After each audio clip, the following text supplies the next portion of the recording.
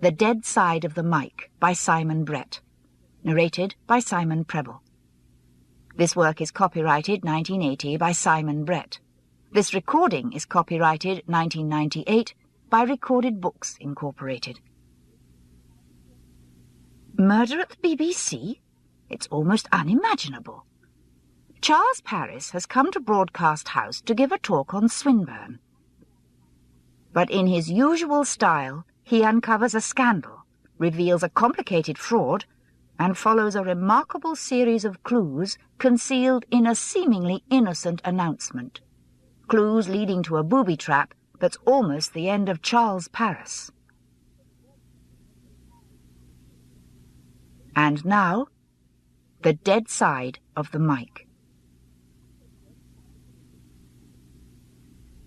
Chapter 1. Charles Paris paused at the top of the steps leading down to the aerial bar, momentarily unable to see a path through its voluble mass of humanity to the source of alcohol. Mark Lear, with the assurance of a BBC native, plunged into the thicket of people, a rhetorical "What do you want?" thrown over his shoulder. Rhetorical because he had known his guest long enough to supply the answer. A large bells. Charles managed to wedge himself against a high ledge just inside the door. It was hot. The weather had suddenly changed, and for the first time that year, in early July, offered the possibility of a summer. Above the babbling surface of heads, he could see the room's fine ceiling, which still boasted the building's ancestry, its luxurious past as the Langham Hotel, where elegance had occasionally reigned, and Ouida occasionally entertained guardsmen. But now the petalled roses and coving of the ceiling had been painted in the institutional colours of a hospital or government office. Proper BBC austerity. By all means let the staff enjoy themselves, but let them not be seen to enjoy themselves. For a moment the drab paint over the fine curlicues of the ceiling seemed a symbol of the organisation, a flamboyant creativity restrained by proper civil service circumspection. Still, it was comforting. Charles always felt on BBC radio premises as he did on entering a church, not that he shared the faith of the celebrants, but that it was reassuring to know such faith still existed. He relaxed. He had found the afternoon a strain. It was always difficult to explain to fellow actors who hadn't done radio why one should feel tension working with the permanent safety net of a script. But total reliance on voice, without any of the rest of an actor's armoury, imposed new anxieties, even when working with a producer as sympathetically cynical as Mark Lear. Mark worked in further education, a department whose exact function and intended audience Charles could never grasp. And that afternoon they had been recording a programme on Swinburne. It was one of a series called Who Reads Them Now?, in which various faded literary figures were reassessed to see if they had anything to offer to the modern reader. Not much in most cases. Mark, remembering a feature on Thomas Hood called So Much Comic, So Much Blood, which Charles had written some years previously, had rung and asked if there was anyone he'd like to reassess. The Paris diary being as unsullied by bookings as usual, and his long-running hare and hounds race with the taxman reaching a point where the latter was no longer going to be fobbed off with any scraps of paper other than banknotes, he assented, mentioning, off the top of his head, Swinburne, whose works he had not glanced at since leaving Oxford nearly 30 years before. He'd enjoyed researching and writing the programme. It was a long time since he'd become so involved in a project, and after the strains of recording, he felt distantly confident that it had worked. A little enthusiasm insinuated itself into his mind. There was something there. Why shouldn't he turn it into a one-man stage show, as he had with So Much Comic, So Much Blood? Why shouldn't he write more for radio? The basic money really wasn't bad, and always a good chance of repeats. It was just a question of getting himself organised. Simultaneous with this thought arrived what most frequently prevented him from getting himself organised: Mark handed it over. "Cheers. Thanks for doing the programme. I think it really worked." Charles drank gratefully. "I hope so." "No, I felt satisfied with it. All seemed to fit. Came out of the studio feeling we'd really made a programme. Don't often get that.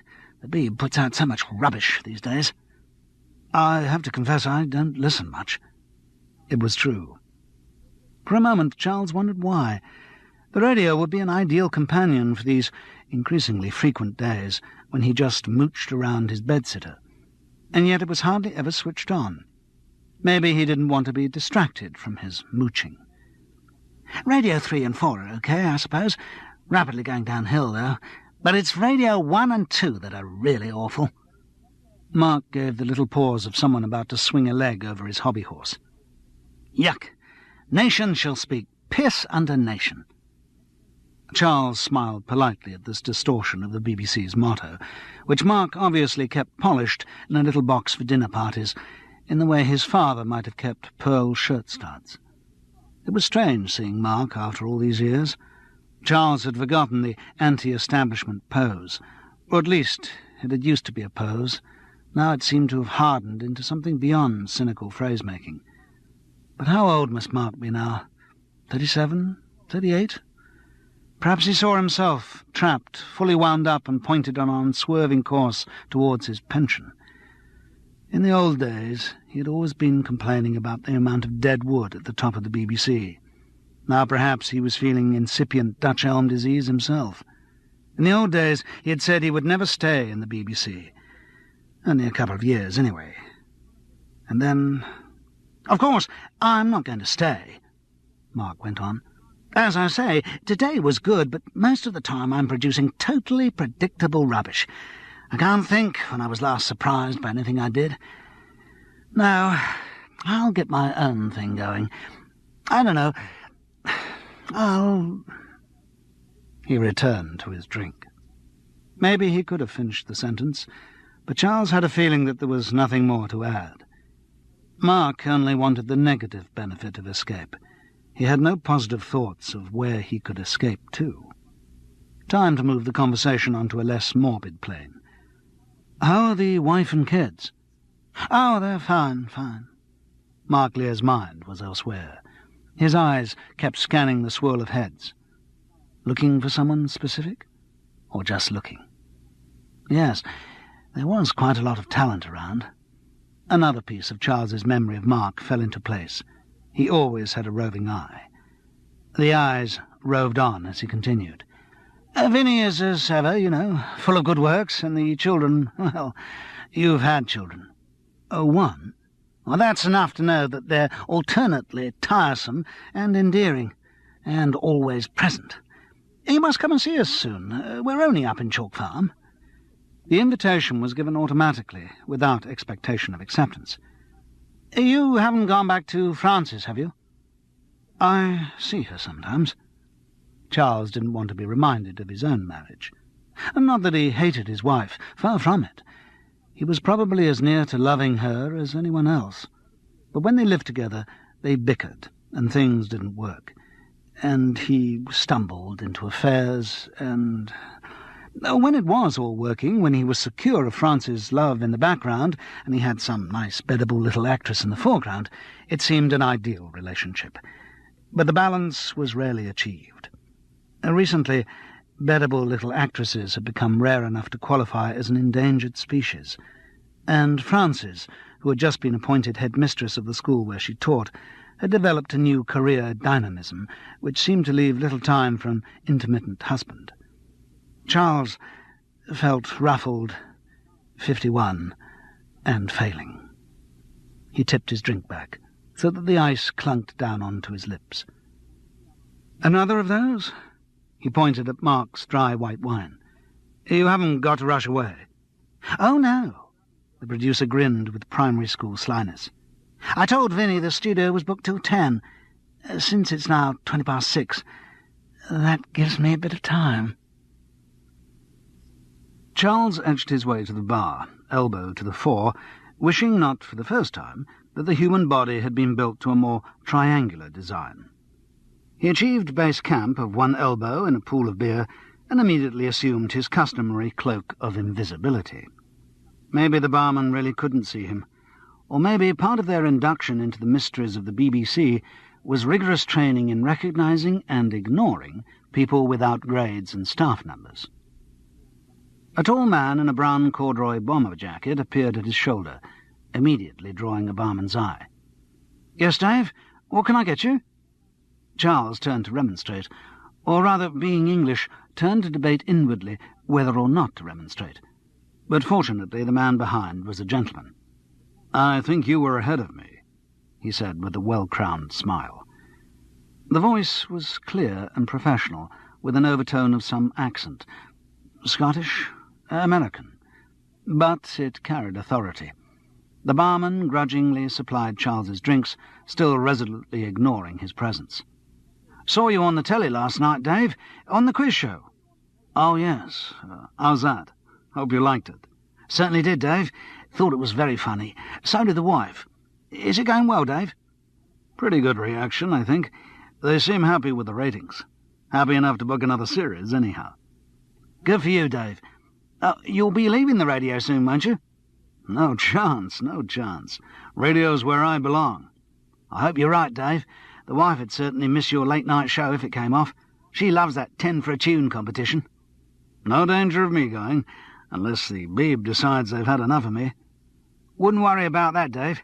Now, what can I be getting you?" Charles saw that he had his drinks and change. The latter had been deposited in a little pool of Guinness. The barman didn't believe in handing money to people who were invisible. The man called Dave gave his order. "Perrier water for me. I have to work tonight. And what is it, girls?" He turned to two women hooked on either arm of a short man in a sleek toupee. "Riesling, please, Dave," said the older one, pronouncing it Riesling. Her inclusion in the appellation girls was generous. She was a middle-aged lady of pleasant dumpiness, with long hair of a redness unavailable on the colour chart offered by God. "Right you are, Nita," said the man called Dave. "And for you." He turned to the second girl, with a charm that almost disguised his ignorance of her name. This one was much more a girl, a shapely little wisp in a cream crochet dress. "Well, I don't think we'd better have another," interposed her thatched escort in a strong American accent. "We're just about to go out to eat." "Right you are, Michael. Then we'll come along and see the show go out. Would you like that?" The girl giggled and said she would. "As a guy's agent, I don't get many perks, but at least I can organize that," said the American with a laugh. "And who knows, maybe I can twist his arm to play your request. Even get you the Dave Sheridan bouquet." "Oh," the girl squirmed. Charles shielded his cargo of drinks back to Mark, negotiating the rare stepping stones of carpet through a maelstrom of handbags, briefcases, and legs. Mark, predictably, was talking to a girl. She was short, probably not more than 5'3", and dark. Centre-parted, black hair, well-cut, framed, an olive face dominated by enormous brown eyes. Once you saw the eyes, you didn't notice the rest of her. Charles was vaguely aware of a boyish body in trim-cord trousers and Guernsey sweater, but he was mesmerized by the eyes. She was talking animatedly as he approached. "But come on! Of course it's a political issue. No education is apolitical. None of it's pure information. There's always some dressing up, some emphasis." She broke off and looked inquiringly at Mark. "This is Charles Paris. Charles, Steve Kennett." "Hello." "Steve works in news, The World Tonight, that sort of thing." "What do you do on it?" "Produce." "Ah. Hardly looked old enough to listen to the programme, let alone produce it." She didn't seem inclined to pick up her previous polemic, so Mark explained Charles's part in the feature on Swinburne. "Algernon Charles," she said. "That's the one." She wrinkled her nose. "The only thing I remember about him was he was into flagellation, wasn't he?" Charles smiled. He certainly had a fascination for the relationship between pain and pleasure. Mark recited, "I would find grievous ways to have thee slay in intense device and superflux of pain. Vex thee with amorous agonies, and shake life at thy lips, and leave it there to ache. Good sadomasochistic stuff, isn't it? Charles was surprised by this sudden long quotation, until he realized that Mark was simply showing off. The resonant declamation was part of a cock dance for the girl's benefit. Unaccountably, he felt a little twinge of jealousy. But Steve didn't react to any sexual message there may have been in the quotation. Is sadomasochism an okay subject for Radio 4 these days? I can never remember whether we're in the middle of a new permissiveness or a Reithian Puritan backlash. It changes from day to day. Doesn't worry me, Mark replied. We're on Radio 3. There is no smut on Radio 3 by definition. As soon as it's there, it becomes art. Anyway, we're further education. Anything goes if it's in a proper educational context. Or if it's on Woman's Hour, added Steve. They can get away with murder. Murder, Mark smiled. I had rather a good line the other day. If there was a murder in the BBC, who do you think would have done it? No idea. The executive producer. Why? Well, he must have done something. They laughed. Mark pointed to Steve's glass. Oh, what's that, a lager? Yes, but only if you're getting one. Certainly I am. Charles and I are going to get resolutely and gloriously pissed tonight. You mean you're not going to the Features Action Group meeting? What? You hadn't forgotten. John Christie's thing. Today's Thursday. Oh, shit. You had forgotten. Yes. Oh, Charles, I'm sorry. It completely slipped my mind. I've got to go to this meeting. Well, don't worry about it. Charles was still determined to spend the evening drinking, and he felt confident he could find other companions. There's always someone to drink with in the BBC club. Oh, shit, said Mark again. He looked at his watch. At 7, isn't it? Well, if I've got to sit through that, I'm certainly going to need another drink. He dived back into the crowd. Charles raised a questioning eyebrow to Steve, who smiled and began apologetically. It's very BBC. You probably wouldn't understand it. The fact is, in the great glorious past of radio, back in the days when people actually listened to it, there was a department called the Features Department, which produced various landmarks in sound like Steel and Under Milkwood, and other forgotten masterpieces. It was full of various brilliant producers, who, so far as one can tell, spent most of their time drinking in the George and arguing about whose sports jacket Dylan Thomas had puked over most often. Well, like all good things, the department declined, and sometime in the early 60s it was disbanded. Since then, whenever anyone feels frustrated about the sort of work they're doing or about the general quality of radio programmes, they say, why don't we start up the Features Department again? As if the clock could be turned back, the invention of television could be ignored, and England could once again become a nation of nice middle-class families sipping mugs of Ovaltine around the beaming Bakelite of their wirelesses. I see. Well, the latest in the long line of people to use this rallying cry is that gentleman over there. She indicated a man in his mid-30s, dressed in pinstripe suit, bright silk tie, and complacent smile. His name's John Christie. He's a BBC career politician. I don't really know what you mean by that. He's destined for some sort of greatness in the misty upper reaches of management. His career has been textbook. Out of Oxbridge, straight into the African service. I believe he speaks fluent Swahili, and I'm not quite sure when he gets an opportunity to use it. Then he went to Belfast and worked over there in some administrative capacity. And that's good, is it? Oh, yes. Lots of brownie points for going to Belfast. The BBC doesn't forget its loyal servants who risk getting blown up in the cause of regional broadcasting. His reward was a post created in the drama department. Coordinator, I think he's called. Coordinator, Drama Department, CDD. BBC loves initials. But from there he's destined for greatness. Great greatness. What, do you mean he'll become editor of some programme, or... Good Lord, no. You are naive. The top jobs in the BBC don't have anything to do with the making of programmes. No, he'll end up as chief sales inhibitor for BBC publications, or in some strange and powerful department like Secretariat. What do they do there? God knows. You sound pretty cynical about the whole thing. I take it you're not involved in the meeting. By no means. I'll be there. The huge brown eyes looked levelly into his. Even if he could have broken the stare, he didn't think he would have wanted to. The interruption came from a third party. A blonde girl came up and threw her arms around Steve. She was only a little over average height, but looked huge beside the other. "Steve, look at me, still standing up." She carried a fairly empty wineglass and seemed in a state of high excitement. "Have you managed to get any sleep, love?" asked Steve, with a trace of anxiety. "No. I'm held together by alcohol and willpower and sheer animal high spirits."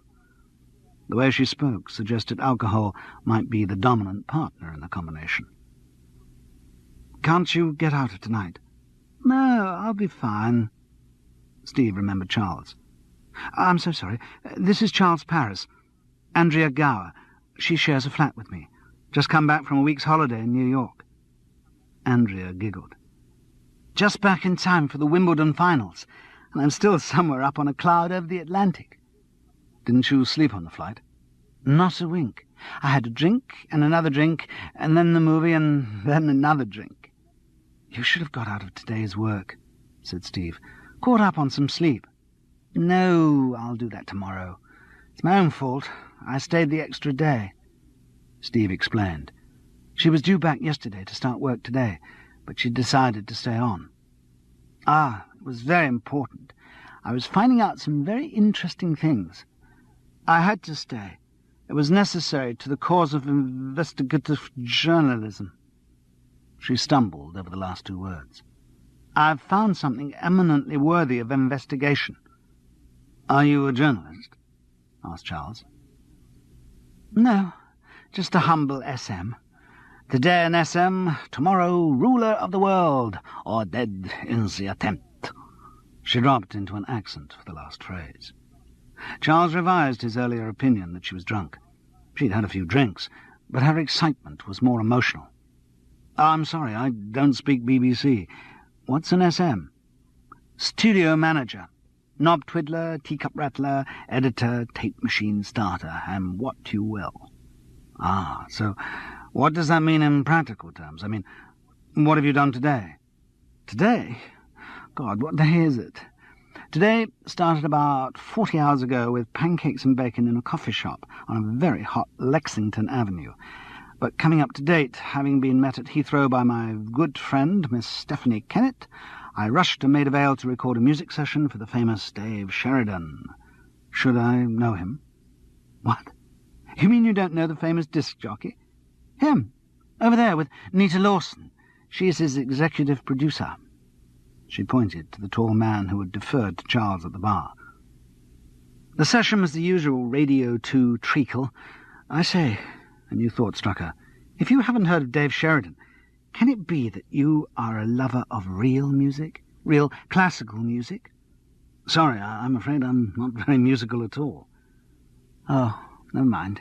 It's just that in these degenerate days, lovers of real music have got to stick together and fight the barbarian hordes who play Simon and Pumpernickel into the wee small hours of the morning."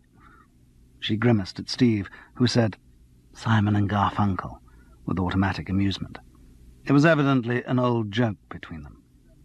"Anyway, where was I?" Andrea was so wound up that nothing could stop her flow. "Yes, right, that was the music session, at which, would you believe, the great man Dave Sheridan actually put in an appearance. So we exchanged badinage. Then after the session I hopped into a taxi, which I can claim because I was carrying tapes and they can be wiped by travelling on the Underground, took them up to the library, and here I am. This evening I have to record, would you believe, a European Cup soccer match. It's not even my group. Someone's sick in the other lot and I'm on standby. The match is broadcast live from Munich at 9 o'clock, and I have to sit in a channel and record it. How long do soccer matches last?" "I don't know, an hour and a half, maybe?" "Ooh, so if I don't drop dead beforehand, 10:30 will see me staggering into a cab, telling the driver to take me to Paddington, taking a Mogadon, and falling into bed for about a fortnight." "I'm sure you could get someone else to record this match for you," Steve remonstrated. "You look dead on your feet. Alec could do it, I'm sure, if he's free." "I'm booked for it," said Andrea stubbornly, "and I'll do it. I can do anything at the moment. I'm on an incredible high." "So it seems." said Charles. "Just try not to be around when the low comes." Andrea's ebullience was momentarily curbed by the appearance of Mark with the drinks. "I'm sorry I took so long. I was talking to John Christie and—" "Ah, hello." Neither Mark nor Andrea seemed to be exactly pleased to see each other. "How was your trip?" he asked after a pause. "Fine. Smashing." "Good." "Yes, it was. Very good. Made me completely rethink my life. What I'm going to do." "Good." "I'm going to unearth the truth. I think the truth's very important. Everyone should know the truth." There was a pause. She swayed slightly with exhaustion, and then she grabbed Steve's hand and said, "Come on, Roger and Prue over there." Steve muttered an apologetic "goodbye" to Charles as the two girls disappeared into the crowd. Mark studiously didn't comment on their departure. "Look, I've just been talking with John Christie, and he wants you to join this committee." "What committee?" "This Features Action thing." "What are you talking about?"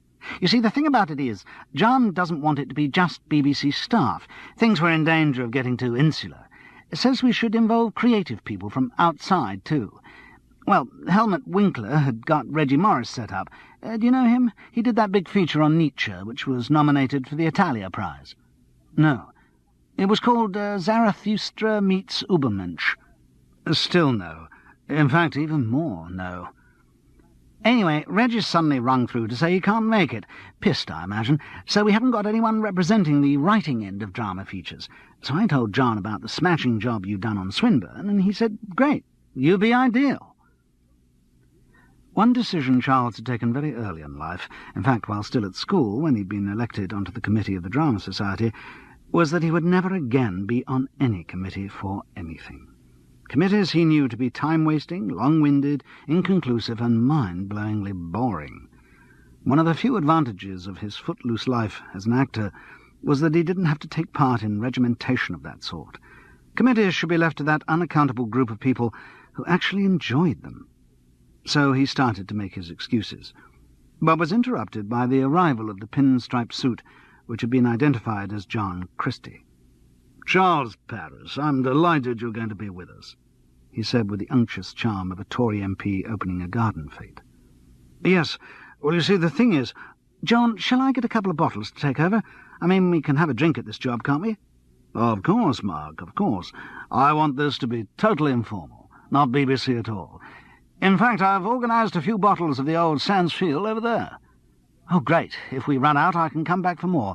Come along, Charles. The meeting's over in BH, in John's office on the 6th floor." So Charles went along. As he caught up with Mark, he asked, "What's the old Sansfield?" "BBC Club wine. It's French for wireless."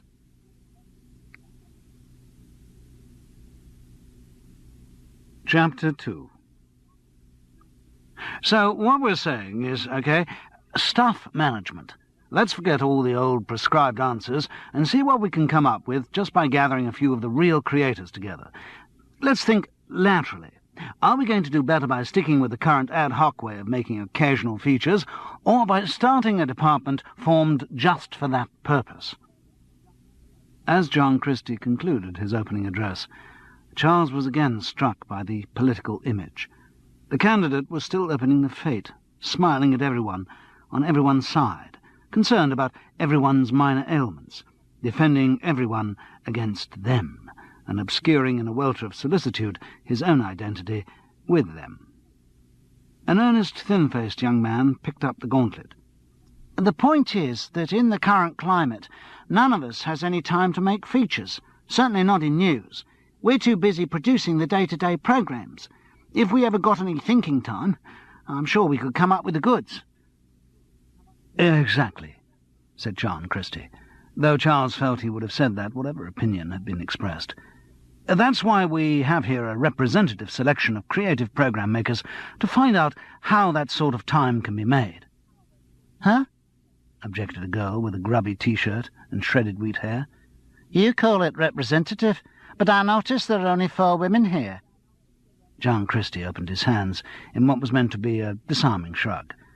"Sorry, love.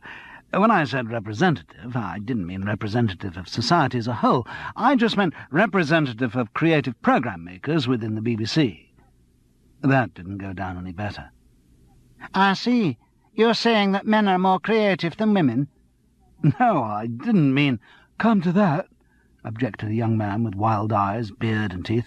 I don't see many black people here, or gays. Who's counting? Came a limp voice from down the table. No, but there should be some blacks. I mean, we live in a multiracial society. Yes, said Mark Lear.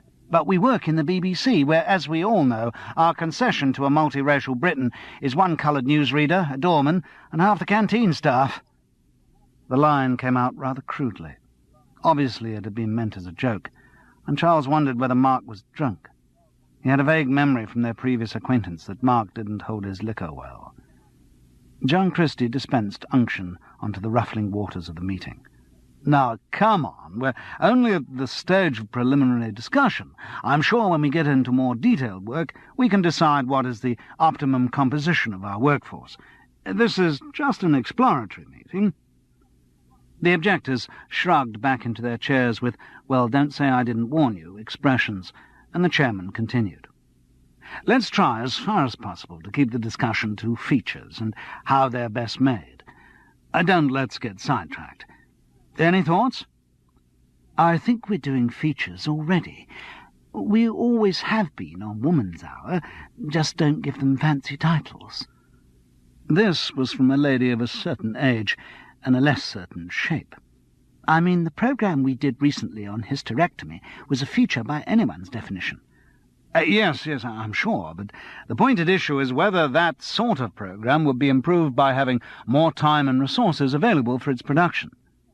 I suppose it might have been a bit better, but on the whole, things that just have to happen come out best. At least that's what we find on Woman's Hour. All that's needed to create good features is creative writers and producers. This moaning about lack of resources and time just sounds to me like bad workmen blaming their tools.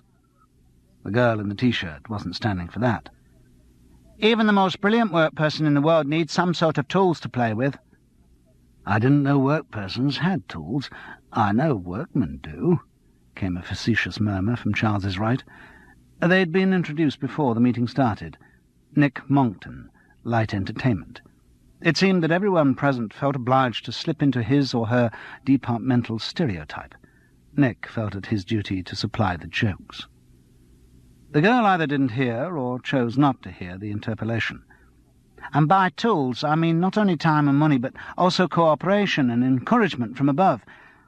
I mean, I came up with this great idea for 3 one-hour features on force-feeding the suffragettes, and HSP, had the nerve to say he didn't think it fitted into a course on parliamentary democracy. Charles appealed silently to Mark and received the whispered gloss, Head of Schools Programmes, Radio. I got the same reaction to my Buddhism in the London suburbs idea, objected someone. HCMP turned it down. Same thing with my radiophonic Crucifixion in Space. Both CR4 and CR3 were frightened of it. Well, the Gogol musical idea got up as far as DPR. HDR just didn't understand it, basically. I think at one stage DPR was going to refer it to MDR, but AHDR reckoned that would be publicly questioning HDR's decision, so Sweet FA happened. Charles was beginning to feel he'd somehow drifted into a game of Etruscan Scrabble, and was relieved when John Christie once again chaired them into silence. Look, I know we've all got lots to say, but let's try and keep it one at a time, shall we? And I do think it's important that we keep the discussion as general as possible. I mean, I'm sure you've all got pet projects which would fall into the features category. Indeed, I hope you all have, because that means that I've invited the right people. But let's try to keep off individual and departmental hobby horses for the time being. Let's just try to think how it would all work out in an ideal world. In an ideal world, we wouldn't work for the BBC, said Mark Lear with surprising savagery, but the rest of the meeting took it as a joke. A small man with a large moustache came in over the laughter. I hope, that is, pardon me, but speaking for a moment with my regional hat on, I think there is a danger that we're all going to forget the important creative resources we have in the regions. I don't know that we've all met, but I am, to those of you to whom I am unknown, not to put too fine a point on it, Harry Bassett from Leeds, and I do hope that when the chips are down we won't ignore the veritable mines of talent which we have been, as it were, mining for some time in Leeds and other regional centres. That is, in any discussion we're having to which what I'm saying might be of relevance, if you take my point. And I'm not just harking back to the days of E.A. Harding and Geoffrey Bridson in Manchester or Cecil McGivern from Newcastle. I'm talking about the, as it were, here and now.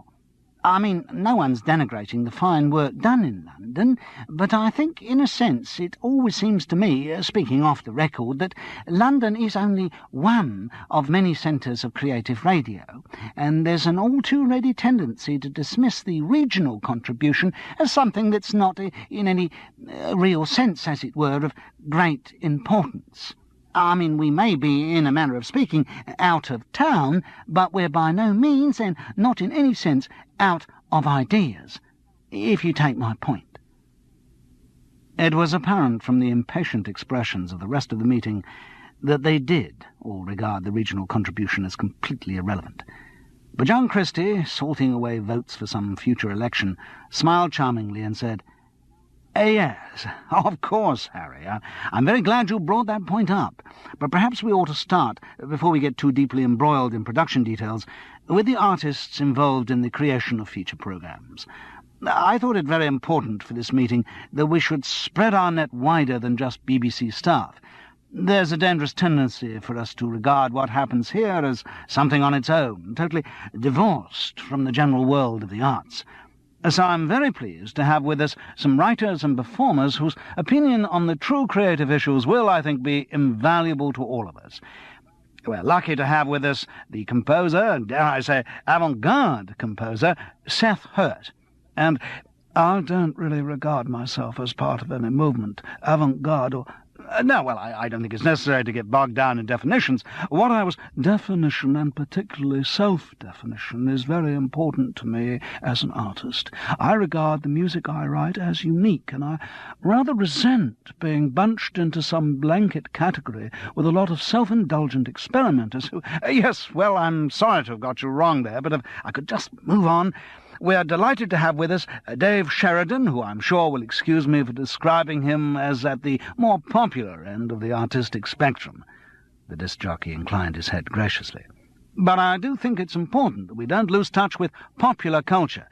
We also have Ian Scobie, whose work as a presenter and interviewer in the newsfield I'm sure you all know, and the famous actor, playwright, and great specialist in the poetry feature world. He glanced at his notes. Charles Paris. Charles looked to the floor to avoid seeing them all mouthing, "Who?"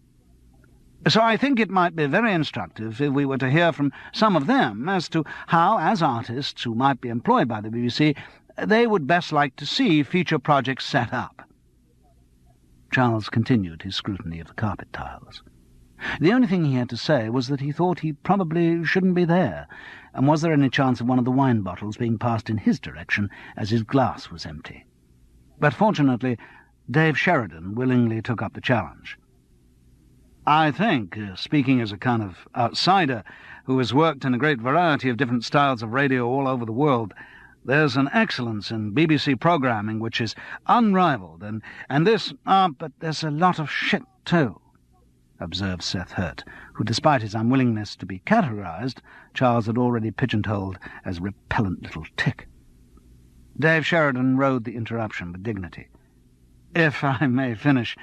sorry, I have to go off in a moment to pre-record the opening of tonight's show, so I must be brief. The point I was coming to was that features are a wonderful way of bridging traditional gaps between popular and more esoteric forms of culture, and I would hope... He continued to develop his theme with skill and coherence. There was a lot more to him than the public stereotype of a disc jockey. Beside him, Nita Lawson's head nodded to reinforce his points, occasionally murmuring, "Right on, Dave." But Charles found his mind wandering. He shouldn't have come. He knew that all he wanted for that evening was to get drunk, and yet somehow here he was, stuck in the spiralling tedium of a committee meeting in whose subject he had no interest at all. To compound his gloom, he saw the feminist up the table trickle the last of the wine into her glass. Good God, how long would this thing go on? Already an hour and a half had passed, and they still seemed to be waffling around preliminary remarks. Surely they'd stop before the pub shut. He contemplated just getting up and leaving. After all, he didn't know any of them, and he wasn't going to be of any use to them if he stayed. Maybe he could leave as if to go to the gents and forget to come back. "And maybe you have something to add, Charles." He looked up to see John Christie and the rest of the meeting focused on him. Dave Sheridan had finished his peroration and had gone off to pre-record the opening of that night's show. Charles had been chosen as the next creative contributor. Well, he said, like an art dealer valuing a Rembrandt. Then, reaching the appropriate price, "No, I don't think I do have anything to add." In case that didn't carry conviction, he added darkly, "Not at this moment," implying, he hoped, esoteric suspicions as to the authenticity of the Rembrandt in question. "There are a couple of things I'd like to add to what Dave said, if I may." The speaker was Nita Lawson. "You see, Dave's talking about music because that's the scene he's into, but I think, whatever your bag, features could still be where it's at, creative-wise, because it's a matter of vibes." The meeting continued relentlessly, but not forwards. Its course was a tedious sequence of meanders and eddies, with every advance of common sense choked in tangles of interdepartmental jealousies. Moment by moment, Charles wanted to leave more, and then didn't have the nerve just to get up and walk out, and then suffered self-recrimination for his gutlessness. A possible relief came when Mark finally suggested going over to the club to buy more wine. Charles welcomed the prospect of accompanying him. Once there, he could down a couple of large bells while deciding whether to return to the meeting or not. But when he made the offer, Mark said, "Oh, no, I can manage," and left before there was time to argue. Shortly after this diversion, John Christie himself had to leave the room briefly. He'd been summoned by a phone call from the duty office. Some crisis had arisen over a play that was being broadcast that evening. His departure relaxed the mood, and people started talking in little groups. Charles grinned across at Steve Kennett and received the rich gift of a smile from her huge eyes. He supposed the mouth must have smiled too, but it was difficult to disengage the eyes and look. He hoped there would be time later to have another drink with Miss Kennett. He glanced at his watch. Nearly 9. Maybe the meeting would just disband naturally after this partial break-up. He had a horrible feeling it wouldn't, though. Of course, there was nothing to stop him from walking out, but he felt vaguely that he should at least say goodbye to Mark, and then, if there was any chance of seeing Steve afterwards... Sheridan returned and sat down beside Nita. "Opening safely in the can, Dave?" "Yes, sure thing." "Is Kelly there?" "Just checking through the running order." "Good. All right?" "Just fine." "I'm sorry, Dave. Won't be able to drop into the studio tonight. Got to leave by 10 to get the last train out to Watford." "Don't you worry, my love. You do quite enough looking after my interests in the office all day without fussing about me at night." "I'll switch on when I get home. Hear the last half hour." "Ah, what devotion." At that moment, conversation was interrupted by the arrival of a new figure. The door burst open with such a bang that everyone turned towards it, and once there, their attention was held by the eccentric appearance of the newcomer. The first impression was of Lewis Carroll's White Knight, a middle-aged man with the same affronted mane of white hair and pale, lugubrious face. Spotted cavalry twill trousers and a grubby linen jacket also seemed drained of pigment. And, as the White Knight's horse had been cluttered with pots and pans and other impedimenta, so his facsimile seemed to be sprouting belongings in every direction. His arms were full of files and tape boxes, while from his pockets sheaves of paper and streamers of tape and coloured leader spilled in carnival disarray.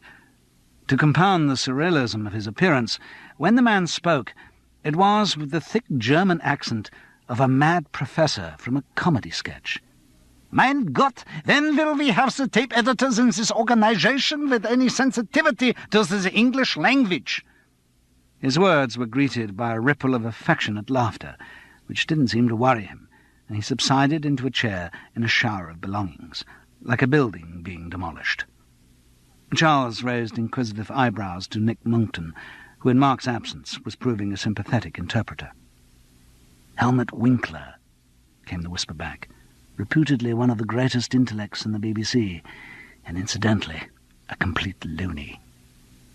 The little man next to whom Winkler had sat earlier, identified by John Christie as Ronnie Barron, a tower of strength from the studio manager's department, who was here to advise us on matters technical and to keep the minutes of the meeting, took issue with the newcomer. "Now, Helmut, you can't just make allegations like that.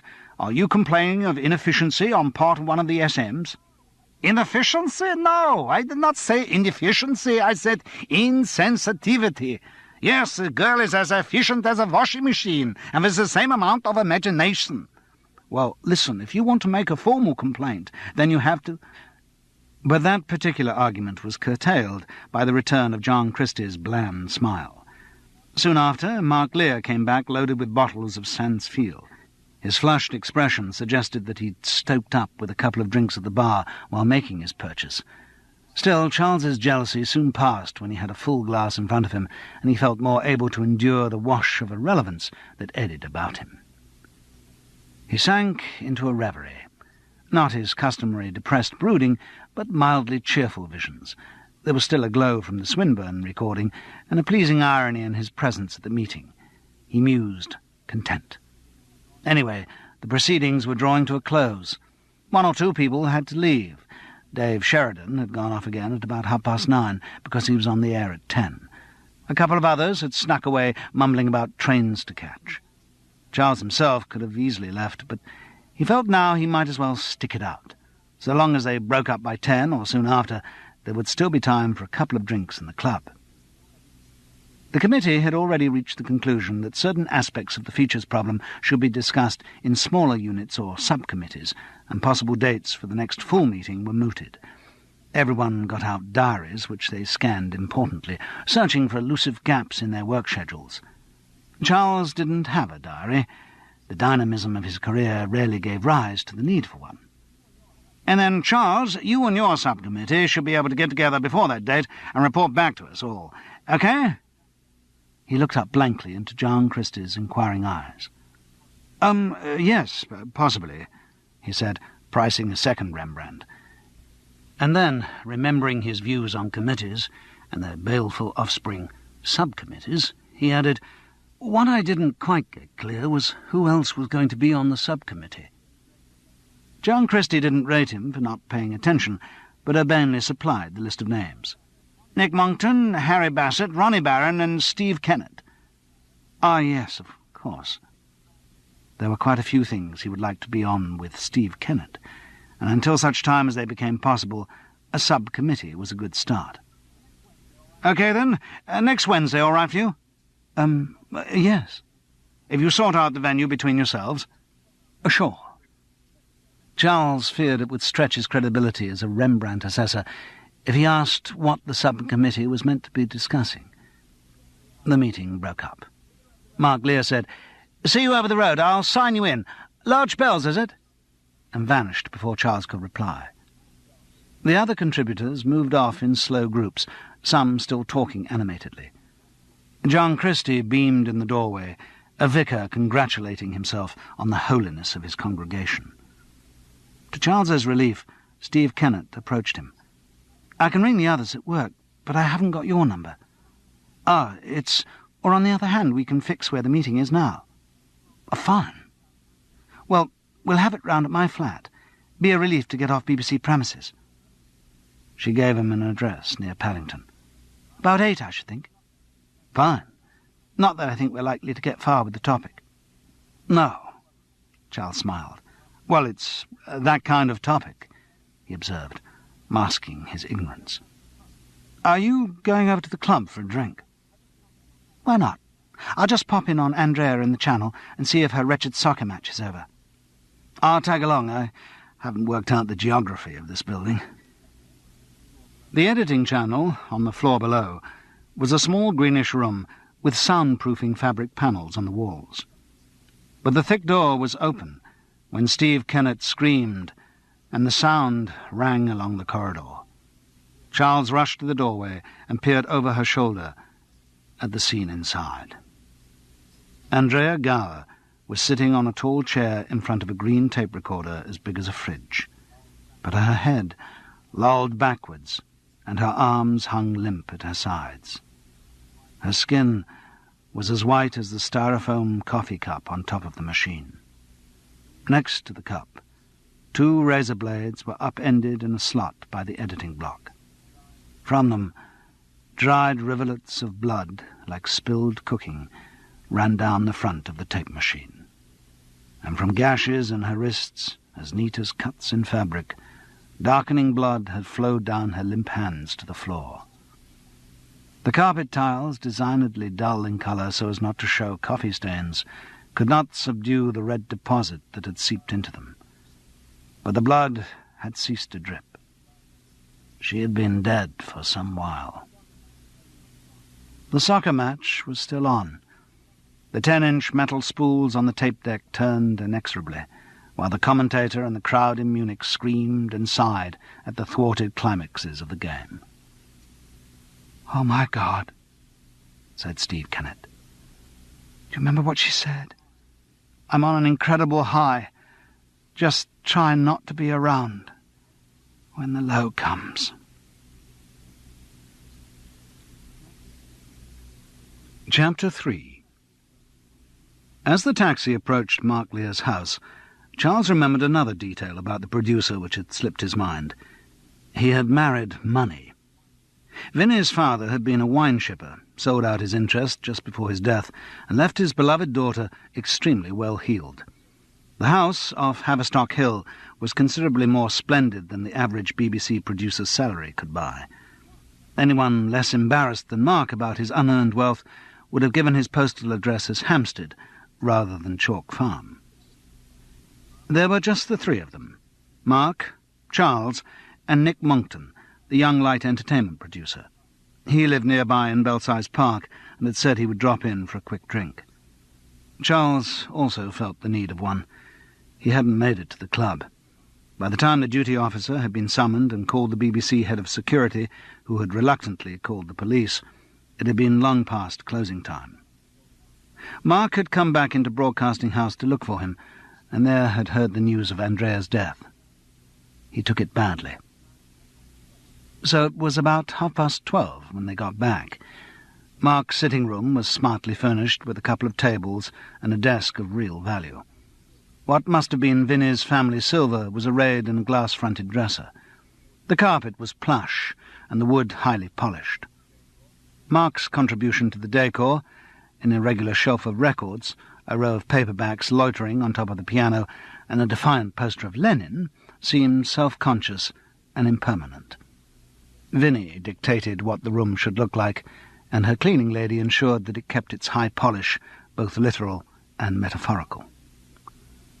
Mark didn't speak as he went across to the well-stocked silver drinks tray. He looked too large for the room, very bull in a china shop in his jeans and the dark blue donkey jacket he had not yet taken off. There was a calculated incongruity, the gritty student thrust into the stately home, Jimmy Porter visiting the in-laws. And yet, even as the impression came, Charles knew it was illusory. The donkey jacket wasn't a real donkey jacket, but a well-cut coat in donkey jacket style from a Hampstead boutique, and the jeans weren't worker jeans, but expensively aged denim trousers, finished with curlicues of yellow stitching. The image of social gaucherie was no more than image, a reflection of Mark's anti-BBC pose. He might rail against the values of the class in which he found himself, but he was no more likely to leave the comfort of his home than he was the job he affected to despise. A studied nonconformity of dress, Labour stickers in the window at election time, a shrugging shift of blame to Vinnie whenever his children's private education came up, and Mark could live with himself. Besides, Charles recalled, The whole act of the deprived orphan fingering the velvet curtains of the big house was a nonsense. Mark's parents, though not as wealthy as Vinnie's, had been comfortably middle class, and though it was rarely mentioned, he had been through public school and Cambridge. He poured them all large measures of whisky in cut-glass tumblers, threw his donkey jacket with unnecessary untidiness on the green velvet sofa, and slumped into a matching armchair. "What's the toast?" he asked brutally. "Absent friends." Nick Monckton took a drink and shook his head. "I don't know. Jesus, the poor kid." The last comment was a bit patronising, since he must have been 3 or 4 years younger than the dead girl. "Did you know her well?" asked Mark. "Saw her a bit. Occasional parties. She did a few shows for me, and editing, of course. She was in the Radio 2 group, so I only saw her when Light Ent was short. Didn't know her very well. How about you?" "Much the same. The odd editing session, you know." Charles, having witnessed his encounter with Andrea in the club, felt that Mark was telling less than he might have done.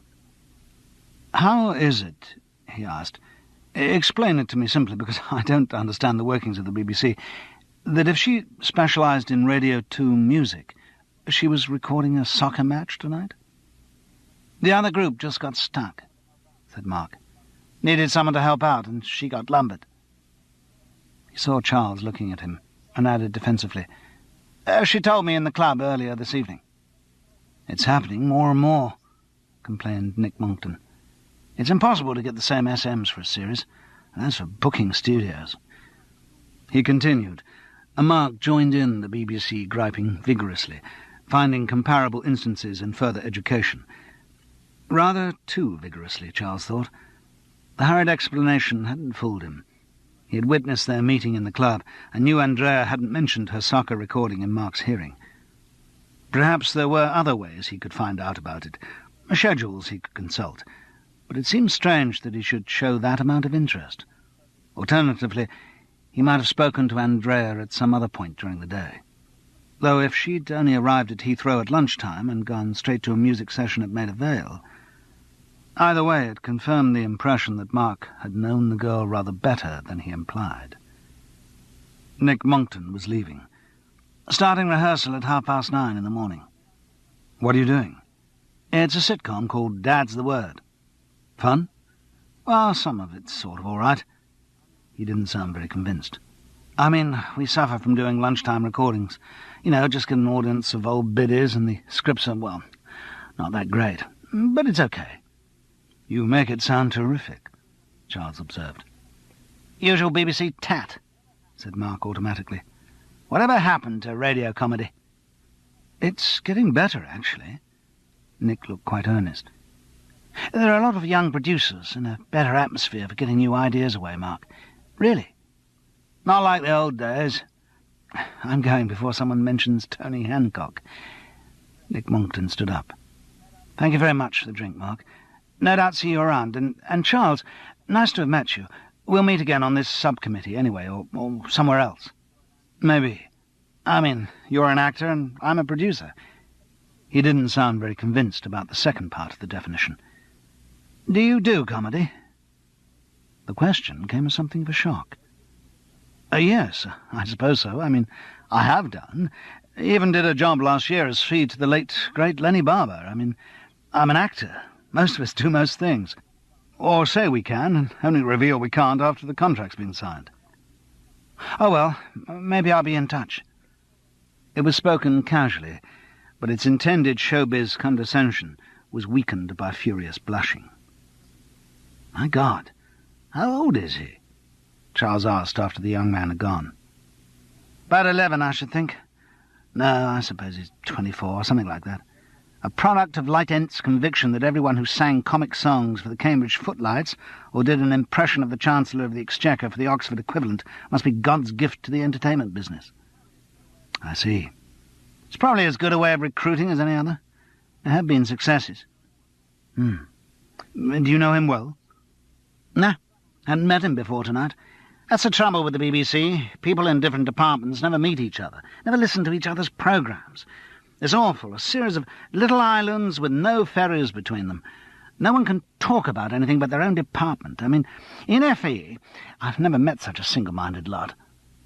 Mark was talking for the sake of talking. Fencing, really. They both knew there were more important topics, but Mark seemed unwilling to move the conversation above this level. Charles decided that that was his friend's privilege. If Mark wasn't going to bring it up, then he wouldn't. The producer continued. Yes, if Smoothie Christie's little plans lead to nothing more, and I shouldn't think they would, he has at least introduced a few of the different islanders to each other. Can I top that up? Charles handed over his glass and decided that the conversation wasn't going to change gear. He would just have one more quick drink and then go. He felt exhausted. But just as he reached this decision, the gear change came. Not smoothly and silently with benefit of synchromesh, but with an awful crunch. A glass dropped loudly onto the drinks tray, and Mark's back started to shake convulsively as the sobs broke through. Charles led him gently to a chair and finished pouring the drinks. He waited till the crying subsided before proffering one. Mark took a savage gulp as if to bludgeon himself into composure. I'm sorry. Andrea. He nodded. Yes. I feel responsible. I didn't think I'd feel like this. Do you want to talk about it? I've got to. I mean, I won't be able to talk about it when... I've got to talk about it now. Okay. Charles sat down and took a long swallow, but Mark didn't initiate anything, so Charles fed gently. I take it you had an affair. Was it that obvious? No. There seemed to be some tension between you when you met, but it's only from seeing the state you're in now that I make that assumption. Well, yes, you're right. The fact is that Vinny is fine, you know. We get on pretty well, but I've always felt kind of claustrophobic, that I was only half alive, that bits of me, parts of my character, were just starved and cramped in a marriage situation. And you don't have to justify yourself to me. I know exactly what you mean. Yes. Well, of course, you've been through it. Just tell me what you want to tell me.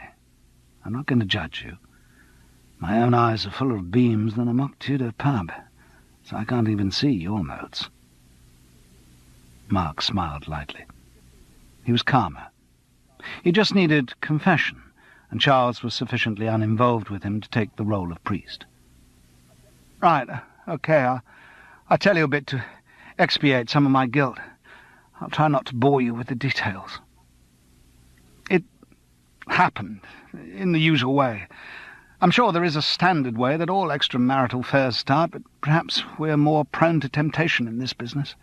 You know, working late, that kind of thing. I had some crisis on, because I'd done a programme which contained critical reference to Tony Crossland, you know, the late Foreign Secretary. Then he died suddenly, and HFE, that's my boss, he said it should come out. Well, I argued, because I felt that the criticism was valid, regardless of whether the bloke was alive or dead. But, you know, we're the BBC, decorum must be maintained. Anyway, the result of all this was that a rush editing job was called for, and there weren't any SMs around from our usual lot, so Andrea was booked to do it. She worked bloody hard, and so I took her out for a drink afterwards. Well, the drink led to another drink back at her place, and that led to... I don't need to fill in the details. I know I'm making it all sound shabby and calculated, but it wasn't. At the time it was... You know, some things just work. Yes. Crossland died over a year ago, so I take it the affair went on for some time. Yes, it did. Look, I loved her, for God's sake. This outburst had a staged quality to it, which Charles couldn't help observing, as if Mark needed the melodrama of the situation, as if an ex-mistress's suicide gave him some kind of perverse cachet. The impression was reinforced when he went on. I can't get that Swinburne out of my mind. The small, slain body, the flower-like face. Can I remember if thou forget? From Italus. I think you're taking it rather out of context. I know. It's just the words. They keep repeating in my mind. That and sweet red, splendid kissing mouth. They seem to be part of the confusion, I feel. I mean, to think that she's dead, that she's lying there in some morgue, and that body I used to touch. Charles cut across the self-indulgence in this morbid detail with some savagery. But I gather your affair was already over. Well, that doesn't mean I don't feel anything. No, of course not. But it must lessen the impact. The shock is still there, but it's not as if she was going to be part of the rest of your life. I don't know. Mark was aggrieved, unwilling that Charles should diminish his grand amour. We had broken up, but I still loved her. It was she who broke it off. Can I ask why? I suppose so. Not if you don't want to tell me. I'll tell you. Mark's haste betrayed his unwillingness to let the subject drop. Charles had noticed in other friends an obsessive desire to talk about their infidelities. Partly he knew it was because he was uninvolved, because he was a handy confidant, slow with judgment, quick with reassurance. But he also often felt that confession was part of the attraction of affairs, that their secrecy was claustrophobic, and such relationships only took on 3 dimensions when their enormity was confided to a third party. In a childlike way, there was no fun in a truancy that no one knew about. Anyway, Mark seemed more than willing to talk. She wanted it to end because she couldn't see any future for us. It wasn't that she didn't love me, there was no one else. It's just that she reckoned the relationship couldn't progress. I argued with her. I mean, as I say, I loved her. God knows I loved her. The repetition sounded melodramatic and false. But she felt we'd be better off apart. She saw herself getting older, no chance of her ever getting married or anything. She felt it was hopeless to continue. Why couldn't you get married if you loved her? I couldn't do that to the children. A pattern was emerging, a cliché of an affair. What did Vinnie say about it? Mark seemed genuinely surprised at the question. Oh, God, she didn't know. You never discussed it? No, she wouldn't have understood. It would have been dreadfully upsetting for the children if we'd started to have rows and things. Of course. And did Andrea know that Vinnie didn't know? Mark was evasively casual. I'm not sure. I suppose she did. We never discussed it. I see. And he did see. It was such a familiar scenario that he couldn't help seeing. Of course Mark hadn't told his wife. Why should he? He was sitting pretty with her money and no doubt some of her affection, probably a darn sight more of her affection than he ever admitted to Andrea. Yes, a nice domestic little marriage. Meanwhile, with his mistress, another nice little set-up. Clandestine visits to her flat, maybe the occasional daring trip to a restaurant where he was unlikely to meet anyone. Good sex, constant complaints that they couldn't meet more often, and the uncluttered relief of driving away from her at the hour when his studio booking or ideas meeting or other specious excuse ran out. Charles could fill in all the details. He could also see why Andrea had eventually stopped and tried to back out of the cul-de-sac. No doubt they had discussed marriage. No doubt Mark had at times said he'd leave his wife. No doubt he'd said he'd talk to her. But every time something had happened, some crisis with the children maybe, yes, that was always an unanswerable excuse, and somehow the confrontation hadn't happened. Of course the relationship couldn't progress. One of the partners had no desire for it to progress. He was doing very nicely with it static. What he saw so clearly made Charles cross. He would have liked to challenge Mark with the facts, but perhaps this wasn't the moment. Mark was obviously genuinely upset by what had happened. Charles was upset too. Upset because he could see his friend already processing the memory, sweetening the pain, packaging it into a story that in a few months he would confess over a drink about the girl he had had who had killed herself because of their star-crossed love. It was all too predictable and cruel. Mark had now moved into a phase of crucified nobility. "The worst thing is," he said, "the inability to grieve properly. That's why I'm going on to you about it. I can talk to you, pour out my feelings. Whereas tomorrow morning I have to sit at breakfast with Vinny and the kids, spoon Weetabix into the little one and keep up cheerful chat about what's on the front page of The Guardian. Whereas inside I'll be... Oh, God! I won't be able to grieve till next Monday, when Vinny takes the kids off for a week at her mother's. Next Monday! Jesus! Just to keep it from Vinny till then. Since she never even knew I knew the girl, she would never understand why I was so cut up about her death. Shock would be a legitimate emotion, surely, after you've been on the premises when her body was discovered. I suppose so. But I couldn't trust myself. I don't know, if I just mentioned her name, I might... Oh, God!" He was near to tears again, but this threatened outburst didn't seem quite so spontaneous. Maybe, Charles reflected cynically, the first lot had been manufactured too. "Then why don't you tell Vinny?" he asked gratuitously, just to hear the shock reaction. "Tell her?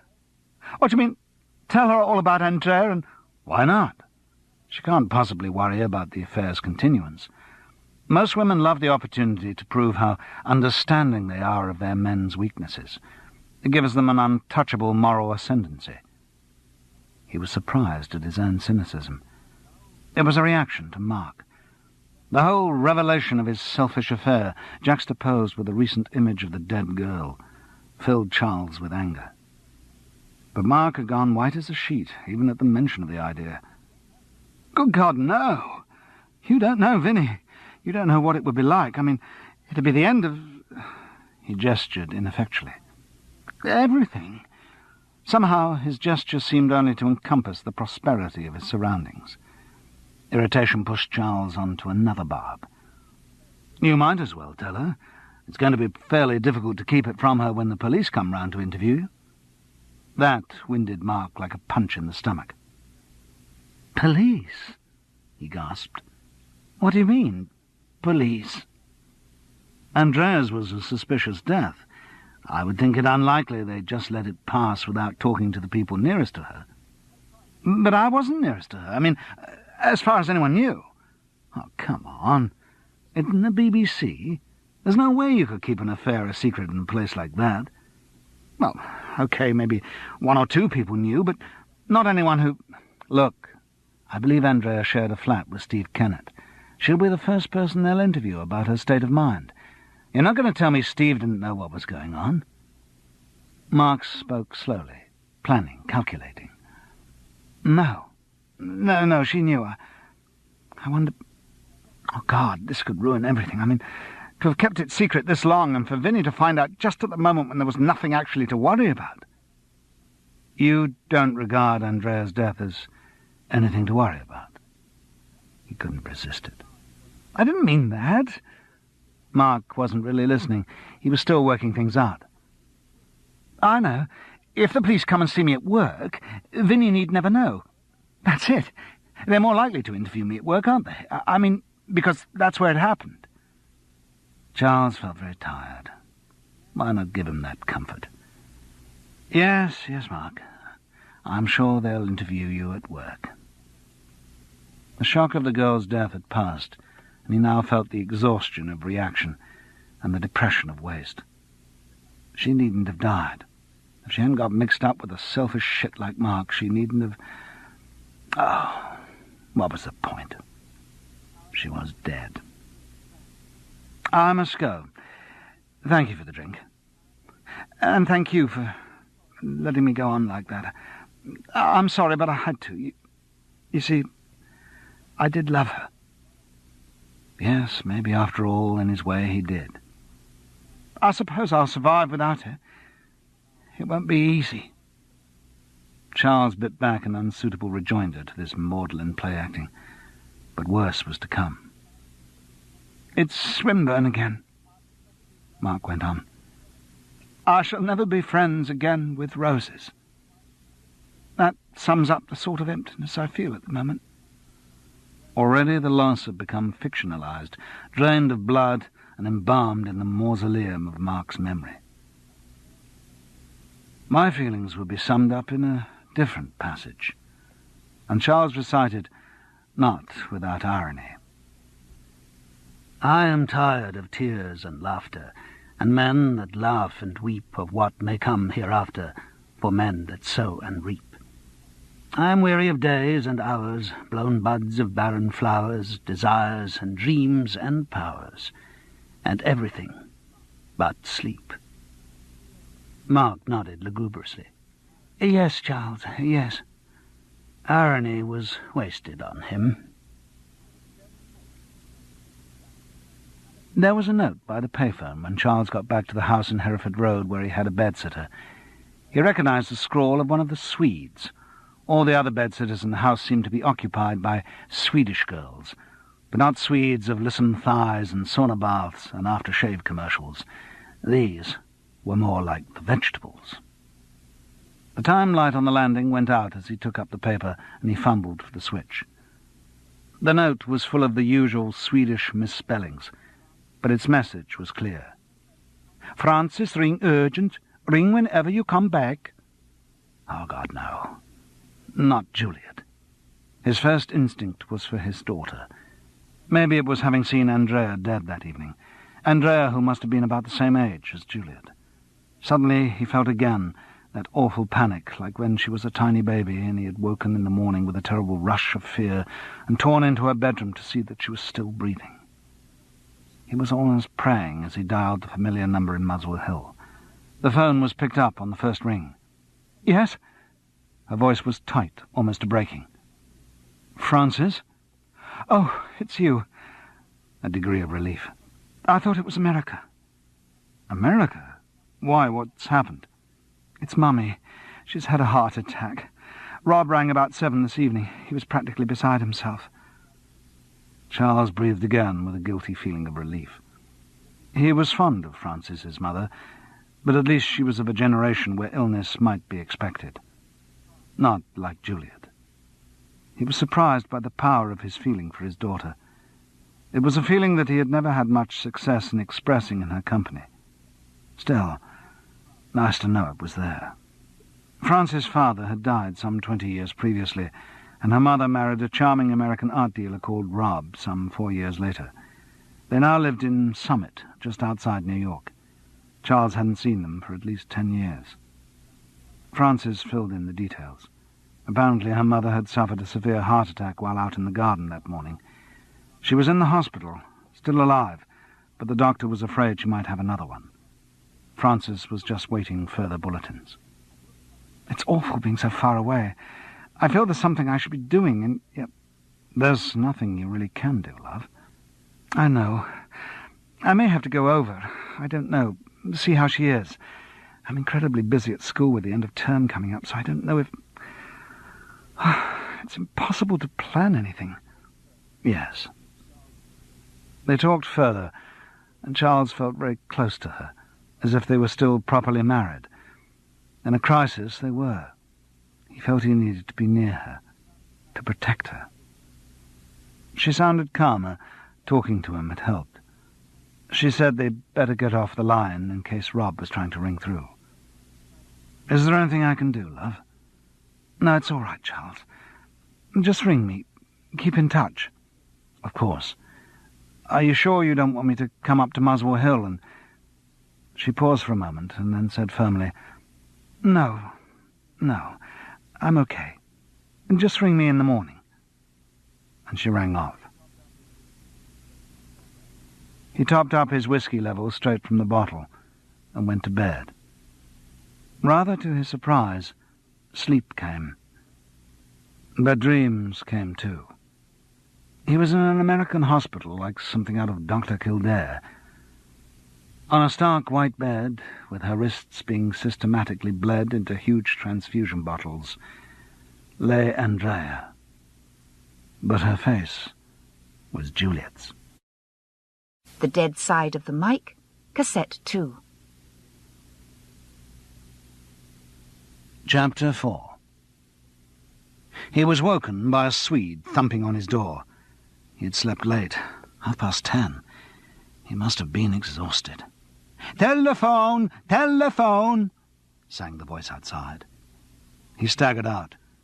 A lardy Swede in a blue nylon quilted housecoat scurried upstairs, mortally shocked by the sight of his pyjamas. He picked up the dangling receiver and said a gravel-voiced, "Hello?" Always good at Orson Welles' impressions first thing in the morning. "Charles, it's me, Morris. How are you, dear boy?" His agent. The dear boy assorted ill with the shabbiness of Maurice Skellen's outfit. "Not so bad.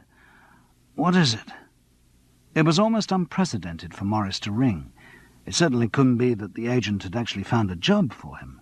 That never happened. Someone must have rung in an inquiry. And so it proved.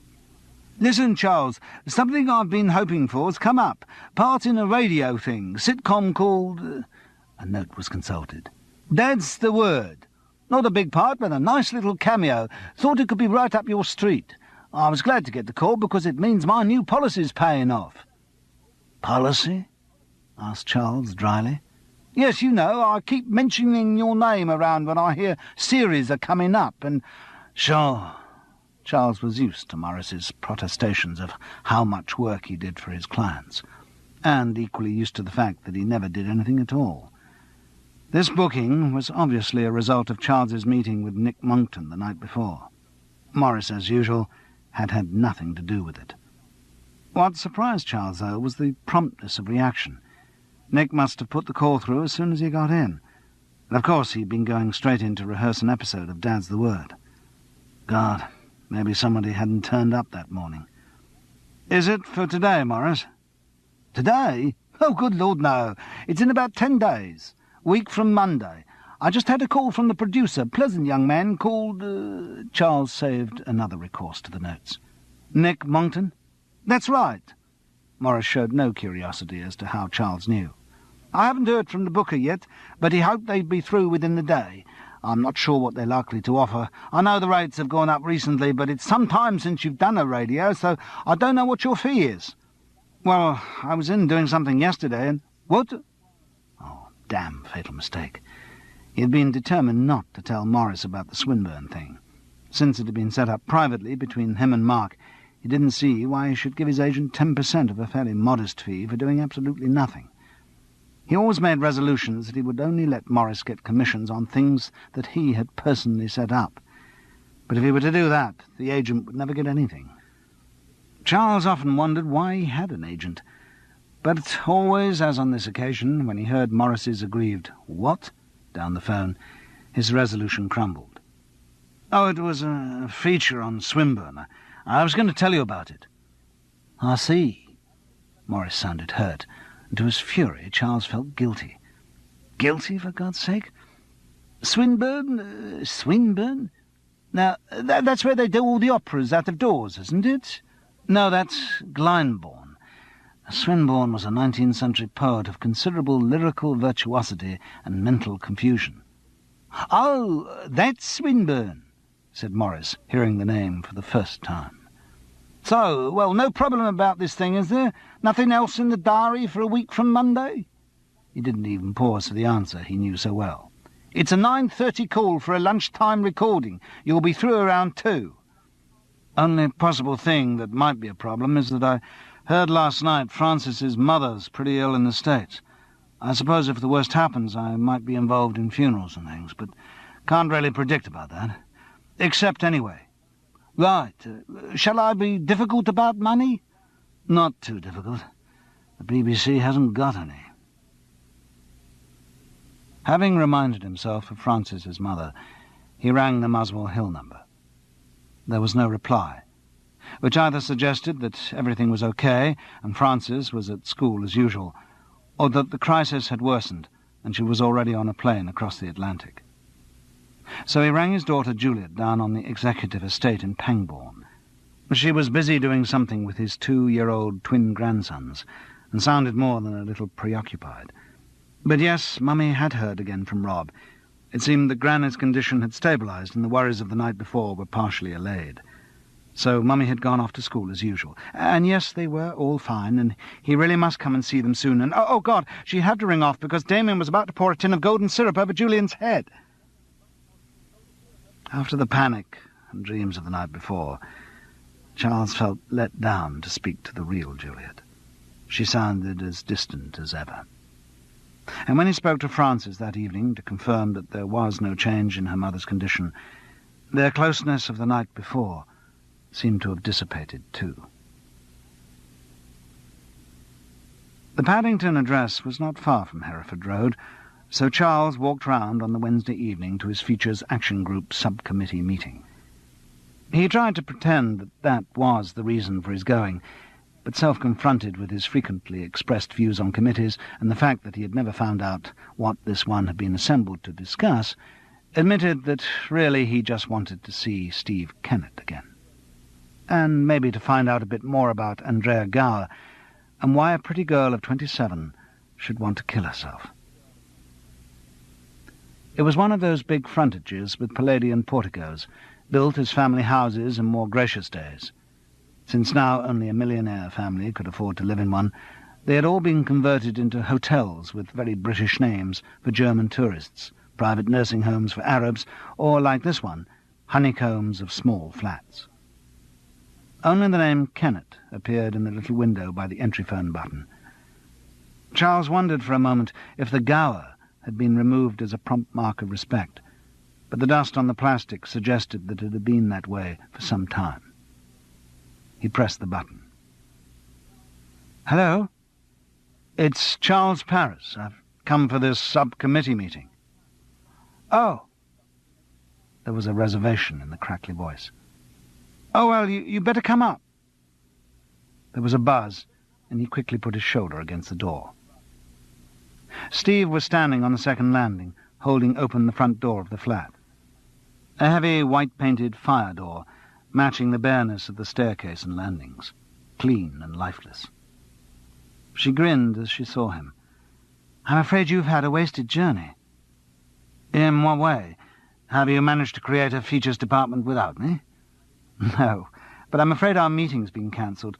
Ronnie Barron's tied up with some farewell party he'd forgotten about, and Harry Bassett's got some emergency in Leeds, so I'm afraid it's all got called off. I wanted to contact you, but no one seemed to have your phone number." "Mark Lear would have heard it."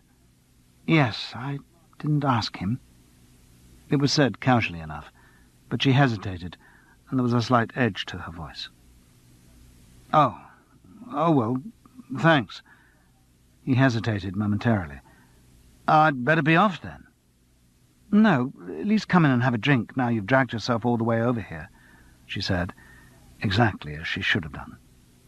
Charles didn't point out that dragging himself all the way over meant a pleasant 5-minute stroll, bid back his disappointment at not being able to participate in a Features Action Group subcommittee meeting that evening, and, almost too readily, said he'd love a drink. The drabness of the landing was sharply contrasted by the skilful use of colours inside the flat. The walls were yellowish-brown, which offset the brightness of the multiplicity of hangings on them. Crude rugs from North Africa, bark paintings from Mexico, a blood-red shawl with mirror decoration, and 2 Italian string puppets in silver armour mixed with a wealth of posters and prints. Old Good Housekeeping covers, a couple of Norman Rockwells from Picture Post, a map of the world, a metal advertisement for Virol, for anemic girls, and over the fireplace a huge print of Hieronymus Bosch's Garden of Earthly Delights. On the wall furthest away from the window, orange plastic milk crates had been stacked to make storage units for records, stereo equipment, books, telephone directories, and so on. In this structure, a desk surface had been cleared, a typewriter nestled there with a half-finished sheet of paper in it. On the tiny balcony outside the tall open windows was a rich profusion of geraniums. Their dry scent permeated the room. The lack of coordination amongst the objects in the room should have made for a terrible mess, but they'd been disposed with such skill that it worked. "I'm afraid I can only offer you wine," said Steve, picking up a 1.5-litre bottle of Frascati. "Just come out of the fridge, so it's still pretty cold." "That's lovely. Thank you." She poured him a healthy measure into a high bell-like glass and topped up her own, then disappeared to put the bottle back into the fridge. When she came back, she raised her glass. "Cheers. Sorry there's no meeting." "I'll survive. I hope I'm not keeping you from anything." "No, I was just doing the odd letter. Nothing important." Charles sipped the cool wine. It was pleasant sitting there with an attractive girl. Oh dear, immature again. He'd seen enough of Steve to recognise that she was at ease in a man's world, that for her being alone with a man would not carry the overtones it had for someone of his generation. A good career girl with a mind uncluttered by old sexual stereotypes. He must try to attain her maturity and not keep thinking in sexual terms, which was easy enough to do in principle. Good God, he had worked with enough women, actresses and so on, for whom he had never had the slightest sexual interest. That was easy. It was only when he fancied them that he got all these immature thoughts. And he did fancy Steve very much. Partly to get away from such distractions, he broached the subject of Andrea. They were going to get round to her sooner or later. Why not sooner? "I'm still pretty shaken up by what happened last week." Steve nodded. "So am I. It's strange not having her around the flat. I mean, we never saw that much of each other. We led completely different social lives, but, you know, she was around. I find when I go to sleep at night, I'm sort of half expecting to hear the door when she comes in. I don't think I've really taken in that she's dead." "It must be very sad." "I suppose so. Sad isn't really the word, though. I haven't felt sadness, not sort of weepy sadness, just a strange sort of..." Her hands felt for the word. "Disbelief. I keep thinking that it didn't really happen, that I just imagined it. And then something forces me to know or face the fact that it's true. It did happen. And then I just get furiously angry at the injustice of it, how unnecessary it was. But I don't feel sad. Yet I suppose I will in time." "How long had you known her?" "Since university. 6, 7 years? We were both at Cambridge and did lots of journalism there. That's how we met. Then we both applied for the BBC, and I was lucky and she wasn't." "How do you mean?" "Well, I went straight into production, got a trainee course, and she became an SM. Just luck, really. We had pretty much the same qualifications." "I don't fully understand what you're saying." "Well, around that time they were saying at the Beeb that if you wanted to get into production, the idea was to get in as an SM, and then after a little while you'd make the jump to producing." "But the jump wasn't as easy as it sounded." "Some people made it, but it was all tied up with the economic situation. The BBC was hard up, had to make economies, even cut down on staff. It meant there was less job movement, so people tended to get stuck with whatever they were doing." "So Andrea's stuck as an SM, with all the frustrations that entailed?" "Yes. I mean, she quite enjoyed it. It's not a bad job, and people are nice, but I think she did get frustrated a lot of the time. She used to be quite ambitious, you know, in journalism. She was very intelligent." "Yes." Steve Kennett stretched her small body and blinked her enormous brown eyes. "I'm quite glad to talk about her, you know. I mean, just about her. At work, everyone is either treading on such discreet tiptoes that they won't even mention her name, or else gossiping so shamelessly that... And when the police asked me about her, they didn't seem to be talking about a real person, just some sort of specimen or courtroom exhibit." "Did you have along with the police?" "I suppose so, yes. They have to, don't they? Have to find out why. I suppose an apparent suicide could be a murder disguised." "Could be. Did they seem to think this one was?" "Oh, no. I think they were just eliminating possibilities." "And what about you?" "Me?"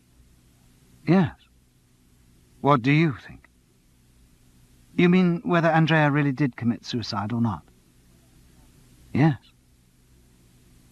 This was a new idea. Well, I'd assumed she did. It seemed pretty inexplicable, but I can't really see any other explanation, particularly when you consider the alternative. Andrea wasn't the sort of girl who made enemies. She made friends. She had a unique ability to make friends, so no one would have had a motive to murder her. OK, some murders are committed without motive, but they tend to be psychopathic ones, and I don't think a psychopath would have set up such an elaborately disguised crime. Depends on the psychopath. But no, in principle, I agree with you. They were silent. Steve seemed to be thinking around the possibility. Charles continued. One thing you just said interested me. You said Andrea's death seemed inexplicable. Yes, I meant knowing her. It seemed very strange. She didn't really have any reason to do it. The affair with Mark was completely finished, was it? The brown eyes looked at him shrewdly. I didn't know you knew about that. Did he tell you? Charles nodded. The night she died, I had it all poured out. Yes, I'm sure he made a meal of it. He likes doing the poor, suffering, misunderstood routine at the best of times.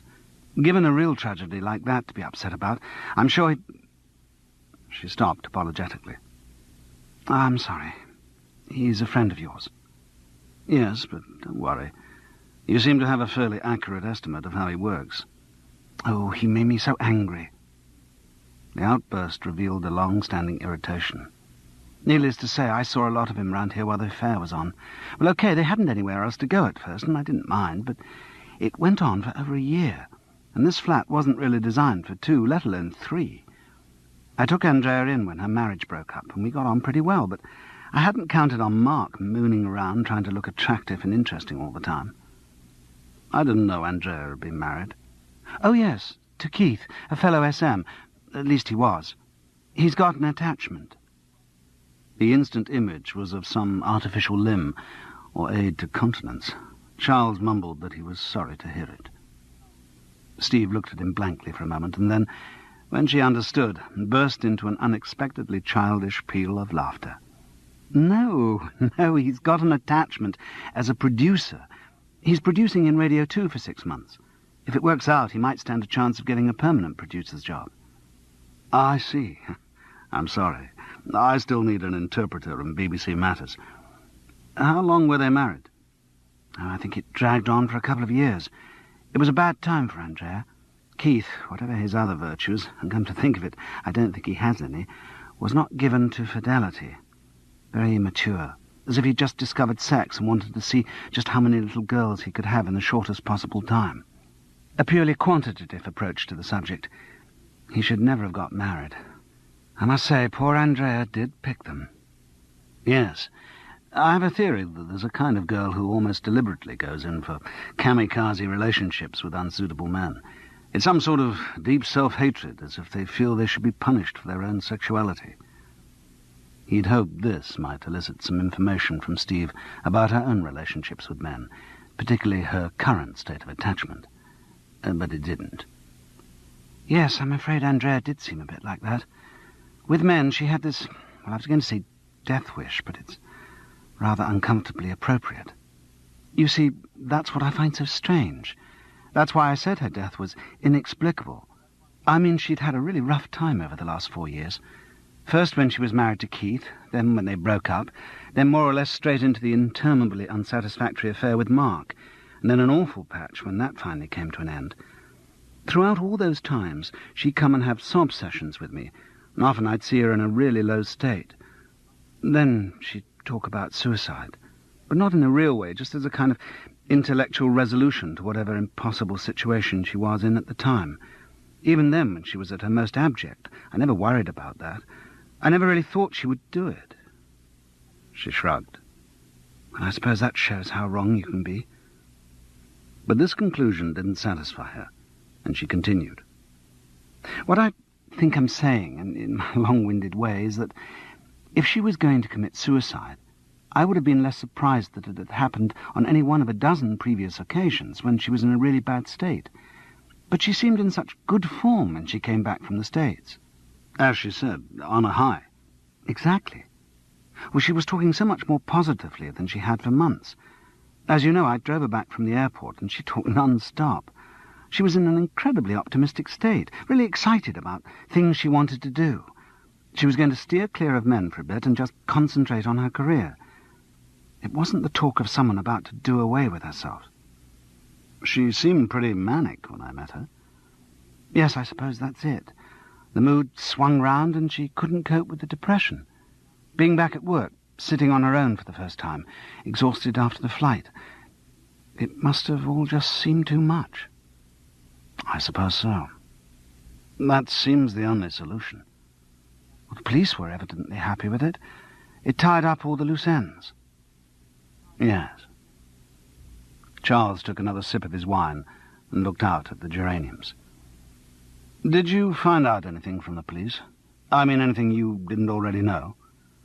Not much, except medical details.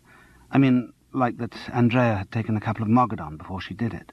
Apparently she'd crumbled them up in her coffee and taken them that way. With those and the alcohol and lack of sleep, she must have been in a pretty woozy state. I suppose that's what they mean by the balance of the mind being disturbed. Yes.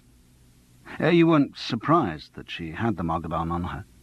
No, she always carried them. Her doctor prescribed some when she was going through a rough patch just after the marriage ended, and I'm afraid it was repeat prescriptions ever since. She always had difficulty sleeping, especially when she was emotionally upset or excited. Apparently reading some sort of disapproval in his eyes, she added, I'm sorry, I'm making it sound a real Valley of the Dolls setup. Don't worry. But basically you don't reckon her taking the Mogadon was strange at that time? No, she'd said she'd take some. They take a bit of time to work, so it's quite likely that she would have had a couple to ensure that she went straight off to sleep when she got home. Except that presumably it wasn't her intention to go to sleep, or indeed to go home. No, of course not, I'm forgetting. I suppose she must have taken them to make it that much easier. Or perhaps she took them with a view to going home and then was seized with such a terrible wave of depression that she cut her wrists on an impulse. Maybe. Charles didn't feel it all made sense yet. But it was quite carefully set up. I mean, the razor blade was placed in position. Anyway, I can understand somebody slashing one wrist on impulse, but it seems to me the sight of all that blood might stop them short before doing the next one. I agree. The whole thing is odd. But what else is there to think? I don't know. That something happened to change her mood? I don't follow. Well, what's the situation? We both saw her, just back from the States, in an almost manic state of euphoria. If we assumed that there was no outside influence, we must take it that the mood shifted and turned to depression of suicidal proportions. That's the bit you described as inexplicable, right? Right. Well, the alternative, which might explain the inexplicable, is that she talked to someone, met someone, had a phone call from someone, and whatever they said turned her suicidal. I'm with you, but who? It's pure conjecture. It could be anyone. Presumably she was just sitting alone in that recording channel, and anyone could have gone in and talked to her. Yes. Charles paused, then spoke more slowly. It seemed to me that Mark Lear took rather a long time to get that wine from the club. We know from the geography of Broadcasting House that he could easily have walked past Andrea's channel on his way. He tried not to make it sound like an accusation, tried to make it sound like one of the many hypotheses to be sifted and eliminated, but he still felt slight guilt towards his friend. Steve nodded slowly. Yes, it's quite possible. I hadn't thought about it before, but Mark must have known she was there. It would have been very much in his character to go and assert his continuing existence and shatter any new security she may have built up. He treads always with the sensitivity of a blind elephant. Another more disturbing explanation of Andrea's inexplicable suicide was taking shape in Charles' unwilling mind, but he dismissed it for the moment and continued. That might make some kind of sense. She feels all revived and changed. Actually confronted with the man whom she hoped she had got over, she crumbles and feels as bad as ever. He goes. She thinks, what the hell, it's hopeless, fixes the razor blades in the slop, and He made a guttural sound and mimed the violent movement of a hand across the blades. Immediately he regretted the gesture. He had forgotten for a moment how close Steve had been to Andrea, and the pause before she replied showed how he had shocked her. "Yes, that certainly makes a more convincing explanation than anything else that's been suggested." She sighed, trying to shrug off the brutal reminder of the reality of her friend's death. "Oh, well, if that did happen, no doubt the police will get the details out of Mark and tie up the few remaining loose ends in their neatly woven fabric." "They've talked to Mark?" "Oh, yes." "He was very anxious that they should contact him at the office." "They did. You needn't worry about that." Steve Kennett's brown eyes focused on Charles wryly. "So he never told his wife?" "No." "I knew it. But God, even so it makes me sick. Two-faced bastard." Needless to say, a constant theme of Andrea's outpourings to me was how Mark was going to leave his wife. She knew all about it. They were just trying to sort out the timing of the final break. "But every time it was about to happen, one of the children got ill, or that sort of thing?" Steve nodded.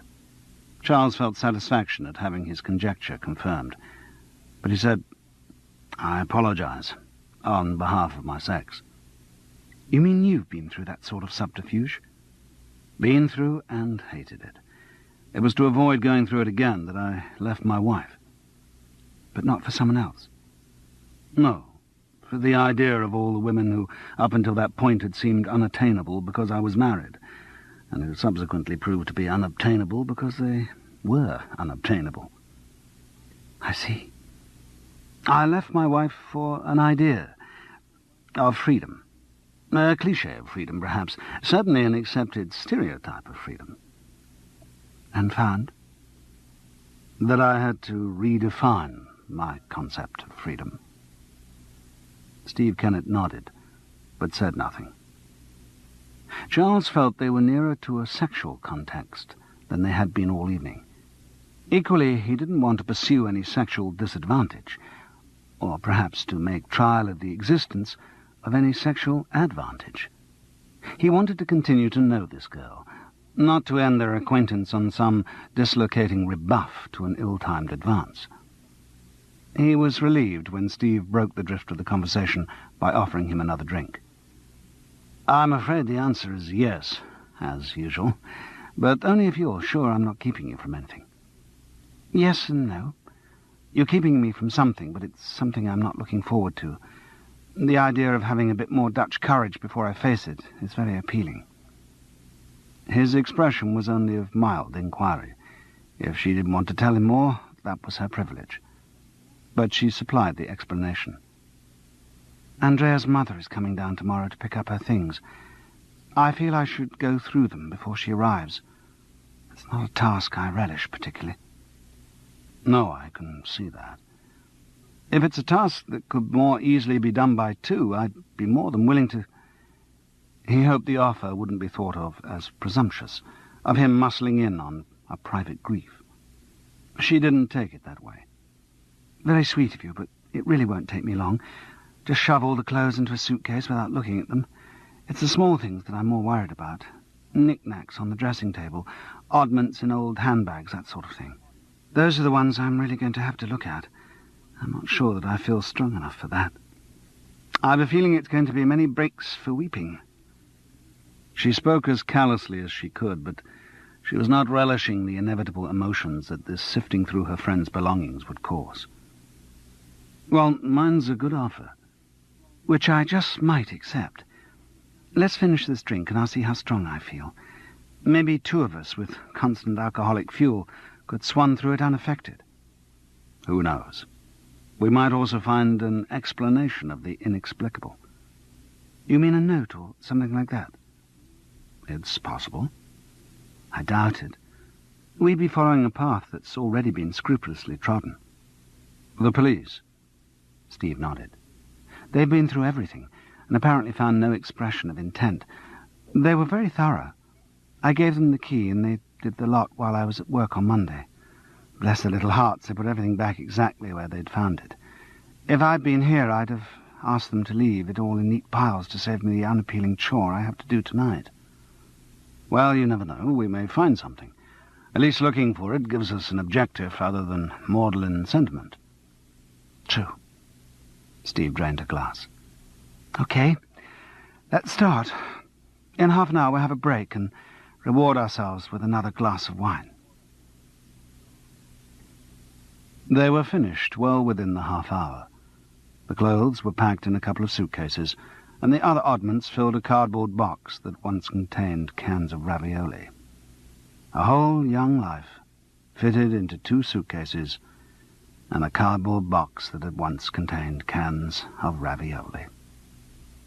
They were both struck by this thought, but both resisted the slide into anger or depression. "Thank you," said Steve. "Having you here did make it easier." "My pleasure. I'll get the drinks. Sit down." She didn't even make a token remonstrance, but sank into a chair, looking drained. Maybe a few tears would have made the ordeal less painful. But when he came back into the room, she was on her feet again, rummaging in a cupboard by the front door. "Her hand baggage," she explained. "What she carried on the plane. She just threw it in here when she got back from the airport." Charles felt a little surge of excitement. Would the police have seen it? "I don't know. Depends how thoroughly they searched. I didn't tell them it was here. I'd forgotten." It was one of those black plastic shoulder bags designed for air travel, one of those with diminishing zip pockets which you have to remember to fill from the outside in or nothing will fit. It still carried the airline labels and seemed more evocative of Andrea's presence than all her other possessions. The contents implied an unfinished life, a life that was about to be picked up again. There was a library book by Alison Lurie, with a bookmark about 2/3 of the way through, an open and crumpled packet of tissues, a half-eaten Hershey bar, an almost empty Fiji scent spray. They were all signs of a life about to be resumed, not one soon to be deliberately ended. There was also all the tourist memorabilia, crisscross maps of New York, a souvenir program from Radio City Music Hall, a couple of unused postcards of the Manhattan skyline, a catalogue of the Frick collection, some theatre programs, ticket stubs. All expressive of a busy and lively week in one of the busiest and liveliest cities in the world, and all now overcast with an unanswerable sadness. Steve was very brave, still keeping a studied matter-of-factness in her voice, until she came to a professionally gift-wrapped package whose accompanying card read, "To Steve, with lots of love and thanks for putting up with me, Andrea." She was very white as she undid the ribbons. The present was a denim bag made in the shape of a pair of shorts. Its silliness was too much for her. Its choice expressed the reality of her friend's character in a way that all her familiar possessions hadn't. The tears that had been contained all evening burst through. The huge brown eyes filled and spilled. Charles put a gentle arm around her tiny shoulders and led her back to the chair. She was a strong girl, and after a couple of minutes had control of herself again. "Is there anything else?" she asked in a business-like voice, dismissing her weakness without apology. Charles looked down to the bottom of the bag. There was a Macy's carrier which contained a set of table napkins. "For her mother, I'm sure," said Steve. Then another paper bag full of cassettes.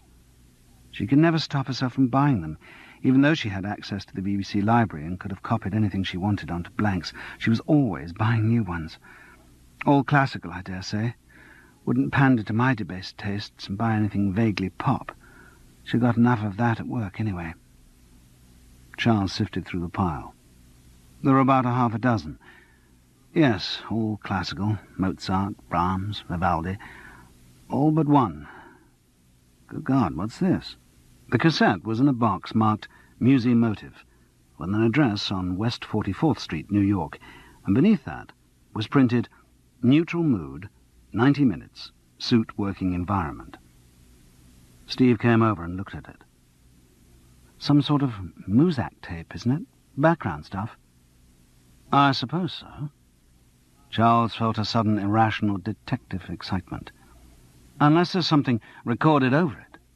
A suicide message, perhaps. Steve caught the excitement. "Let's put it on." She went over to a music centre which was ensconced amid the milk crates and fed in the cassette.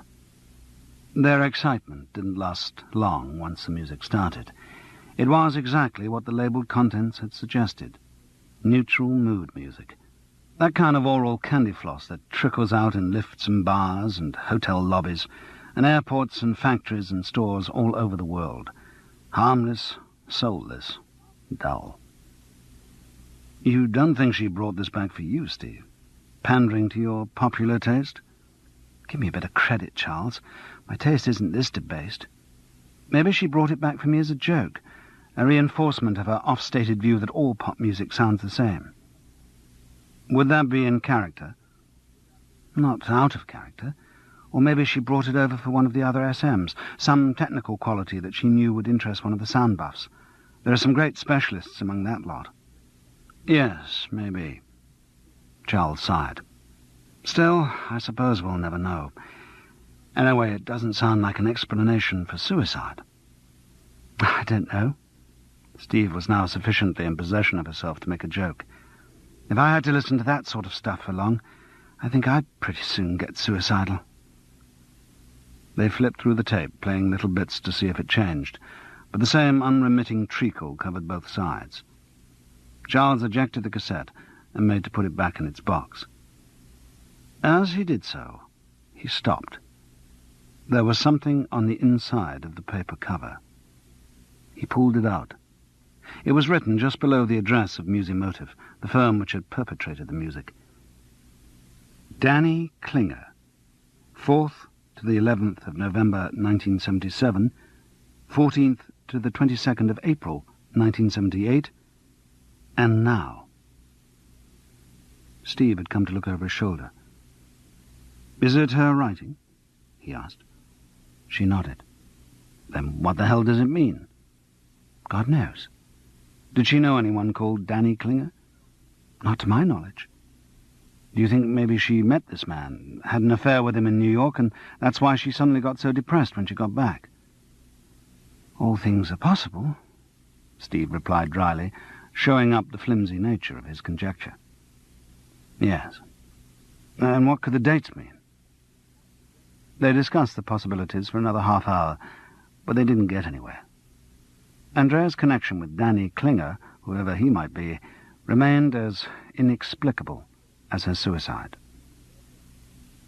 Shortly after, Charles left. "I hope tomorrow's not too bad," he said as he stood in the doorway. "With Andrea's mother." "I'll survive," he mused. "It's strange. Everything you've said tonight about Andrea makes her seem a less likely candidate for suicide." "I know. If you'd asked me a week ago if I thought her likely to do it, I would have said under no circumstances. But we're all constantly being proved wrong. I mean, she did it, didn't she?" Charles nodded glumly. But as he walked back to Hereford Road, a little voice in his mind kept saying, "Did she?" Chapter 5. With the passage of time, the suspicions that had been germinating in Charles's mind started to shrivel from lack of nourishment. For the rest of that week he heard nothing more from anyone at the BBC, except through Morris, the confirmation of his booking on Dad's the Word. And yes, radio fees had gone up a bit, but not that much. He began to think that he'd been romanticizing about Andrea's death, excited by its recent shock and the crusading spirit which Steve's brown eyes had inspired in him. The next morning, Thursday, he had woken up full of St. Georgishness, determined to track down the dragon which was distressing that particular damsel. But as the day passed, it was his determination, rather than his knighthood, which proved errant. By Friday morning he had forgotten any idea of a quest, or perhaps he had come to see through it as a simple ruse to keep in touch with the damsel. So he did nothing in the way of investigation. The idea receded, and the arrogance which had made him think of pursuing the girl shrank into lethargic self-distaste. What had a 51-year-old man of diminishing charms to offer a girl like her? He was far too old. He was glad he hadn't made any advance. He had thus saved himself the embarrassment of her puzzled and gentle but inevitable rebuff. And to think of using the suicide of her friend as an excuse to wriggle his way into her affections was shabby. The trick of a dirty old man. No, Andrea Gower's death had been no more than it appeared. The poor girl, to whom life had dealt more than her fair share of knaves, couldn't face the descent from the manic happiness of her trip to New York, and had taken her own life. Whether Mark Lear or anyone else had spoken to her just before the suicide was not particularly important. It hadn't affected the outcome. Andrea Gower had committed suicide. There was nothing else to think. Two things happened on Friday afternoon to change that conclusion. The first took place with the perversity that dramatic revelations have for choosing undramatic settings, in the laundromat. Charles didn't visit the laundromat as often as he should. The little sink that lurked behind a plastic curtain in his bedsitter was good enough for drip-dry shirts, Y-fronts and socks, and such items dried satisfactorily from hangers by the window in summer or on a Heath Robinson system of strings over the paraffin heater in winter. These methods, and occasional trips to the dry cleaner with jackets and trousers, could keep him reasonably nice to be near for most of the year. But the bedsitter really couldn't cope with sheets. They wouldn't fit in the sink. They took up too much space when hung up, and they took too long to dry. A fellow actor of similarly unambitious domestic habits had recommended that he buy fitted nylon sheets, which, the sponsor assured him, would dry in no time and could be put virtually straight back onto the bed after washing. Charles did actually buy some, but after one night of feeling like a kipper fillet sealed in an individual polythene bag, relegated them firmly to the bottom of his wardrobe. The action gave him the righteous feeling that he still had some standards left. But rejecting the nylon solution made the laundromat inevitable. Every now and then he had to take his prized cotton sheets down to be washed, and more importantly, to be dried. The gaps between the now and the then were longer than those recommended in most books of household management, but at least the visits always happened eventually. Westbourne Grove was the setting for his nearest laundromat, which he often considered must be the most depressing place in the world.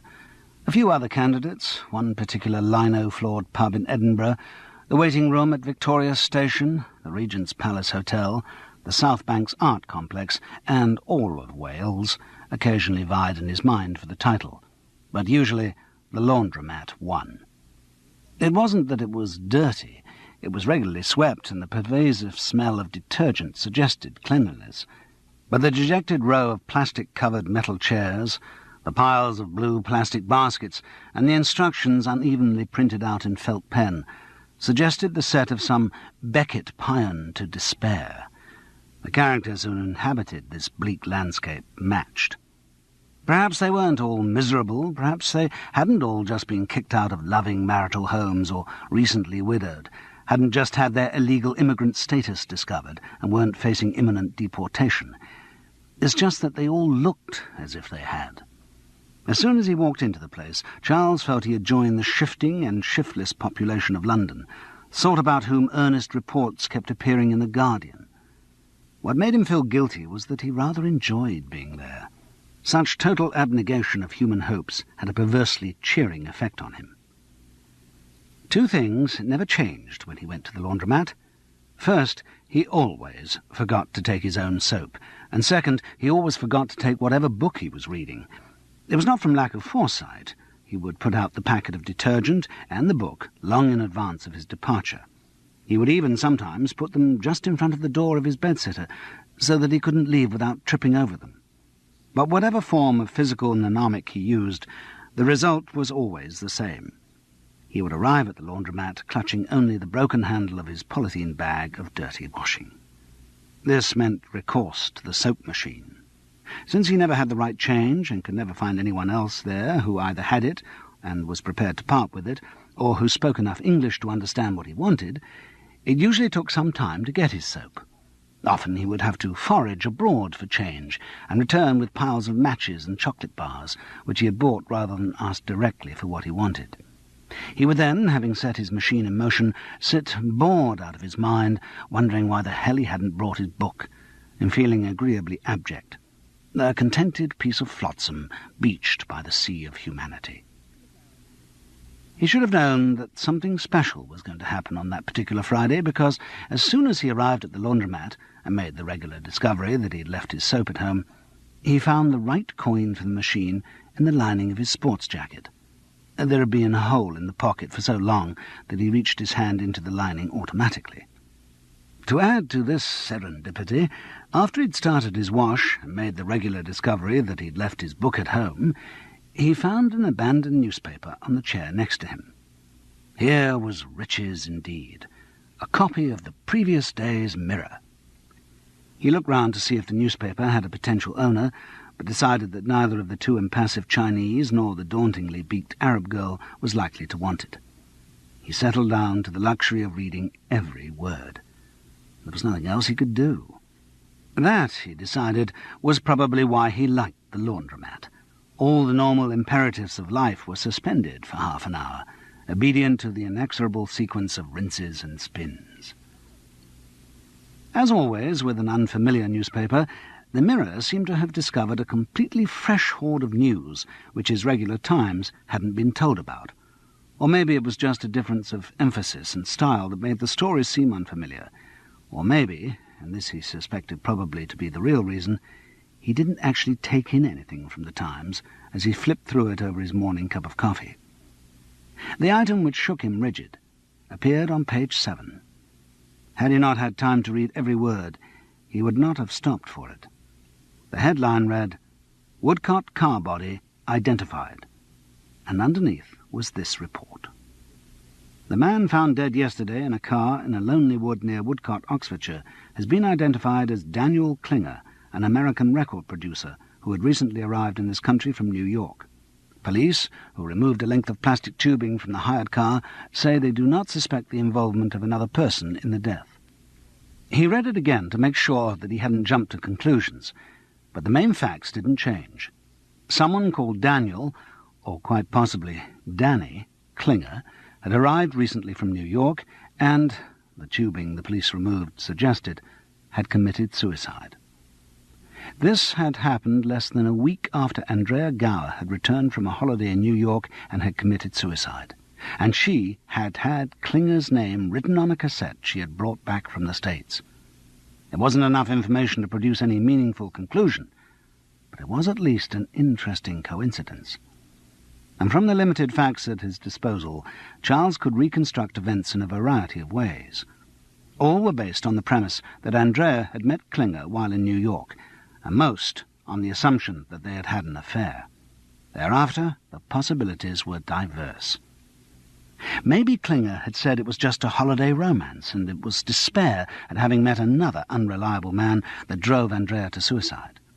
Klinger had then changed his mind, decided he couldn't live without her, followed her to England, heard about her death, and killed himself from remorse. Well, that one was a bit novelettish. Try again. Maybe they had come over to England on the same flight. Then he'd revealed that he was married, had a girlfriend, had lost interest in her. She had killed herself, and a week later, tortured by remorse for what he had set in motion, he killed himself. Still a bit flimsy. It was all this remorse that made them sound such feeble theories. Remorse was linked in Charles's mind with broken hearts and heroines with brain fever and other motivations which belonged in the exotic pastures of romantic fiction. All right, maybe Klinger had wanted to keep his affair with Andrea, or something else about himself, a secret from a person or persons unknown. Andrea had insisted that she was going to tell, so he had staged her suicide and killed her. Then, a few days later, tortured by remorse... No. Whichever way he did it, remorse kept pushing its way in. One more try. Suppose Andrea and Klinger shared a secret that a third person had to keep quiet at all costs, and so a third person had killed both of them, making the deaths look like suicides. Well, at least it got remorse out of the way. But even so... And it did raise a lot of other questions, and leave rather a lot of blanks, like, notably, who was a third person? Basically, he just hadn't got enough facts. He could go on producing theories for days, but until he knew a bit more about Danny Klinger, the theories would be worthless. Still, he thought, as he noticed that his wash had stopped, leaving stalactites of sheet across the windows of the machine, there were ways of finding out more about Mr. Klinger. Evening Standard. Could I speak to Johnny Smart, please? There was a silence from the other end of the line. Charles looked at his watch. Nearly 5 o'clock. Even Johnny should have finished lunch. On the other hand, it was a long time since they'd met, and Johnny's drinking habits had been heavy then. Perhaps now his lunches went on even longer. Or perhaps he'd gone home. It was Friday afternoon. In most offices, that meant poets. Piss off early, tomorrow's Saturday. Johnny Smart's phone. Could I speak to its owner, or is the phone the only one there? Who's speaking? Charles Paris. Just a minute, I'll see if he's about. There was a muttered conference at the other end of the line to decide, A, whether Charles Paris was someone whom Johnny Smart would speak to, and B, whether Johnny Smart was sober enough to speak to anyone. He came straight on the line, so the answer to A was yes, the answer to B was just. Charles, my old buddy, what brings you to contact me after all these years? If you're suggesting we should meet up and drink 17 bottles of wine one of these days, the answer is yes. That would be good. In fact, the reason I rang... Oh, of course, it's favourite time. You want me to find something out for you? Johnny spoke without resentment. That's right. What is it this time, Charles? It's something one of your crime reporters might be able to help me on. Crime, eh? That rings a bell. Didn't I hear from someone you're setting yourself up as a bit of a private investigator these days? Hardly. I just seem to have stumbled into one or two things. Murders, you know. I see. Is it more profitable than the acting? I don't make any money from it, Johnny. I still live from my acting. No, let me rephrase that. Any money I make comes from acting. Oh, I thought you'd given it up. Haven't seen your smiling face on the telly for a bit. Come to that, it's a year or two since I've seen your byline in the paper. Oh, good Lord, Charles. When you get to my eminence in the journalistic profession, you don't actually write. You have little men to do that for you. Anyway, as the South African said, enough of this idle bantu. I'm a busy man. I have an important meeting at 5:30 with... He broke off as some unintelligible ribaldry was shouted at the other end of the phone. Sorry, I shouldn't say meeting. Brands me as old-fashioned. What I should say is I have an important and meaningful interface at 5:30 with a wine bottle. So, what is it? Charles asked if he could have any information available on the death of Daniel Klinger. Johnny said he'd try to find out who had covered the story and ring him back. The call came through at 5:20. Johnny was still going to make his important and meaningful interface at 5:30. There's not a lot known, but I'll give you what there is. Reporter who covered it says there'll be more after the inquest, early next week. Anyway, this guy Klinger was apparently a record producer in the States. Had his own outfit called Musi Motive, sort of background music company, I gather. It seems that the firm's under some sort of investigation. Fraud, I suppose. That's unofficially thought to be the reason why he killed himself. Presumably he knew something nasty was going to come out. Any idea when he arrived in this country? Johnny gave the date, 3 days before Andrea's return from her holiday. That meant if they had met and had an affair during her week in New York, it was an extremely brief one. What about the actual death? He's had a lot to drink, huge amount to drink, presumably to soften the blow. Police reckon he'd gone through a whole bottle of whiskey, and just to make sure, he crushed a couple of sleeping pills in with it. So, properly juiced up, he got this bit of tubing, fixed it to the exhaust, round into the back window, got into the driver's seat, switched on the ignition and the radio for company, perhaps, and waited. And with the amount he'd had to drink and the pills, the police doctor reckoned he was probably asleep before he died. Quite a painless way out, I gather. What were the pills? Margadone. A coincidence. At least a coincidence. When did it happen? Tuesday night. He was staying at the Kensington Hilton. Seems he left there about 9:45 in the evening, got into his Avis rental car with a road map, and drove off into the night till he found somewhere suitably lonely to end it all. And where was that exactly? Place called Greenmore Hill, near Woodcote. Very lonely. He'd driven the car into the woods, found the next morning by some kids truanting from school. And do the police know when he died? Not exactly. Sometime during the night. Tank was empty and the ignition switched on, so presumably carbon monoxide just kept on pumping into the car until it ran out of petrol. Right. Well, many thanks for all that. It's extremely unethical, you know. I know. You'd better get off to your interface. Yes. Oh, why don't you join us? We could be there sometime. Why don't I? You know, I might. Is it still that Mother Bunch's place? No, Mr. Beretta's. Johnny Smart gave the address, and Charles said he'd be along in an hour or so. As he put the phone down, Charles assessed what new information he now had. The first and most important fact was that Danny Klinger, who had killed himself in the backwoods of Oxfordshire, was almost definitely the same one whose name Andrea Gower had written down. The link with the Musi motive made any other explanation too much of a coincidence. Beyond that, he felt sure that he had other new information which was relevant, but he couldn't sort it out in his mind yet. He needed time for his subconscious to work while he was doing something else, like, say, having an important and meaningful interface with Johnny Smart and a wine bottle.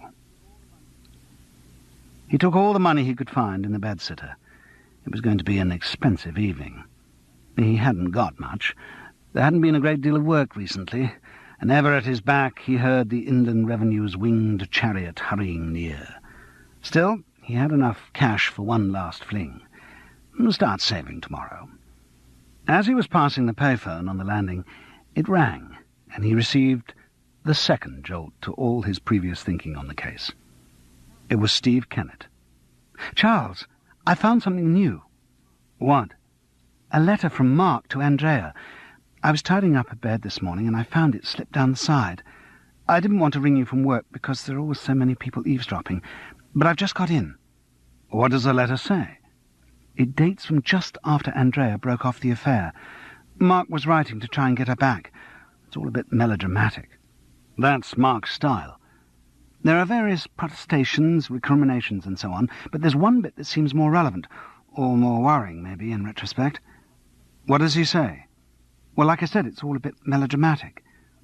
She was losing confidence, wondering whether she should have rung to tell him of her discovery. "Go on." He writes, "I suppose I could learn in time to accept the fact that I haven't got you and learn to live without you. But what I don't think I could ever accept is the thought that someone else has you, that someone else makes love to you. If I ever found out that you had another lover, I would not be responsible for my actions. I couldn't stand it. I would kill you both." There was a pause. Charles decided to make light of it, though his mind was reeling with possibilities. "As you say, very melodramatic." "Yes. I mean, knowing Mark as you say, it's very much his style. Dog in the manger." "Yes." "It's just, now that Andrea's dead." "I know, everything takes on new meanings." "Exactly." "I've had a few other thoughts, actually. Got something new on Danny Klinger. Maybe we could get together and talk about it." "Sure." He suggested a time, but she was spending the weekend away, so it was left that he would ring her the next week. As he put the phone down, he wondered if he'd been hypersensitive to detect in her voice a slight unwillingness to meet. He really must stop this. A grown man behaving like a teenager over some girl who was totally unaware of his feelings. He didn't want to think about it. Nor, for the moment, did he want to complete the simple deduction that Mark's letter could produce. He saw no reason to change his previous plan, and set off for Mr. Beretta's. Chapter 6. Following the instructions on his contract, Charles presented himself at the Paris studio in Lower Regent Street on the following Monday, just before the 9:30 rehearsal call for Dad's the Word. It was the first morning he had felt that all his body fitted into the skin provided, since Friday's heavy interface with Johnny Smart and friends. He had read his script over the weekend.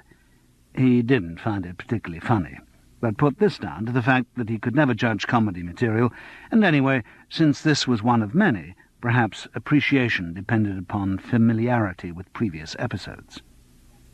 He recognized the name of the writer. Steve Clinton had been responsible for some of the script of the new Barber and Pole show, a somewhat unwieldy vehicle in which Charles had made a brief journey into television comedy. He hadn't found much of that script very funny either.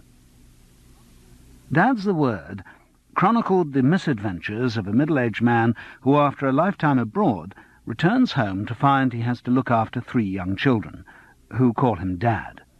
Whether he was actually their father, what had happened to their mother, what had brought him back to England, and indeed why he didn't just stay abroad, the script didn't make clear, and Charles thought it impolite to ask.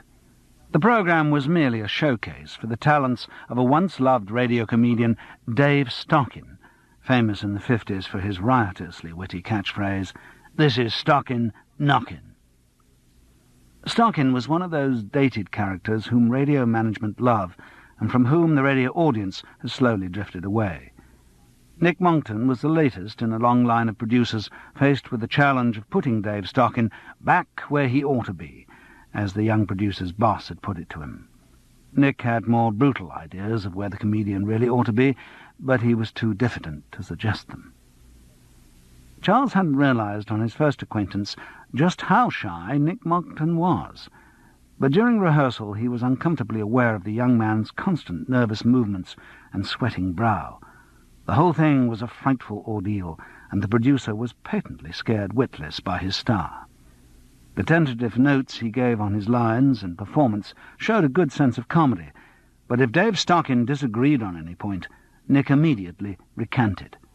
The comedian had an unpleasantly snide way of asking, "Look, do you want me to do it your way, or do you want me to do it right?" Stockin worked in a little sealed unit of his own ego. Charles, with experience of other stars, had been wary, knowing how capricious some could be in their reactions to their supporting artistes. But he need not have worried. Dave Stockin was totally unaware of the other people in the show. He only thought about his own lines and how he could get more of them. His 3 children were played by an actress of 37, an actor of 33, and an actress of 54, who took the part of the 6-year-old boy. A character actor called Toby Root, one of that band of highly skilled character actors who are never out of work, and who, in their quiet way, probably make as much in the long run as most stars, played a travel agent, and Charles Paris had the small part of a second travel agent. The script revolved, needless to say, about Dad's efforts to take the 3 children away on holiday, with all the predictable mix-ups that might involve. After the ups and downs of a disastrous trip to Skegness, Dad had a brief scene with the second travel agent in which he tried to book a holiday to the Chamber of Horrors, or anywhere else where kids aren't allowed. The script could have been written 20 years before, and knowing Steve Clinton's zealously conservationist approach to comedy material, probably had been. The cast assembled for the read-through in the small narrator's cubicle off the main studio, with the communal gloom of people all serving the same sentence for the same crime. They read with lethargic precision and funny voices. Steve Clinton roared hugely throughout, and Nick Monckton smiled terrified encouragement. Compared with television, Charles's most recent experience of this sort of work, it was all refreshingly quick. With the audience arriving at 12:30, there was only time for one read-through. Notes, a run on mic, more notes, and a short break before the show was actually performed. He felt that the script, like some poisons, would be in and out of the system so quickly that it wouldn't have time to do any harm. After the read-through, Dave Starkin took Nick Monckton to one side to tell him all the lines he was going to change and all the long-remembered jokes he was going to insert into the script, and the cast started desultory conversations among themselves. Like people at a funeral, they spoke of anything but the corpse, or, in this case, script. Charles discovered that he knew one of the actresses from way back, or at least she knew him. "Charles, darling, I haven't seen you since Hot and Cold Running Water in Cheltenham." "Ah, yes." He remembered the production vaguely. "I don't know who this show was meant to appeal to. Certainly not me, and judging from their reaction, not last night's audience either. Gloucestershire Life and Countryside." The actress then revealed that she was on the BBC drama rep. "Lucky to be working on this series for Light End," she confided. "Usually it's difficult to get regular bookings, because, of course, drama has first call." "Ah," Charles nodded wisely. He looked at her covertly, and with a little surprise. He had long had a private joke with himself that the BBC Drama Repertory Company was made up entirely of actors and actresses so handicapped and disfigured that they could only act on radio. He knew it was untrue, but the fantasy had taken root in his mind, and he had difficulty in shifting it. It was a surprise to find the girl had the normal complement of arms and legs. As they were talking, a young man came in with some inquiry for Nick Monckton. He could have stepped off a pop LP sleeve. He had smartly cut, long black hair and wore tight blue jeans and a black T-shirt with "Sardi's" written in glitter on the front. His expression was one of contempt for his surroundings. When he looked at Nick Monckton, that contempt seemed to grow, and the young producer was aware of it. The nervous movements intensified. The newcomer turned to go, his query answered, but the drama rep actress called out to him, "Hello, Keith. Back with us, then?" "For a bit." He spoke without enthusiasm. "They were short. I basically do Radio 2 stuff now." "Oh, and Keith, sorry to hear about—" She shrugged helplessly. He gave as little acknowledgement of the sympathy as he could without actually being rude, and left the room. Charles looked up inquiringly, but got the information unprompted. "Poor boy. His wife died last week. Well, I say died. Committed suicide, actually. I think they were separated, but it still must be a shock for him." Charles asked the wife's name, and got the answer he expected. So now he had met another of the people in Andrea Gower's life. He raked through his memory for anything Steve might have told him about the husband, only that his name was Keith, and that he'd been on an attachment. Presumably, if he was back working as a studio manager, his attachment had been detached. Charles got confirmation of this just before the run on mic. Dave Starkin had formed another little huddle with Nick Monckton to graft some more moribund jokes onto the script, and everyone was kept hanging around. The rest of the cast started discussing the commercial voiceovers they were doing, or the books they were going to record for the blind. Charles hadn't before registered the specialization of actors who worked mainly in voice. And he wandered through the curtained area at the side of the stage, where he found Keith sitting disconsolately by a table loaded with unlikely objects. "Are you doing spot?" asked Charles, remembering the technical term, spot effects, for the sounds made at time of recording. Keith nodded ungraciously, and Charles decided to lay on a little theatrical naivete. "I'm fairly new to radio. Is this all the stuff you make the noises with?" He pointed to the table. Again Keith inclined his head. "I'm Charles Paris." He received a grudging, "Keith Nichols." Ah, so Andrea had reverted to her maiden name when the marriage broke up, or perhaps she had never changed it for work purposes. Charles looked at the table. "It's obvious what some of this stuff's for. I mean, that bell on a spring must be for a shop doorbell." Keith regarded this as too obvious to be worthy of confirmation. "And these buzzers are for other doorbells, and the telephone's self-explanatory, but what the hell's that for?" He pointed at what appeared to be a shoebox covered in brown paper and sticky tape. He had judged his quarry right. The opportunity to demonstrate his skills to the ignorant prompted some reaction from Keith, who picked up the box. It's for marching. Listen." He placed one hand on either side and shook it rhythmically. The sound was startlingly like a squad of soldiers on a parade ground, and Charles said so. "Is that how you usually do the effect?"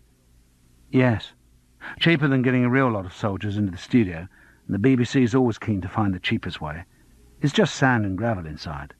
You can do all kinds of other effects with it. Listen. Halt. Or if you like a ragged halt, stand at ease, present arms."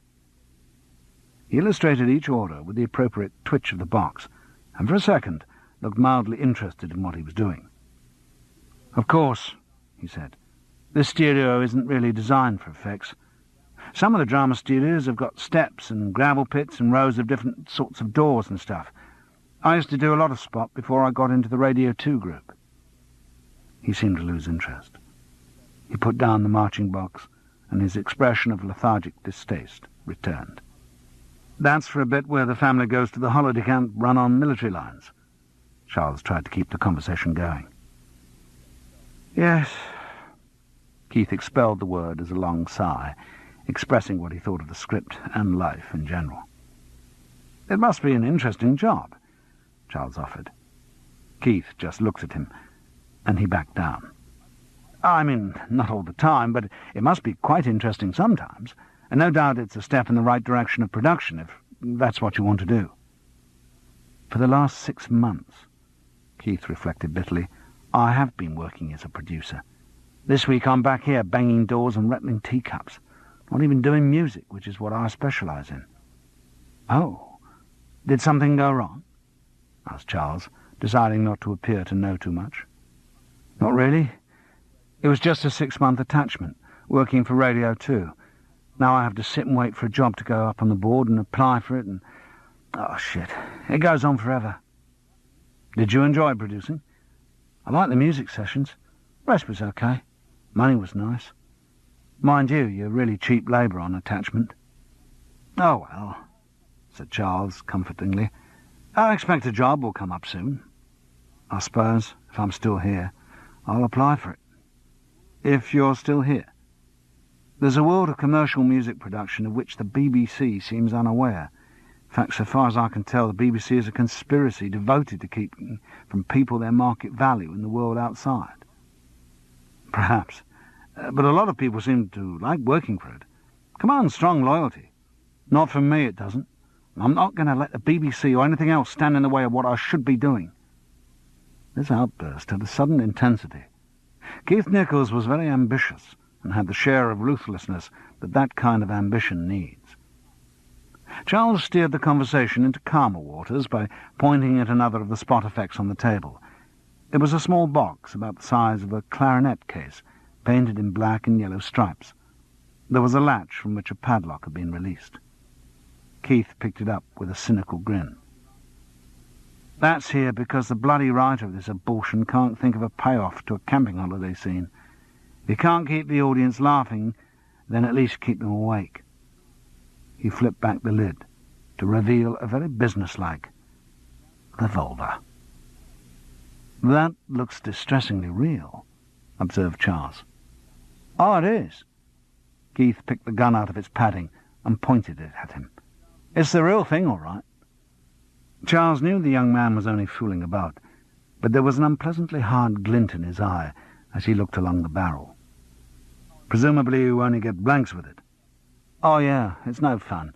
Just a bloody nuisance, actually. You have to get it signed out of the safe in the effects library, and you aren't meant to let it out of your sight while you've got it. Don't know why. Barrel's spiked, so even if you got a real bullet, it couldn't do much harm." "Well, that's a relief. Otherwise you could have some nasty accidents." Keith weighed the gun gently in his hand. Then, in a new distracted voice, he said, "I don't think there are any accidents, really. I think everything's meant." The Paris had once been a cinema, and its layout as a radio studio made no attempt to hide that origin. Set below street level, the main studio area contained about 350 seats, facing a deep bare stage, with grey curtains at the back, where once the cinema screen had been. Behind the audience, beneath the former projection box, was the control cubicle. Through a glass window from behind the long and sophisticated mixing desk, the producer and senior SM looked down towards the stage. The back row of seats was about 2 yards from the producer. However, on that Monday lunchtime, the nearest member of the audience was a good 15 yards away. Only 3 and a bit rows at the front were full, and those present sat with the resignation of a geriatric specialist's waiting room, where, judging from their appearance, they probably spent most of their time. The only advantage of their age was that they were well qualified to remember the days when "This is stocking knocking" was on everyone's lips. Charles, who had never heard the catchphrase before, secretly wondered whether such days had ever existed, save in Dave Stockin's imagination. Tickets for radio recordings were free, and so the shows built up a repertory company of regulars. No, actually, it was not the shows that built up the following. It was the studios. The regulars turned up whatever was on. Because it was now mid-July, the regulars couldn't be accused of being there for their usual reason, which was to sit in the warm for an hour. But they still presented a somewhat motley appearance. 1 or 2 were well-organised pensioners taking advantage of free entertainment, but others manifested more positive eccentricity. Charles was given a rundown of who to expect from the drama rep actress. There was the Indian, who wore a Union Jack waistcoat and socks and toted around a polythene carrier full of framed photographs of the Duke of Edinburgh. There was a beaming Spanish matron, who didn't understand a word of any of the shows, but applauded all the music links. There was a tall, intense lady who sat in the front row eating bananas, and who always tried to get every member of the cast and production staff to autograph her bank-paying-in book. And then there was the laugh. A lady in late middle age, who must have been destined at some point to win the Radio Personality of the Year award, so great had her contribution been to the cause of radio light entertainment. Not a comedy show was broadcast without her trademark, a long, trilling cackle like a demented duck being goosed by a swan. Many comedians and personalities had suffered the diminishing effects of that laugh. Some had tried to defeat it. "All right, lady, you lay 'em, I'll sell 'em." Or, "I call in the plumber to have a look at that, madam." Or, "I think you've got the wrong date. The Bullfrogs Convention is on Tuesday."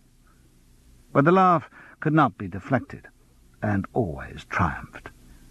It became such a regular feature of radio comedy programs that the listening public might have missed it if removed. Needless to say, its effect was most devastating in a small audience. There was no hope that it might be swamped by sound from the handful assembled for Dad's the Word, and with an uncanny instinct for immortality, the laugh was always seated directly under one of the audience microphones. Charles first heard the laugh in action when Nick Monckton went on to do his warm-up. The poor young man looked even more nervous as he plunged through the curtains to face the senescent apathy of the audience and welcome them to the Paris studio. But maybe the reaction to his first line would relax him. He said, "Welcome to the Paris studio," and he got a laugh, which should have been an encouraging start. Unfortunately, the laugh he got was their laugh, and it seemed to fluster him more than ever. When Charles heard it, he started to giggle, childishly and uncontrollably.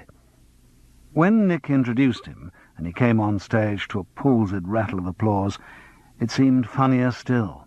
The sight of 3 rows of old-age pensioners sunk in their seats and clapping like glove puppets soon had tears running down his cheeks. He sat on his chair and stared fixedly at the script that should have been enough to stop anything from seeming funny.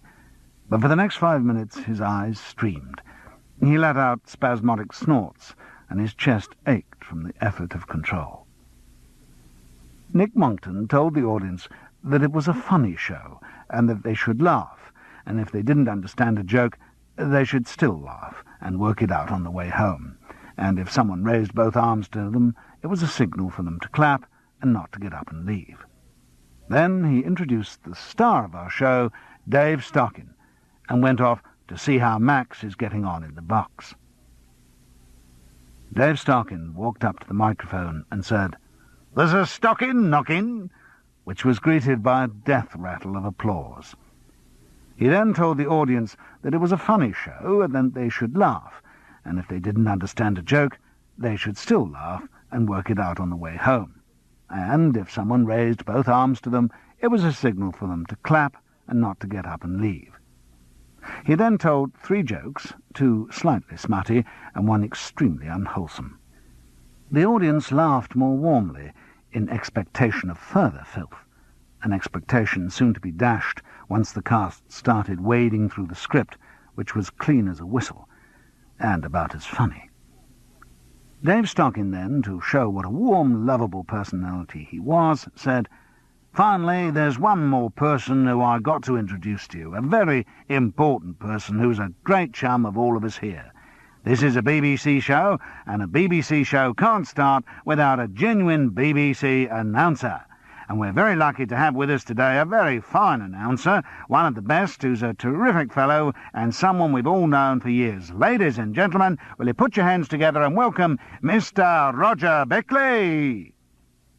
Dave Stockin gestured off towards the curtain, and a young man in a tweed suit entered diffidently.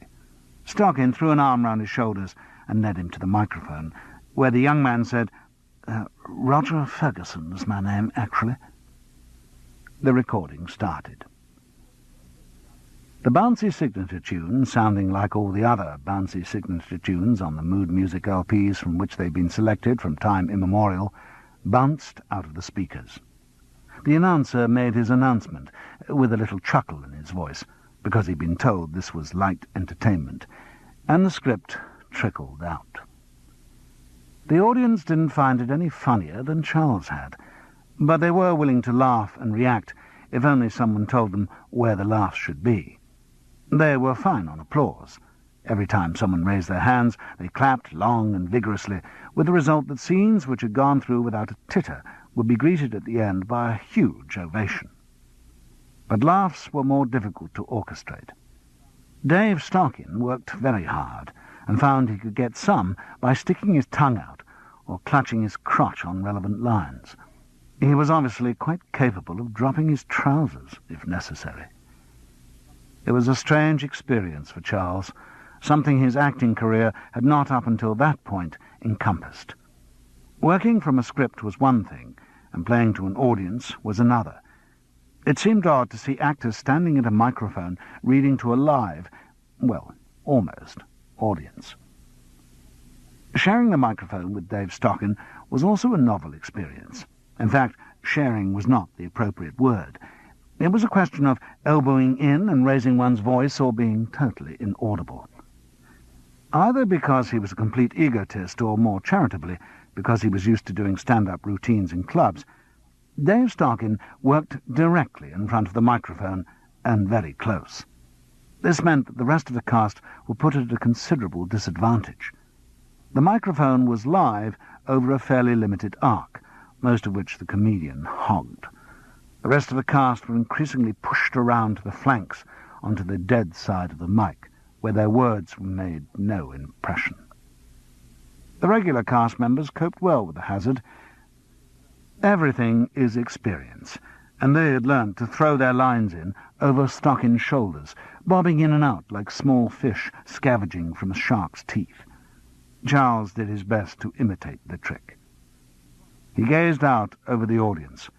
It was impossible not to see them all, unnerving, like his only experience of theatre in the round, the Ladies Not for Burning at Croydon. Last night, an audience with a hole in the middle was treated to a play with a hole in the middle, Croydon advertiser. And then he saw a face he recognised. Sitting in the audience was Mark Lear. The Dead Side of the Mic, Cassette 3. It felt odd to have given a performance, however minimal, and be finished by lunchtime. He remembered the same emptiness after doing his one-man Thomas Hood show on the Edinburgh Festival Fringe, and he remembered from then that the best way of resolving the mood was to have a drink. The watering place for people working at the Paris is called the Captain's Cabin. There, Nick Monckton bought a huge round of drinks, terrified of missing out the most menial member of the cast or production staff.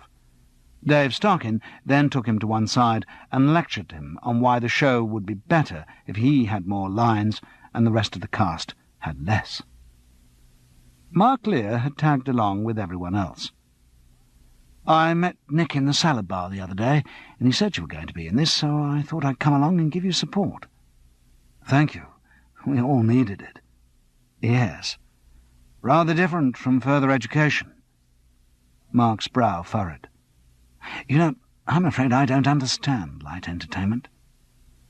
It was said very seriously, and Charles realized that that was exactly what Mark meant. As a professional, he did not understand one particular thread of broadcasting. It wasn't that he'd found Dad's the Word a bad example of it. All light entertainment was equally mystifying. Mark Lear had no sense of humour. The realization brought back other suspicions. The lack of sense of humour tied in with the obsessional note in the letter that Steve had discovered. Mark's self-dramatising was not flippant. He always meant what he said. Charles knew he should start some investigation. Something inside him wanted an explanation of Andrea Gower's death, and of Danny Klinger's. He felt sure Mark Lear held the key. But subtly. He had to probe subtly, or he'd arouse Mark's suspicions. An opportunity arose easily in the course of conversation. Dave Starkin had finished his drink and left, causing some mutterings among the SMs. Unlike a lot of stars they worked with, he was a man with long pockets, who even at the end of a series had never been seen to reach his hands into them to buy a round of drinks. Nick Monckton, relief relaxing him by the second, came over and joined them, offering more drinks. Mark said he'd get the round, and while he was at the bar, the conversation turned to a programme from the previous night's television, which had been about human memory. One of the SMs raised the subject, and Nick Monckton fell on it avidly, keen to talk about anything, so long as it wasn't Dad's the Word. They discussed the imprecision of human recollection, and how half a dozen witnesses of a crime could come up with half a dozen widely diverging descriptions of the same criminal.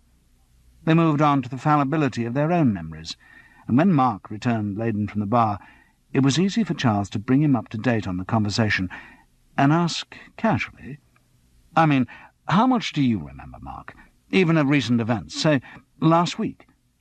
What did you do last Tuesday?" Mark was game to test himself.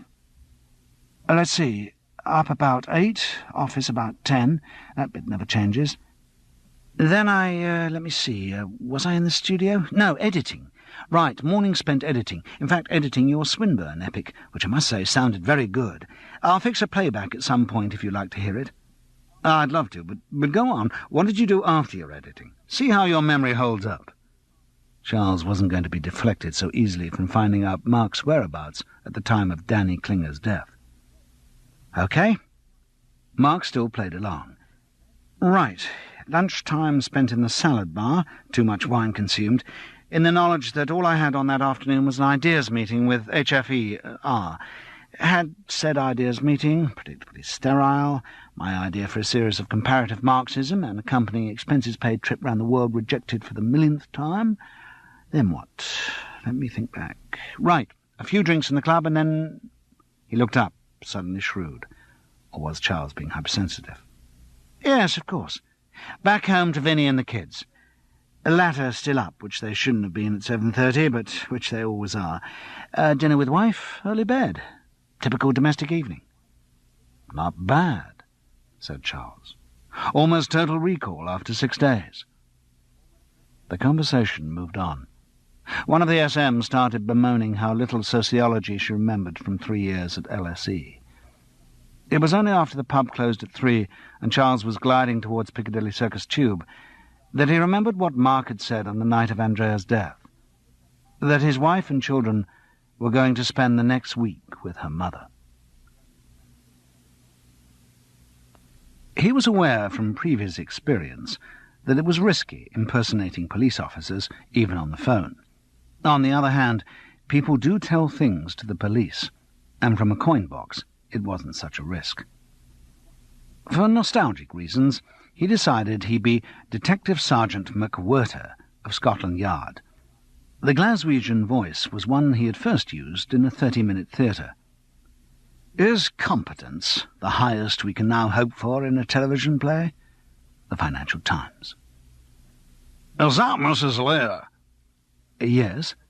"Forgive me troubling you, Mrs. Lear. This is Detective Sergeant McWhirter of Scotland Yard. I'm investigating a series of burglars which took place in your area last week, and I'm doing some routine checks. Just asking people if they saw anything suspicious during the week. You know, people hanging about, unfamiliar vehicles parked in the streets, that sort of thing." "I'm sorry, I don't think I can help you." The voice had the bored languor of a girl's public school education. "I'm afraid I was away all last week, staying in Gloucestershire with my mother." "Oh." "My husband would have been here in the evenings. If you would like me to give you his office number, I could—" No, thank you. I needn't trouble him. Most of the break-ins seem to have occurred in the afternoons. We believe it may be schoolchildren playing truant." "As I say, I can't help you." "No, well, if you could keep an eye open, I'm sure you don't want your house to be the next." "Our house is adequately burglar-proofed, thank you," came the frosty reply. Perhaps not so surprising that Mark felt bound to look outside the Frigidaire of his marriage bed. "Right. So, just to confirm, you were away all of last week, from the Monday right through to the weekend?" "That's what I said." The phone went dead. Mrs. Lavinia Lear didn't suffer fools gladly. He rang Steve Kennett straight away, and after the statutory wait on the BBC switchboard, got through to her. She was about to leave for a trip to Birmingham, where she was producing one end of a current affairs link-up discussion. The car was arriving in 10 minutes at Broadcasting House reception. He said he'd hurry up there and tried to catch her for a quick word before she left. He had something new on Andrea's death. It took longer than he had anticipated to weave through the crowds of Arabs in Regent Street, and when he finally arrived at the ocean liner frontage of Broadcasting House, Steve was looking very agitated. A taxi waited on the curb beside her with the back door open. "What is it, Charles? I really am in a terrible rush. Couldn't it wait?" "It's about Andrea's death. Well, not about hers. About Danny Klinger's death." Danny Klinger's? Oh, God. He realized he had never told Steve anything about the second apparent suicide, and this was hardly the moment for long explanations. Someone inside the taxi called out, "Come on, Steve, we'll miss the train. Don't just stand there nattering like a woman." The jibe stung her. It was presumably, like her bisexual nickname, part of a long-standing fight she had for her identity in a man's world. "I've got to go, Charles. I'm back on Wednesday. Ring me then." "Basically," he whispered urgently as she stepped into the taxi, "Mark told me he spent last Tuesday evening, the evening Klinger died, at home with his wife and kids, and I've discovered that isn't true. His wife was away, so he was somewhere else." "Yes," said Steve. "He spent Tuesday night at my place." Charles tried to numb his feelings by a visit to the Montrose, a little drinking club behind the Haymarket. But when he got back to Hereford Road at 9:30 that evening, another shock awaited him. A note had been pushed under his bedsitter door. Scrawled by one of the Swedes, it read, "Your mother-in-law die. Ring wife." Chapter 7. Charles really felt unsophisticated when he saw how many children there were on the flight to New York. All these cosmopolitan tots were plugging in their in-flight entertainment earphones and summoning stewardesses as if they'd been doing it all their lives, which can't have been very long. And there was he, 51 years old, peering round at the unfamiliarity of a jumbo jet interior, locating the toilets, reading his safety instructions, checking that he hadn't dropped his passport, and generally making it obvious that he had never crossed the Atlantic before. And was childishly excited about it. In spite of the sadness of the reason for the trip, he felt a ridiculous glee at the prospect of finally going to America. All kinds of corny songs about Manhattan and Broadway and Fifth Avenue came unbidden into his head, and he tried to stop himself from humming them. Apart from showing up his shameful inexperience of the world, it might also be an inappropriate invasion of Frances's mood. Actually, she seemed to be taking it pretty well.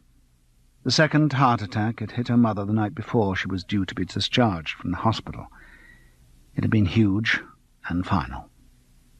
Frances had been businesslike and unsentimental when Charles rang through on his return from the Montrose, and she had maintained that practical exterior since then. No tears, just plans, organising the flight. She'd done the trip many times before, sorting out things at school so that she could leave in the last week of the summer term. Very practical. Too practical. Charles, knowing her, knew how much she was holding back. When she relaxed, when there were no longer any arrangements to make, that was when the tears would come. He had wondered, for a dark moment, whether she had already broken down, succumbed to tears, but regarded him as now too distant from her to be privy to such weakness. But no, surely she wouldn't think of him as a stranger. In spite of everything, he felt very close to her, and thought she sometimes shared the feeling. He looked round the plane again. Of course, all the sophisticated kids were with their parents, happy families. To outsiders they must look the same, a happy family, the three of them, husband, wife, and daughter, Charles, Frances, and Juliet. He took Frances's hand. She seemed to welcome the gesture. By instinct, his finger moved to stroke the familiar kitchen knife scar on her palm. At such moments, it was inconceivable that they had ever split up. But he knew such moments were suspended of time, little capsules of experience, magic but unrelated to daily life. He looked across Frances to Juliet, and the familiar numbness came over him. He knew he felt a lot for his daughter, but a lot of what? Not admiration, surely. She was a reasonably attractive housewife in her 20s, but he found her irredeemably boring. He knew from observation and from conversations with Frances that Juliet had deliberately restricted the horizons of her life in reaction against the lack of organization in her father's. But he couldn't find that a justification for her total predictability. And yet, although she bored him, she still affected him powerfully. He remembered her as a tiny child, how cuddly she had been, how giving. Then they had got on all right. Then they had had a relationship. But not one that could survive growing up. Presumably that was all he would ever feel for her now, a cumbersome bulk of undefined emotion. Still, she seemed happy enough, matched up with her husband Miles, who was apparently doing awfully well in insurance. Charles got on all right with Miles, or as all right as two men could, whose similarity was restricted to their number of arms and legs. The only two things he really objected to were that his son-in-law kept trying to sell him a private pension scheme, and then compounded the felony by calling him Pop. It had been fun leaving Miles at the airport there. He was in charge of his twin sons, at least until the weekend, when his mother, a strange lady interested in flower arranging, was going to Pangbourne to help out. Miles, one of those boring young men who could always cope and was sensible about things, was clearly beginning to doubt his omnicompetence as the moment came for the twins' mother to leave them. He was in complete control when he explained the intricacies of his camera, which he was lending to his wife at great personal cost, but less secure at the prospect of being alone with his sons. Damien and Julian, in spite of their names, or perhaps in reaction to their names, seemed determined to show that the sleeping gas of bourgeois convention had not yet penetrated their systems. After the most casual of farewells to their mother, Damien had found a melted Mars bar, which he proceeded to rub into his hair. And while Miles was attempting to clean that up, Julian, who was in the process of being potty-trained, gravely lowered his dungarees and started peeing against his father's Marks and Spencer's check trousers. For a long time Charles would treasure the expression he saw on Miles's face as they disappeared into the departure lounge. He was impressed by how quickly the flight went. All the seasoned cosmopolitan tots seemed to find it boring and predictable, but to his inexperience The natural breaks were well spaced. First, fiddling with the headset, dipping into the in-flight entertainment, noticing how it's always the same names who seem to corner the market on that sort of showbiz spin-off production. Then having a couple of drinks. Then lunch, which, contrary to the accepted wisdom of hardened travellers, he found quite tasty. And then the movie. This was an unexpected bonus. It was a long time since he had last flown at all, and he had never been on such a long trip, so the idea of watching a film in the middle of the Atlantic was mildly glamorous. The fact that it was an awful movie didn't matter. It passed the time, and felt, though it wasn't, like something for nothing. It was only after the film had finished, while Francis, who hadn't slept for 2 nights, dozed beside him, that he could think about the 2 apparent suicides.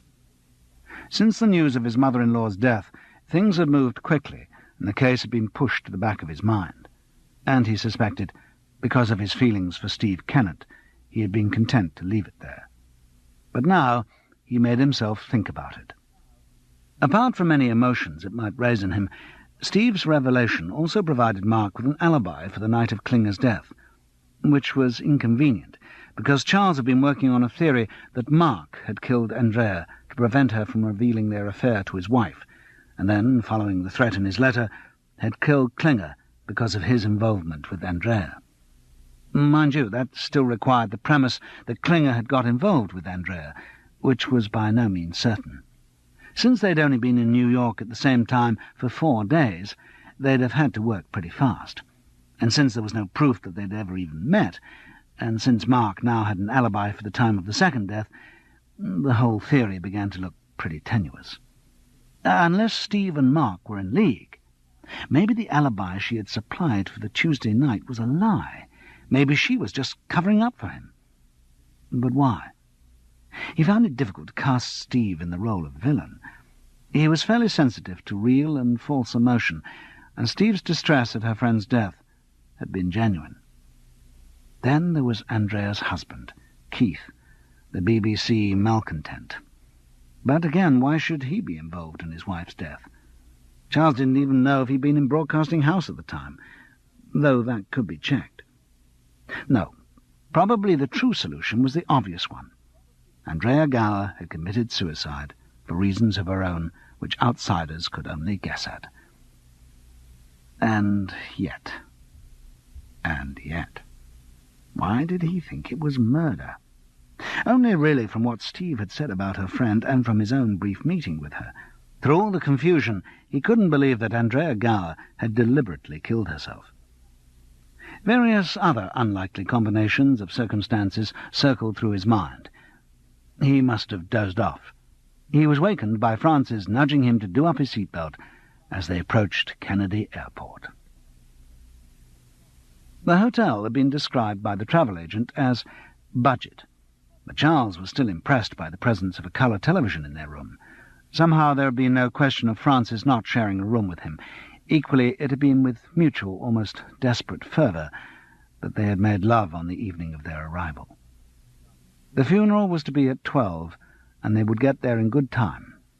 In the morning he lazed happily in his dressing-gown, channel-hopping with glee from the confessional mania of breakfast-time evangelists to patronising children's programmes and endless cartoons.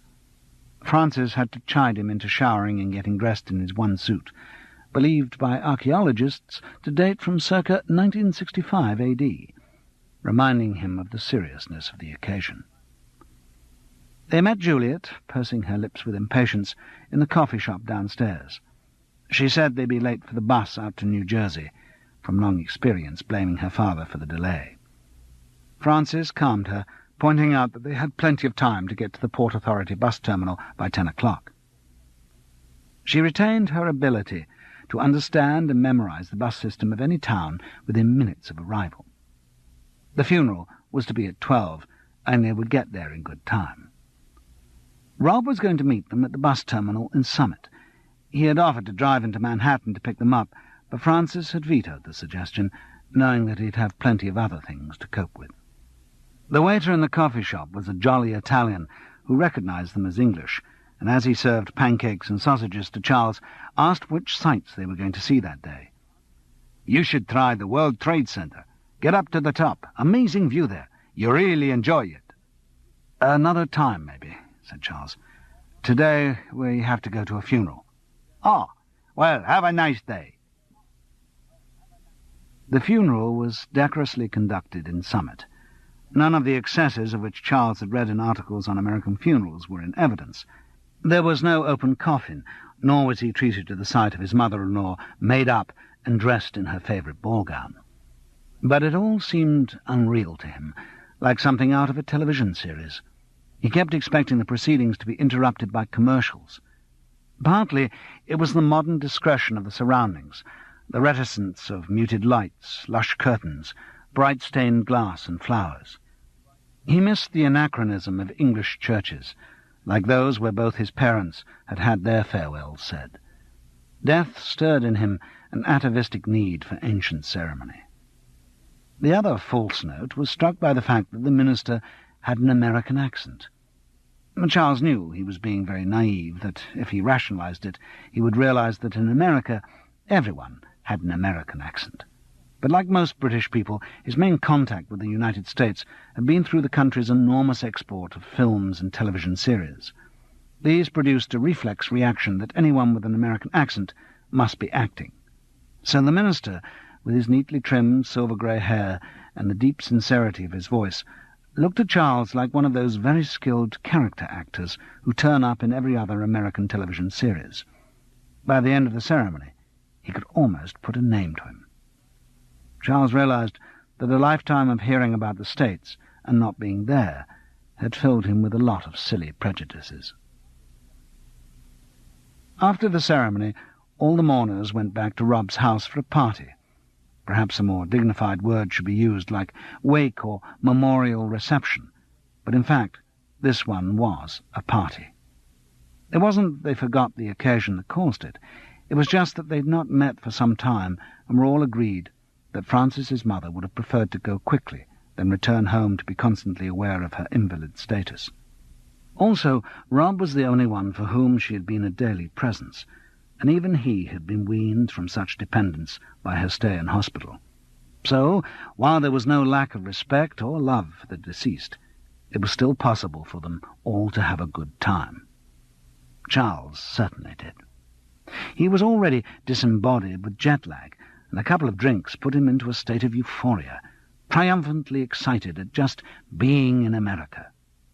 He had also met some very nice people, and quickly revised his opinion that all Americans are character actors from soap operas and police thrillers. He got on particularly well with the 27-year-old daughter of Rob's first marriage, who was called Patty. There was no sexual attraction, which was just as well, because it would have been singularly inappropriate under the circumstances. They just had similar senses of humour. Everything Charles said seemed to amuse her. She kept giggling and saying, "Hey, that's neat." Charles didn't know what she meant, but he didn't think she was talking about his suit. The following day, Frances had to go and see her mother's lawyer. Charles offered to accompany her, but his lack of enthusiasm was transparent, and she willingly released him from the chore. In fact, she was relieved. She didn't like official occasions when she had to define the lack of definition about their marital status. So she set off in a cab from the hotel after breakfast, looking very businesslike. The night before, as they were going to bed, she had finally broken down, undamming the flood of emotion she had contained for so long. Charles was glad he was there when it happened, and she seemed glad of his presence. He knew he was good at comforting her, and at such moments he felt useful, a tower of strength, in command of their relationship. It was really the only time. Well, then and when they were making love. If marriage were all making love and comforting wives when they cried, he would have been very good at it. But that was only a small part. There was all the waking up in the morning and going shopping and washing up, and paying the mortgage and replacing fuses and plugs and spending evenings when there was nothing on the television watching it. Those were the bits that killed. With his wife recovered and bound for a smart address on the Upper East Side, Charles was left with his daughter. And Juliet didn't want to do any sightseeing yet, but was very keen to buy some children's clothes in Macy's and Bloomingdale's, and some toys in F.A.O. Schwartz. Charles tagged along dutifully, giving what he thought to be a reasonable impression of a properly interested grandfather. But it was an audition he failed. Julia grew increasingly exasperated with his obvious lack of interest in dungarees and Spider-Man T-shirts, and soon dismissed him, arranging to meet up at 1 o'clock in Bloomingdale's children's clothes department, where they already had a tryst with Francis. So he was free. Free to see a sight, go up a tall building, do whatever took his fancy. He walked up Broadway, while he decided how to use this precious bonus of time. Just walking up Broadway he found exhilarating, just being there. He ambled along unashamedly tourist, head bent back, fascinated by the height and unexpected peaks of the buildings. It wasn't how he had hoped to come to Broadway. As an actor and playwright, his ambitions had been starrier, and when his one successful play, The Ratepayer, had been running in the West End, there had been talk of a transfer to Broadway. Talk. Always talk, never action, and always talk to other people, never to Charles. He sometimes felt that all his life had been in some sort of antechamber, an annex to the real room where real things happened. All he ever did was hear talk through the door, but he had never passed through it. Or perhaps he had never had the nerve to try the handle. So he just knew there was talk. And with the ratepayers' transfer, as with so many other projects, the talk had gone on for a bit, and then they had all stopped talking about it. But he didn't let the memory spoil his mood. The elusive quality of major success was now for him a fact of life, not a constant source of disappointment. And here he was, in New York, with 1,000,000 sights to see, some of the most amazing feats of architecture in the world, an unrivaled selection of galleries, museums, and exhibitions, all there and ready for him. He had only to decide which of them he should go to and hail a cab. He decided to have a drink, and went into a bar. His first choice proved somewhat uncomfortable. He had sat down and ordered a beer before he noticed the askance looks of the 2 other customers and the barman's fishnet tights. He drowned his drink quickly and left. It was very hot outside, and bright. Nearly August, the sun had gained power during his brief dive indoors. Maybe another drink was a good idea, but how was he to know the proclivities of the many different bars? He had a guidebook. Francis had thrust one into his pocket, convinced he'd get lost on his own. He fished it out and waited at an intersection, obedient to the don't walk light. Now, where was he? Broadway and... He looked up at the yellow sign on the traffic light post. West 44th Street. Now, why did that ring a bell? Of course. That was the address of Moosie Motive, the source of the odd man out among Andrea Gower's cassettes. It seemed criminal to come so far, to be presented with the opportunity for a little investigation, and not take it. The building was extremely tall by British standards, but now dwarfed in a constantly aspiring New York. When it had been built, it may well have been the last word in efficiency and sophistication, but 60 years had passed since then, and its smartness, like its height, had yielded to newer buildings. It carried an apologetic air of neglect. Charles pushed through the revolving door and went up to the security desk. The uniform behind it had, like the building, once been smart, but suffered from the same lack of maintenance. It gave the impression of having had many incumbents, but its current owner was Puerto Rican. He looked up at Charles with surly interrogation. "Good morning. I've come to see someone in Moosie Motive." Charles indicated the name on the board behind the security man's head. "Not here now." The Spanish intonation was so heavy, Charles half expected the man to add, "Gringo." "What, you mean the office has moved?" "No. Gone. Finished. Busted." "Is that because of Mr. Klinger's death?" The doorman shrugged. He didn't know who Mr. Klinger was. He hadn't been there long. It wasn't his business what the people in the building actually did. "So there's no one in the office now?" A shake of the head. "And you have no contact with anyone else from the firm?" Again the head moved decidedly from side to side. "What about Post?" "Post? The man's bewilderment reminded Charles that he was in a foreign country and should speak the local language. "I mean mail. What about mail? Isn't there someone you redirect the letters to?" The head started its movement, but stopped in mid-shake. "Oh, mail. Fat Otto picks that up." He said it as if it were self-evident that everyone should know it was Fat Otto's job. "Did he work for Musimotive?" "Sure. Still does bits for the other outfits in the building. Music publishers, you know." "Do you know where I can contact him?" The doorman looked at his large gold watch. "Most mornings, Fat Otto's in Motty's bar, 2 blocks down on the left." Motty's was not a gay bar, but Charles still had the feeling he was trespassing.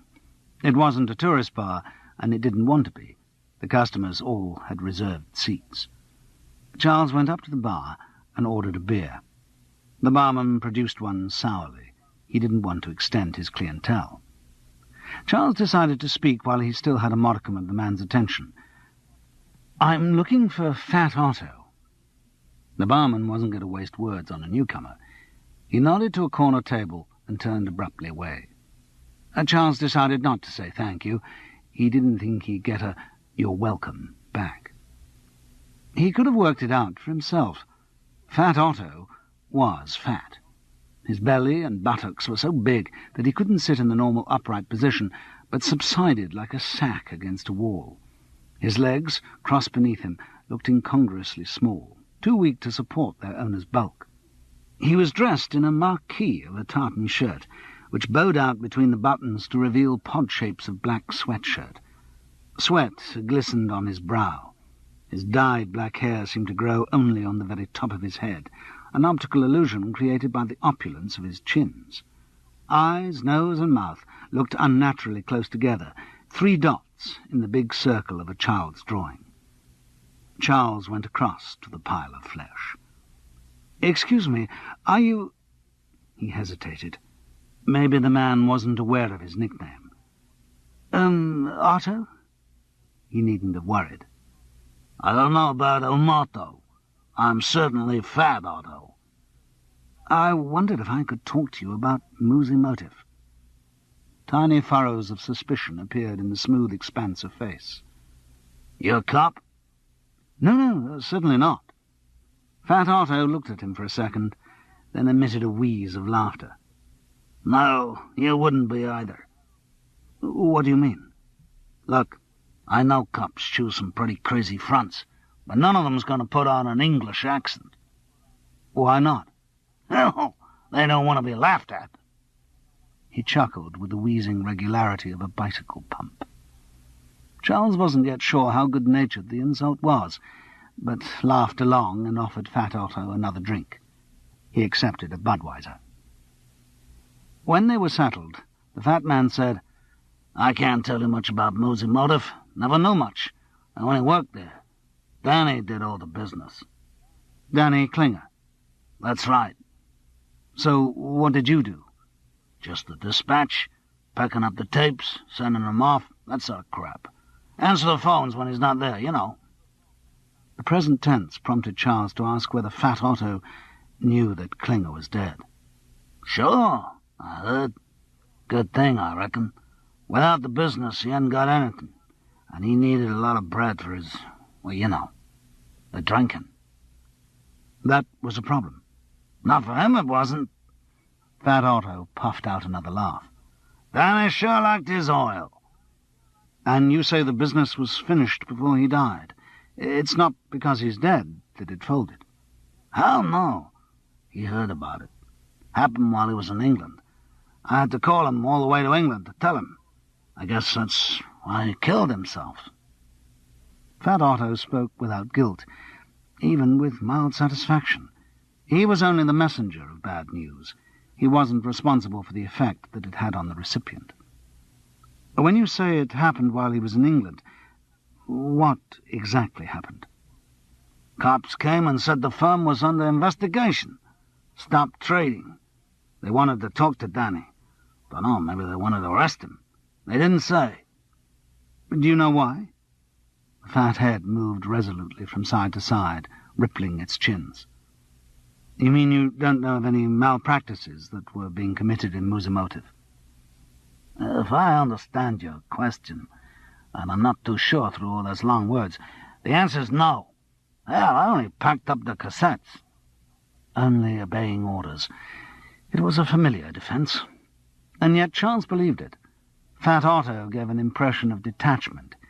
He'd get on with what he had to do and wouldn't ask questions, just as he felt no connection with Klinger's death, although he had passed on the news that may have caused it. So he would feel no connection with Klinger's crimes, although he may have helped in their execution.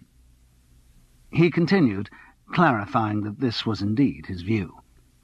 Listen, I knew Danny Klinger a long time, really long time, and he was always good to me. Whenever he moved on to something new, there'd always be a job in it for me. He was a nice guy. He'd always buy me a drink, always got a friendly word. So as far as I was concerned, he was okay. Now, I know he did some bad things. I heard people talk about it, but I never asked no questions. I just didn't want to know. I guess that's why he went on giving me jobs. Well, I hope he kind of liked me a bit, but I really don't know what he was doing. So far as I know, he never made me do anything illegal, and that was good enough for me. I told all this to the cops. They kept asking me about the business. I reckon they still think I'm holding out on them, but no way. I just don't know anything, except he's dead, and I'm out of a job. Have I got it right?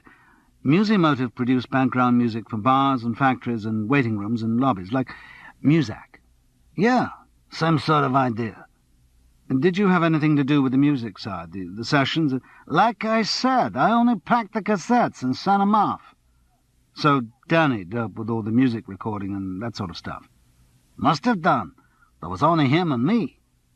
And so far as you know, the business was pretty healthy? Seemed okay. I got my paycheck every week. Danny could afford a nice apartment on the Upper East Side, or seemed to have enough for a bottle of scotch. The mention of scotch prompted the offer of another drink. Fat Otto accepted. The barman had not gained any social graces since the previous order. When Charles returned with the drinks, Fat Otto's mood had changed. He started on a series of maudlin reminiscences of his former boss. He was quite a guy. When I first met him, he worked in this radio station where I was the janitor. He used to do the lot, but at disc jockeying, hell, he was a terrible jock. Compiling shows, sorting out quizzes, fixing music sessions, joe boning record companies, organizing the bread. It was a public subscription station, kept running out of bread.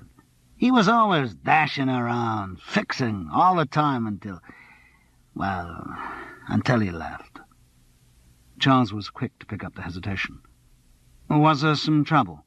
There was always trouble where Danny was. All kinds of talk after he'd gone. Payola from the record companies, selling off pre-release discs, even putting some of the dough they raised on the auctions into his own pocket. But auctions? Yeah, they used to have these crazy auctions. When the station ran out of bread, they'd have 24-hour non-stop programs auctioning off all kinds of trash. You know, pop stars, shorts, guitar strings, locks of hair. And the kids ring in with bids, and they'd make enough dough to keep the station running another couple of weeks. How different, Charles thought, from the home life of our own dear BBC. And Danny was pocketing that money. Well, I don't know. Some people said so. Certainly he left the station. Wasn't my business. I liked the guy, and when he called a couple of weeks later and offered me a job in a record plug-in outfit he was setting up, I said sure, and I followed him around since. He was a lot of fun to know. I tell you, he could bullshit his way out of anything. But he never said to you whether he took the money or not? Never mentioned it. Hell, why should he? I wasn't interested. All I know is him and Mike left at the same time, and everyone said it was because of the dough, that they'd had their hands in the till. Mike?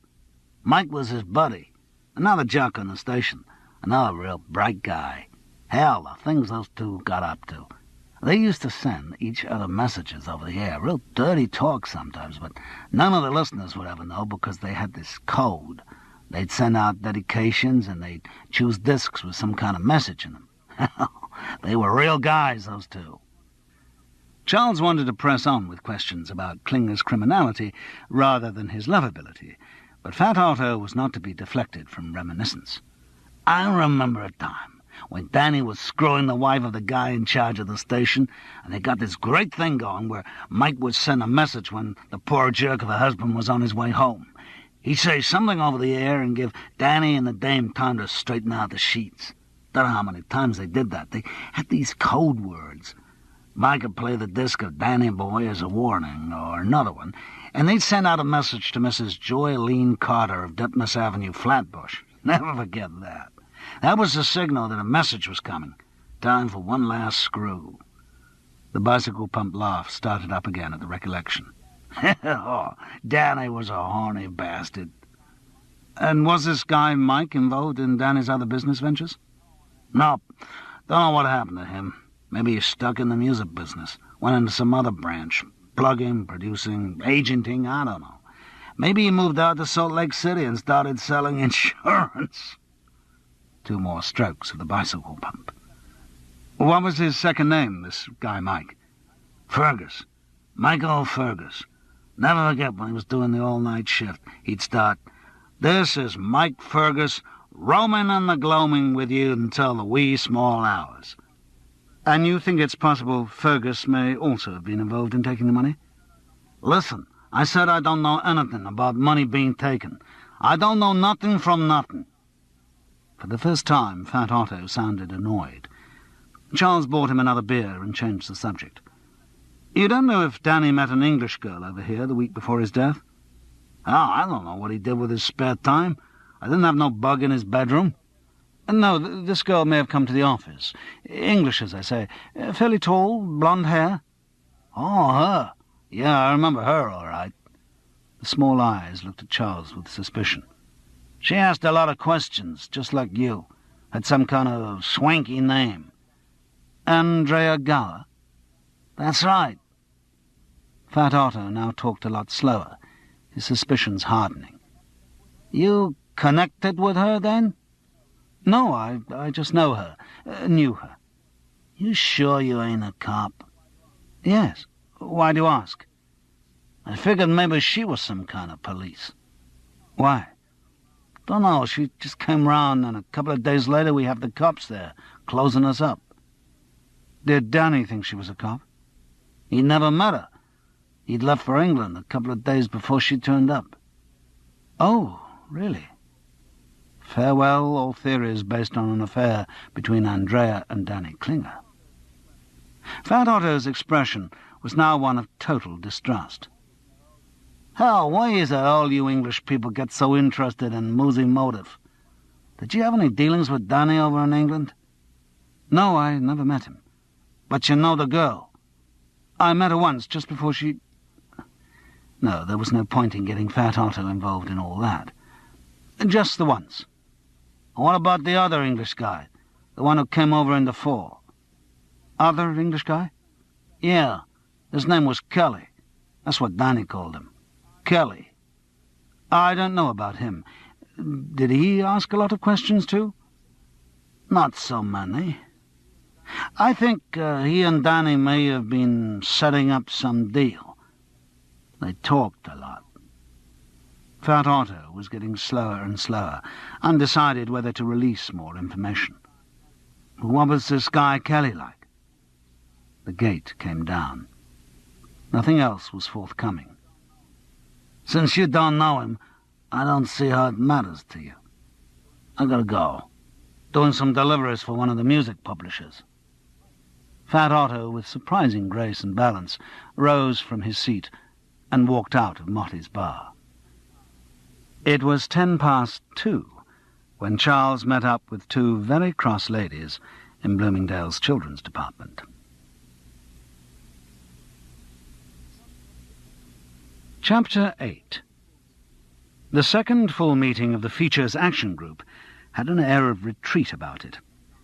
Held again in John Christie's office, it started at 6 rather than 7, showing a greater urgency on the part of the participants to get home, and even with the earlier assembly time it was considerably less well tended than the first meeting. John Christie read out a long list of apologies at the commencement of proceedings. People were in the studio. They were editing. They were on courses. They were on holiday. The BBC virtually closes down for July and August. Some just weren't there. John Christie welcomed the survivors with the impersonal enthusiasm of a diplomat, and said how more certain he was than ever that the setting up of a features department was a really tremendous idea, and just the thing to get radio out of the doldrums into which it had been drifting for the past few years. He hoped that the assembled company shared his conviction. At this point, Ronnie Barron, the studio manager's representative, was called upon to read the minutes of the last meeting, which he did with the pace and variety of a metronome. None of it sounded even mildly familiar to Charles, but he knew he hadn't paid much attention at the time. All he was aware of was that John Christie seemed to have said a lot, ever coming in with a judicious summing up, ever moving the conversation onto some new tack. He recalled something his solicitor friend Gerald Venables had once said, that the art of meetings is not what you do or say at the time, but what you manage to get minuted. It seemed that John Christie had influenced Ronnie Barron's selective process. Charles didn't really care much. When asked, he was quite happy that the minute should be signed as a true and accurate record of what took place at the previous meeting. However, he seemed to be in a minority.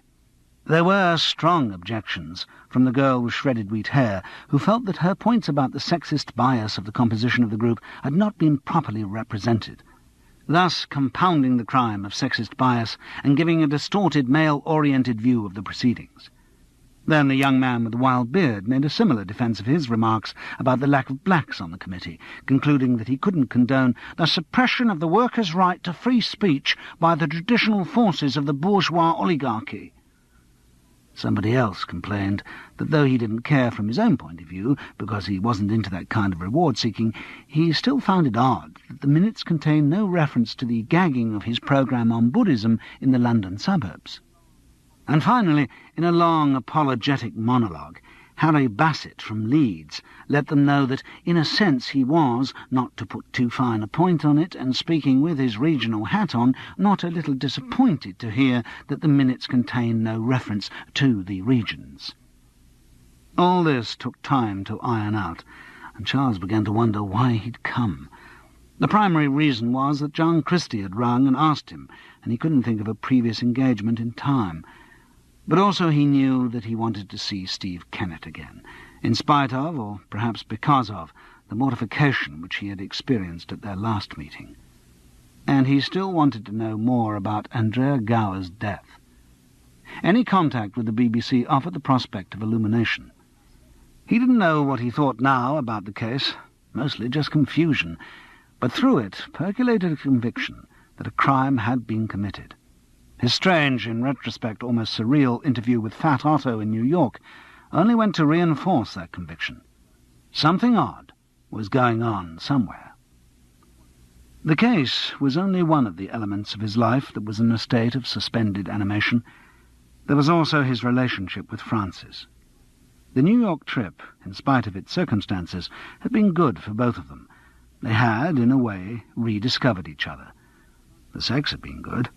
Frances revelling in a new post-menopausal freedom. In fact, they had grown increasingly amorous. The Italian waiter in the coffee shop, who had let the information about the funeral, like all information he received from his customers, slip in one ear and out the other, asked on their last morning if they were on a second honeymoon, and that had certainly been the feeling of the latter part of the trip. But arrival at Heathrow and the tedious business of getting back into central London had dissipated the mood. It was all too mundane, too ordinary. They had caught the new underground line from the airport, and though Charles had contemplated some kind of declaration and offer to accompany Frances back to Muswell Hill, when the parting of the ways came at Earl's Court, he had only given her a peck on the cheek, and the eternal promise that he would ring her. As the doors closed, he had seen her sitting on the train, surrounded by luggage and new purchases, and not for the first time in his life, felt a heel. And somehow, in the 48 hours they'd been back, he hadn't phoned her. And here he was, sitting all maudlin because he was in the same room as Steve Kennett, whom he believed to be having an affair with another. And he had never even expressed any interest in her. Once again, he felt confused by the male psyche, confused by the whole system of marriage. Once again he concluded that it was a generalized system designed to suit everyone in general terms all of the time, and suiting no one in detail any of the time. Helmut Winkler, the mad German, was talking, his fingers embroidering the air. How can we expect to produce interesting features when we are so hidebound in our thinking about the whole concept of radio?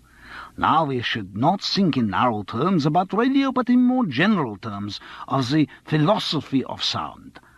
Radio is not just the programs that are broadcast, it is the whole mechanisms of radio, discs, the cassette players, even television. Each one of these media is another facet of the same diamond that is sound. And any thinkings we do into sound must recognize these different elements and the effects they have on the philosophical attitudes of man in the audio society.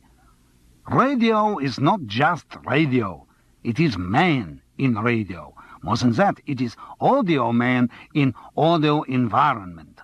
And yet we go on producing the same kind of programs uninformed by this realization. Why, for instance, do we always use the best bit of tape? Why the best take? Isn't it better that we should use all the tape, the bad bits and mistakes, with the good? Why shouldn't we pick up all the bits of tape that are left after an editing session and edit them together in random sequence to create an alternative audio experience? After all, the creative process should be unpredictable. Why are we in radio so committed to outdated concepts of sense and intelligibility? Surely sometimes, and particularly in the features area, it is necessary to lose the audience to gain truth. Charles was convinced that the guy was completely dotty, but he knew from Nick Monkton that such pronouncements had often appeared in the listener under Winkler's name, and been greeted with serious academic approbation. Winkler was a licensed BBC intellectual, a species of which management preserved a few in reservations, and who they wheeled out to baffle and sidetrack any committee that might be set up to investigate the future of broadcasting. But his views were not allowed to pass completely unopposed. The lady from Woman's Hour objected. "I disagree completely. To be intelligible is the first duty of any broadcaster. When we did our feature on hysterectomy, not only did we make a damn good feature, we also made one that every damn person in the listening audience could understand." Ronnie Barron of the SM's department had another objection. "I'm no intellectual, Helmut, but it strikes me that what you suggest is going to be very wasteful of tape. Every year recording tape costs more and more, and we seem to use more of it. In times of straitened financial circumstances, I feel it hardly appropriate that we should be finding new ways of using tape. We should be economizing on it, particularly when we've just received a directive from MDR insisting that we do just that." Winkler's hands swept away Barron's arguments like shoulder-high reeds. "I am not concerned with economy. I am concerned with the philosophy of radio." "Well, we still have to pay for it. We've recently done a survey on the amount of tape we actually used in the last year, and let me tell you, the findings are pretty shocking. Pretty shocking. Just on normal usage, I mean, setting aside the amount that gets spoiled and the still distressing amount which gets stolen, Winkler came in again forcibly. "Look, I am not concerned that your staff are a bunch of crooks who keep working off the reels of tape." "Now, that's not true. There have been very few cases where SMs have been found guilty of—" "Now, gentlemen. John Christie came in, trimming as ever. "Don't let's lose sight of the main issues." "But this is one of the main issues. How can we produce excellent features when we are hampered by incompetent studio staff?" "They are not incompetent. You won't find a more highly trained group of—" "If they are so good, why was it that my feature on the metaphor of similitude was massacred in the editing channel? Mein Gott, I could have killed the girl who did that blonde girl, Andrea. I could have killed her." Everyone else in the room went cold. But Winkler was unaware of the implications of what he'd said, and continued with his diatribe. Charles did a quick mental check. Yes, Winkler had arrived late for the meeting on the evening of Andrea's death, so he could in theory have had time to murder her.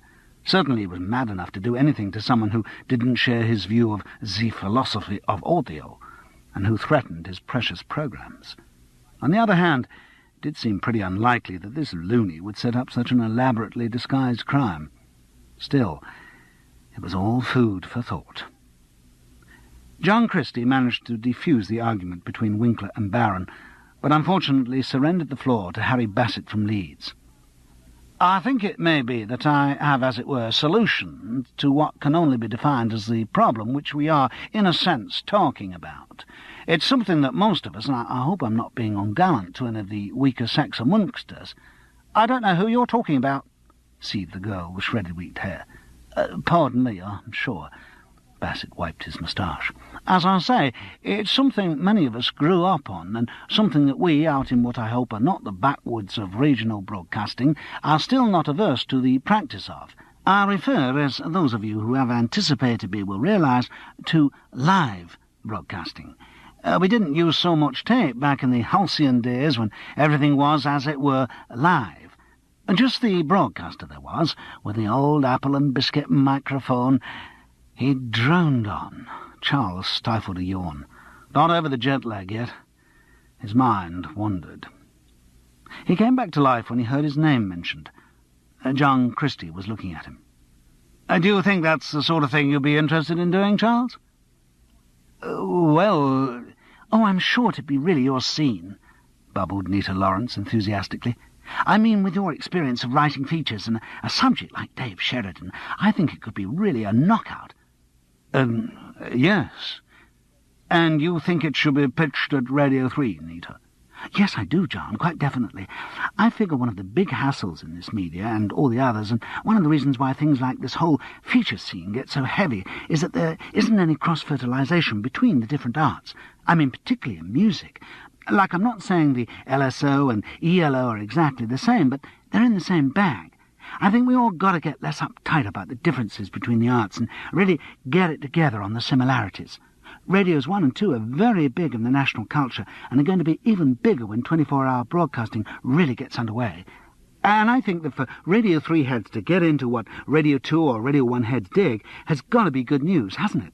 And I mean, Dave Sheridan is a really great guy. I mean, like, the public's got this really wrong image of what disc jockeys are about. They seem to think they're just mindless jerks who talk nonsense all the time. I don't know why." "Maybe they've listened to them," murmured Nick Monckton. "So I think a feature like this could really get everyone into the same groove, a bit of an eye-opener all round." John Christie gave an Olympian smile. "Well, that's terrific. Our first positive proposal for a feature, and I must say it sounds a most interesting one. The idea of a mix of cultures is exactly the sort of lateral thinking that a creative umbrella unit like the Features Action Committee should be coming up with. A program about a Radio 2 personality, written by someone with a background of writing poetry features and aimed at a Radio 3 audience, cannot fail to be a stimulating departure." "Or a total disaster," thought Charles. He saw Steve Kennett was looking at him. She smiled. He looked away. "Charles? Charles?" She caught up with him as he hurried along the sixth-floor corridor. "Hello?" "Don't rush off like that, please. There's something I've got to explain to you." "Really?" "Yes. It struck me after I left you last time. You must have thought I meant that Mark had spent the night with me." "Well, that's what you said." "Yes, but what I meant was, yes, he did spend the night at my flat, but no, he didn't spend the night with me. Do I make myself clear?" Charles felt the beginning of a warmth within him. "Yes, you do. I would just hate you to have got the wrong impression." It really seemed to concern her. The warmth grew. She continued, "I'll explain. Do you fancy a drink?" "What, in the club?" "No, I'm sick of this place. Been here all day. We can have one back at the flat. It's on your way. Okay?" "Okay." Charles positively glowed with warmth. He's such a sod. He claimed he just wanted to come round to talk about Andrea, but of course he was trying to get into bed with me. I was supposed to be all sympathetic and fall for his vulnerability and boyish charm. Well, I'm afraid the magic didn't work. So he left in the small hours? Charles's mind was making quick calculations. If Mark had left even at 3 o'clock, he would still, in theory, have had time to drive down to Woodcote, meet up with Klinger, and... But that idea was soon quashed. No, he was here all night. Gave me some pathetic line about being afraid to go back to his empty house, where he'd just lie awake, haunted by the memory of Andrea. God, he was so spineless. So I let him spend the night here. I think in his devious little mind he thought I might soften up and come rushing in, begging him to honour my bed with his presence. Mark is one of those awful men who was told by someone, probably his mother, at a very early age that he was irresistibly attractive to women, and no amount of evidence to the contrary can shift that conviction. She added ruefully, "That seems to be the only sort of men I meet." Do I gather from your tone that there's another of them on the scene at the moment? There was. A young man called Robin, also convinced he's God's gift to the female race. Works in the Beeb, inevitably. News reporter. Travels a lot. We were quite, what should I say, close, thick, until a couple of months ago. But now I think I can finally say it's over. Yes, I'm an unattached bachelor girl, footloose and fancy-free. There was more irony than insouciance in her words. I see. Charles stored the information and tried to sound businesslike. Anyway, it seems that Mark is ruled out of any connection with Klinger's death. Seems so. What about Andrea's, though? Did you find out any more about his movements on the evening she died? He asked. You mean when he left the meeting for the booze? Charles nodded. Yes, he told me that he did talk to her. You mean he went into the channel where she was working? Yes. Charles sat up, nearly spilling his wine. Good God! That changes everything, doesn't it? Steve sighed.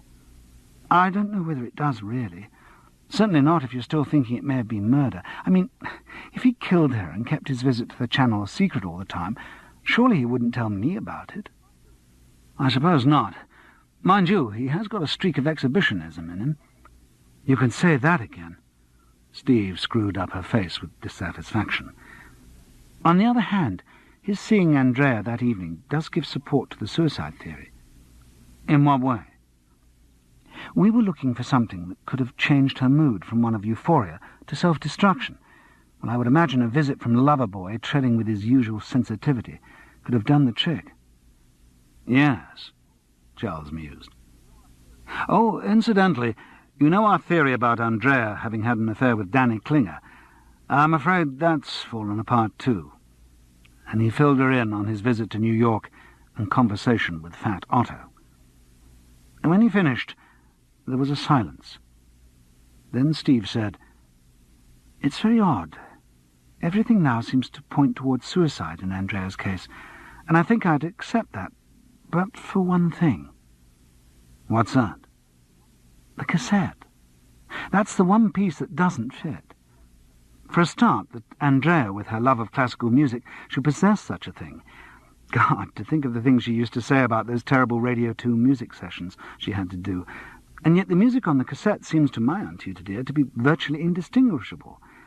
Then one couples that with the fact that apparently something is rotten in the state of musi-motive, something bad enough to cause the normally ebullient Mr. Klinger to kill himself. And she had Klinger's name written on the cassette. And we know from Fat Otto she did actually put in an appearance at Musi-Motive." "Yes." "But she didn't meet Klinger?" "No." "You don't suppose," Charles said slowly, "that she'd found out what it was that was wrong at Musi-Motive? I'm thinking of all those strange things she said on the night of her death about investigative journalism, about the truth having to come out. Well, previously I'd only thought of that in relation to her telling Vinnie Lear about Mark's infidelity, but really it's much more likely that it referred to some major crime she'd stumbled on. There seems strong evidence that something criminal was happening at Musi-Motive, and we know that she went there only a few days before her death. Isn't the most likely thing that she found out the details of Klinger's dirty deeds and Had to be silenced before she told anyone? Steve Kennett's huge eyes sparkled. Yes, now that does make sense. I mean, it's quite possible that she passed on whatever she knew to the New York cops, and that's why the company was raided and closed down. So the damage was done. In that case, why should anyone bother to silence her? Klinger was so furious that he killed her out of revenge for ruining his operation? She didn't sound very convinced. And then a few days later killed himself, out of remorse for having killed her? Back to bloody remorse. I don't like cases where the murderer kills himself. They're unsatisfying. You can't prove anything. No. On the other hand, it is the most likely solution we've come up with so far. Andrea uncovers Klinger's operation, he kills her, then kills himself out of guilt, or because his business has fallen apart. Open and shut case. Dull, though. I don't like it. Let's pretend we haven't thought of it. Let's concentrate on someone else. Back to Mark. How about that? He suggested randomly. Mark at least saw her on the night of her death. Did he tell you what he said to her? According to him, he just went into the channel because he was passing, though going down to the 5th floor is a strange route from John Christie's office to the club. Anyway, he says he just offered to get her a coffee. They got talking. He got the strong impression that she no longer wanted anything to do with him, and left. Makes sense. Mind you, that's a translation of what he actually said. It didn't come out in those words. I had to read between the lines of his ego. He presented the case as that of the poor, misunderstood lover trying to explain himself to the woman who had so capriciously rejected him. And of course he was also angling everything so that I should take pity on him and offer half my bed. He has an extremely devious mind, your friend. I don't know him that well, Charles offered in conciliation. Tell me, did Andrea accept the offer of a cup of coffee from Mark? Or why do you ask? There was a cup of coffee in the channel.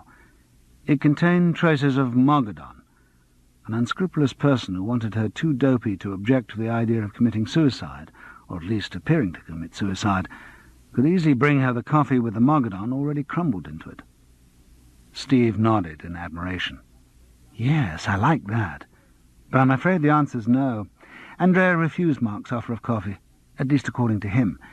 She already had one, which someone else could have supplied. Yes, or which she could have got herself. Where from? At that time of night, either from the 8th floor canteen or one of the machines. Coffee from machines doesn't come in those styrofoam cups, does it? No, that's true. It comes in thin white plastic. So the coffee came from the canteen. Yes. Would she have had time to get it herself before she started recording the soccer? Depends when she left the club.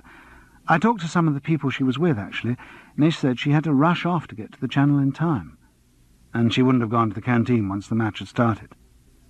Not Andrea. She was meant to be there monitoring the recording to see that nothing went wrong. She may have complained a lot about the job being boring, but she was very conscientious. Charles smiled. So it looks as if we may have found out something new. Someone did bring a cup of coffee to her in the channel. And that person could have been the murderer. Could have been, if it's a murderer we're after. Klinger? I suppose that's the most obvious solution. But it does mean Klinger must have done his homework very well.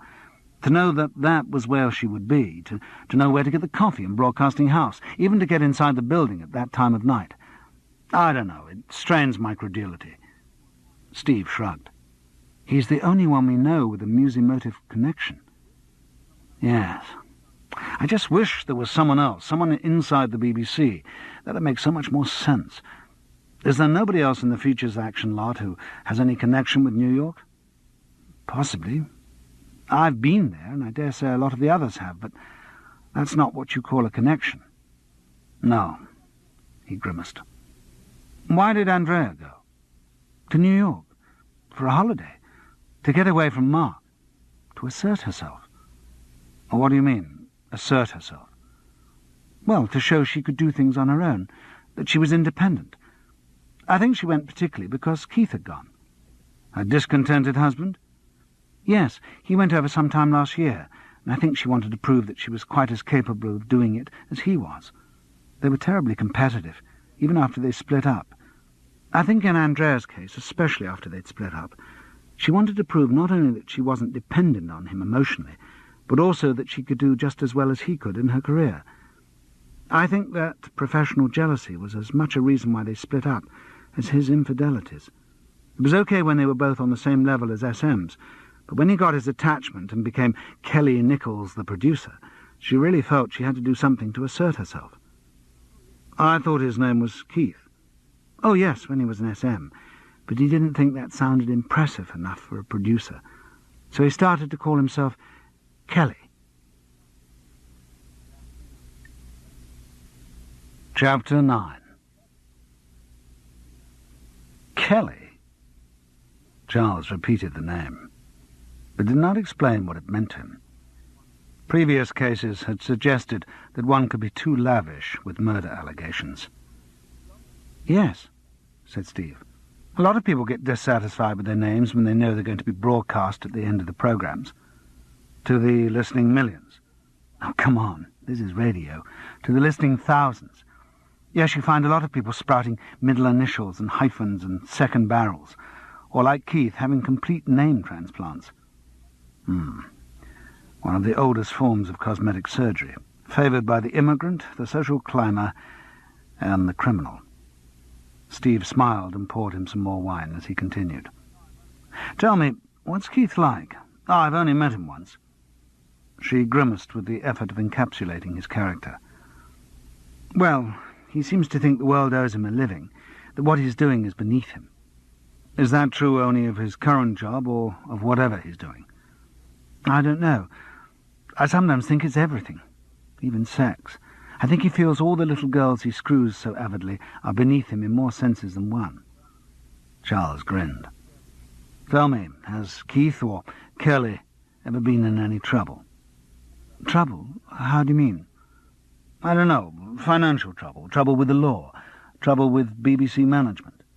He hasn't always been universally popular within the Beeb.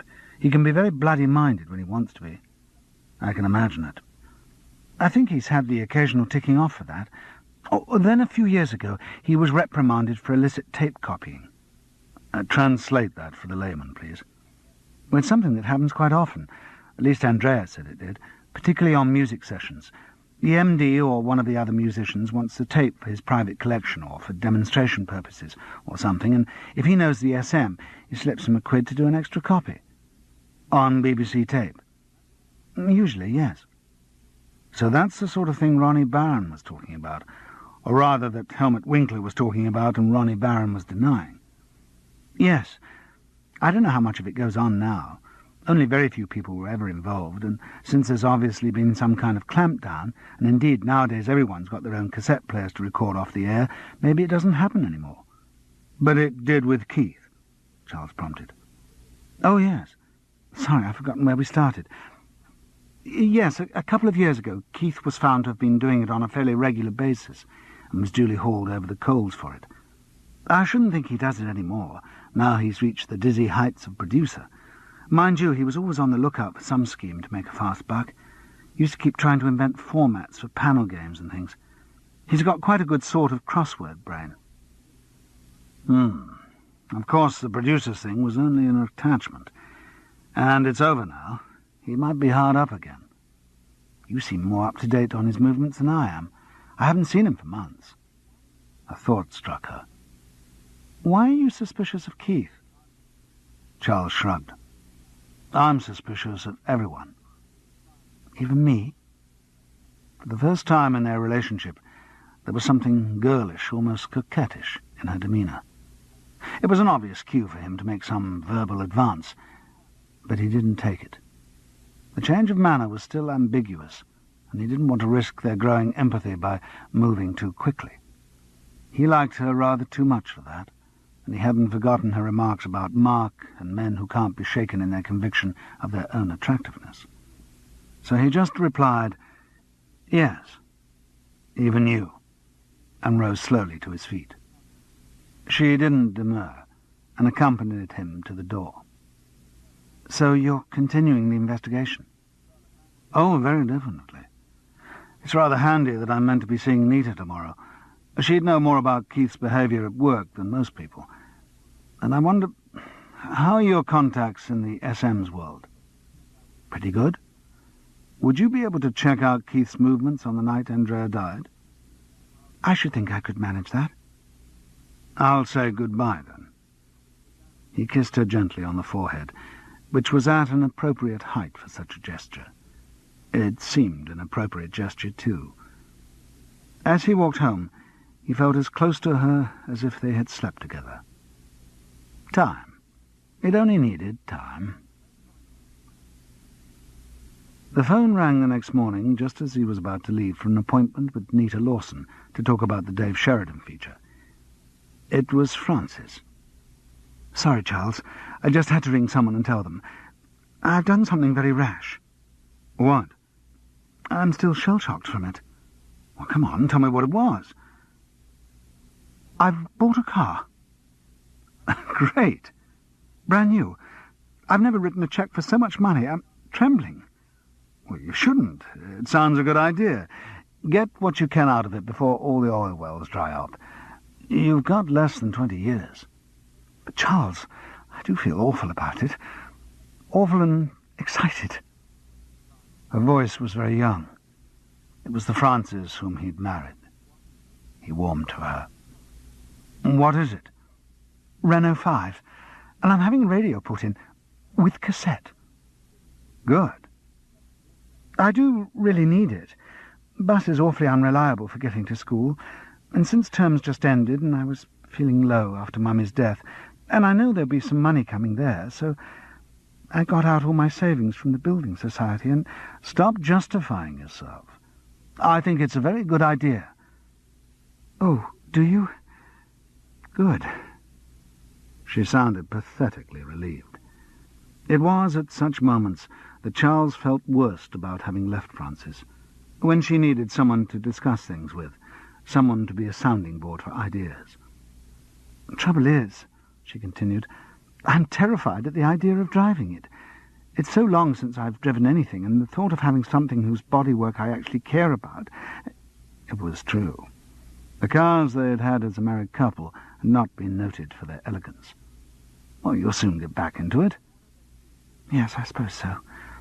What I'd better do is go for a couple of long drives with someone else in the car. Then I'll feel all right. Frances never begged. She was too proud for that. But Charles could hear the appeal in her voice and volunteered to go for a drive with her. She was probably taking delivery of the car the next day. She would phone him when it arrived, and they'd make arrangements. He lingered by the phone after their conversation, confused again by his ability to feel such strong affection for Frances, while dreamily contemplating an affair with another woman. Quickly deciding that such speculation was without purpose, he set off for the BBC. The Dead Side of the Mic, Cassette 4. Nita Lawson's office was in Ariel House, a tall modern building in Charlotte Street, which was the home of Radio 2. In the foyer, disc jockeys' photographs beamed, and everything proclaimed the belief that 2 was company. The furniture in the office was neat and modern, but with that recoil from the edge of luxury which characterized all BBC decor. Nita's status as executive producer of the Dave Sheridan late-night show did not quite qualify her for a 2-part office with secretary in the anteroom, so throughout their conversation a girl called Brenda, a trendily dressed blonde teenager of 37, reacted nasally to revelations from the other end of the telephone. Nita smiled brightly. Behind a desk she readily prompted the image that had been eluding Charles since he first saw her. A village postmistress behind her counter. A pile of letters in front of her reinforced the impression, and the unlikely colour of her long red hair did nothing to remove it. She indicated the letters. That's just today's lot for Dave. He seems to get more popular by the minute. The public really dig him. Ah, said Charles. Good. Yes, it's partly because more and more people are getting into his musical bag, but also, of course, it's personality with a capital P. I'm sure it is. But don't you think the idea of doing a feature on Dave is just too much? Charles said he thought it probably was. Trev, I think we could really be on to a biggie, and it's going to be put out on R3. Show 'em what popular culture really is. I don't think there should be this big divide between classical and pop.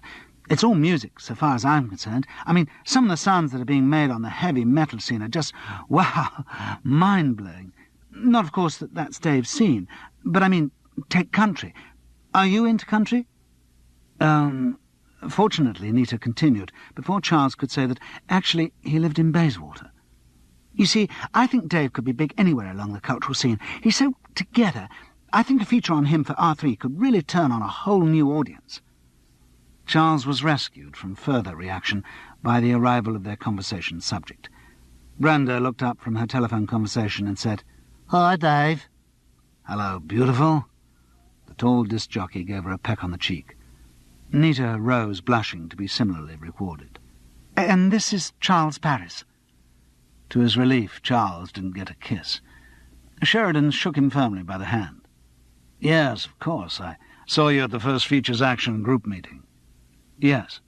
Sorry I couldn't make it last night, Nita love. Simon wanted to rehearse." "Is that going all right?" asked Nita anxiously. "Yeah, sure." Sheridan sounded relaxed. "You know, new producer, new ways of working. It'll level out. He'll start to trust me soon." He grinned boyishly. "Dave, do say if he's fussing you. Simon hasn't done your sort of show before, and I know he's slow, so if you're not getting on..." "We're getting on fine. It's just he doesn't know I've been disc jockeying for years all over the world, and he wants to produce me. Natural enough. Indeed, very good for me. Makes me think about what I'm doing, which doesn't hurt." "So long as he's not bugging you." "No way. Nice lad. I'm very happy to listen to his ideas. Mind you," he added, "I have a feeling that it'll be my style that'll win through." It was said without arrogance, but there was an underlying firmness. Charles got the feeling that the new producer, Simon, would have to change his style of working with Sheridan or suddenly find himself on another show. But he admired the skill and charm with which the disc jockey registered his complaint. "I'll have a word with him," said Nita, writing a note on her pad. "Actually, Dave, you missed a knockout idea that came up at the meeting last night. I suggested we ought to do a feature on you. You know, about being a jock, the kind of cultural mix you're into. Not bad, eh?" "Interesting idea, certainly." "Yeah, I mean, it won't be any hassle for you. That's why Charles is here, really. Thought he might be the man to get it together." "Sounds fine," said Sheridan. Charles detected a note of uncertainty in the voice and said, "I'm not a great expert on pop music, but I'm always interested in something new." "Thought it might be groovy getting in someone out of a different scene," interposed Nita. "A terrific idea," said Sheridan. He wasn't dismissive, but he didn't sound that interested.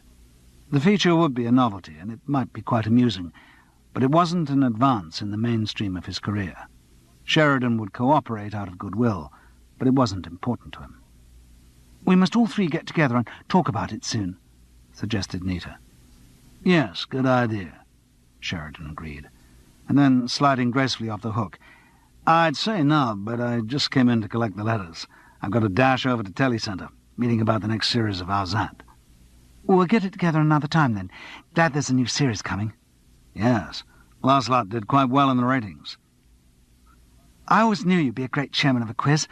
Do you know, Charles, when they were setting up the first series of the Showbiz quiz here on radio and were looking for a chairman, I said you've got to use Dave. Well, they didn't, of course, but then Telly picks him up and wow, it's a monster." Sheridan smiled in self-depreciation. "Better take the letters. What have we got today?" "Usual mix, daily adoration from Mrs. Moxon. Do you know, Charles, there's this woman who writes to Dave every day. She's quite besotted with him, records every single show off the air, sends him birthday presents." "Gets slightly embarrassing," said Sheridan with an engaging grin. "What else?" "A lot asking about that Jack Buchanan number you played on Monday." "I thought that would get the nostalgia buffs going." "Oh, and one letter of complaint." "About what?" "Some guy in Hemel Hempstead's very uptight. Says, why do you keep playing the same music all the time? He says he thinks the Londonderry air is very inappropriate when we've got all these hassles in Northern Ireland. Some kind of crank, obviously." Sheridan was mystified. "The Londonderry air? I've never heard of it, let alone played it." "Oh, you have, Dave, except you probably don't know it by that name." Or what's his other name? Danny Boy. Charles felt a little surge of excitement. "Oh, Danny Boy," said Sheridan. "Yes, we did play it a couple of times recently. Producer's favourite, I think. As you know," he put on a voice as if reciting, "in the BBC, so as to avoid any charges that the disc jockeys have undue influence over the choice of music, the running orders are worked out by consultation between the producer and the jock, and if the producer has a favourite song," he shrugged, "it's rather difficult for the disc jockey to disagree." "Oh, I see," said Nita. "Well, I'll have a word with Simon about it." "I think this was a few weeks ago," said Sheridan, "before Simon took over." "Oh, while Kelly was producing?" Nita had to leave for an early lunch date, but said that Brenda would sort out a pink visitor's security pass for Charles and answer any queries he might have about the organisation of the Dave Sheridan late-night show. To Brenda's delight, he professed himself very interested in how all the paperwork of music programmes was organised, and she seized with both hands the opportunity of initiating him into the mysteries of the P.S.B. This was something she did quite often, but usually to trainee production secretaries on staff training courses in the Langham, rather than to 51-year-old actors. Basically, reading through the information about production numbers, and how much worse it had been since they introduced the computer, the circulation list and details of music reporting, Charles understood that a P.S.B. stood for Programme as Broadcast. It contained all of the relevant information of the ingredients of the programme, lists of artists, writers, and anyone else who might need paying. It was typed up by the production secretary as soon as possible after transmission, and it was one of the most time-consuming parts of a secretary's job. Charles found a sympathetic nod was appreciated at this point. In the case of a music show, or any show containing the use of gramophone records, Brenda stressed this point fiercely, as if Charles was about to go off and type up a P.S.B. of his own with improper music reporting, all details of titles, writers, publishers, and durations must be put down, so that the various payments due to the Performing Rights Society and other bodies could be made. Restraining his impatience, Charles listened meekly through this lecture, and then asked, with the casualness learnt of a lifetime as an actor, if he might see an example of one. And even more casually, since they had been talking about the letter from the man in Hemel Hempstead, why not one of the ones with Danny Boy in it? This suited Brenda well, because it gave her the opportunity to demonstrate the efficiency of her filing system. "Oh, yes, I can show you that one easily," she said, removing a large ring file from the shelf. "I remember it because I had to do an amendment." "Oh, really? Why was that?" asked Charles sympathetically. "Because they changed one of the numbers." "I don't understand." "Well, you see," Brenda warmed to her task. It was wonderful having such a meek listener to her wisdom. Some of those trainee production secretaries could get a bit pert. "What I usually do, to save time, is I get on with the P.S.B. of the previous night's show first thing in the morning, before Nita comes in, and I just work from the running order. Quite often, by the time the programme boxes come back from the studio, I've already finished the P.S.B. "Oh, well done," murmured Charles. Brenda took it quite straight and positively preened herself. "Then, when the script comes back from the studio, I just check through to see there haven't been any changes, and get my P.S.B. down to duplicating." "I see, but on this particular occasion there had been a change." "Yes, and I had to snowpake over the item and retype it. I don't like doing that. I know I'm the only one who sees it, because it's only on the original, but I don't like things to look messy." "No, I wish more girls today had that sort of pride in their work," said Charles. There was a line he'd once had in a radio play where he played the part of an office manager, about as exciting as a cold cup of tea, the observer. Again, it was the right thing to say. Brenda glowed. "Here we are." She held the file open. "Look, it was the opening number they changed. You can see the snowpake. Yes, they changed it to Danny Boy." Charles looked at the date. It was the P.S.B. for the programme which went out on the night of Andrea Gower's death. The producer's name was Kelly Nichols. The same Kelly Nichols who, according to Fat Otto, had talked a lot with Danny Klinger. The Danny Klinger who used to receive messages over the air prefaced by the playing of Danny Boy. "That's extremely interesting. I say, it wouldn't be possible for me to have a copy of this, would it? But no, I suppose you don't keep spare copies." The tone was absolutely right. Silently, even smugly, Brenda reached into a filing cabinet and produced a spare copy of the PSB. "There's always someone who loses one. I keep spares." "You're very efficient."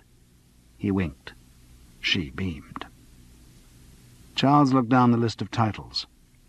After the opener, none of them had any special significance for him. His mind was searching for a musical code like that described by Fat Otto, but the PSB didn't immediately offer anything. "Brenda, is the program just records?" "Well, records and tapes, and the telephone competition, a 10 for a tune, and the Dave Sheridan bouquet." "What's that?" "It's a listener's choice of 10 records. They get sent a bouquet of roses if their lot's selected."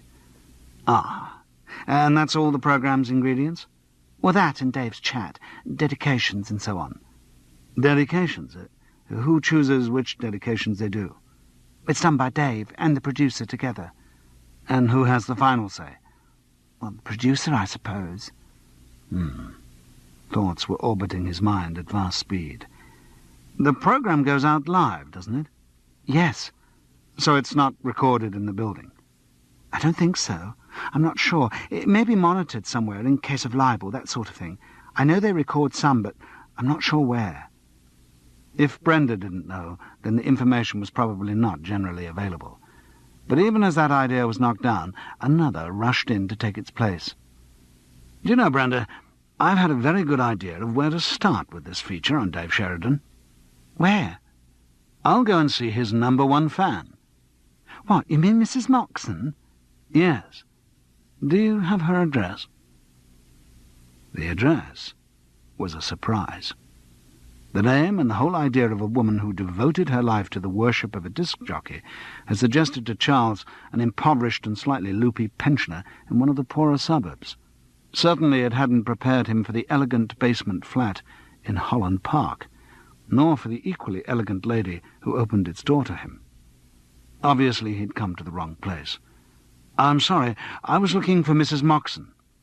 "I am she." The oddity of the expression, and the way the woman held back from the door, struck some kind of warning note. A hint of mental instability, perhaps. "Oh, good afternoon. I've come to talk about Dave Sheridan."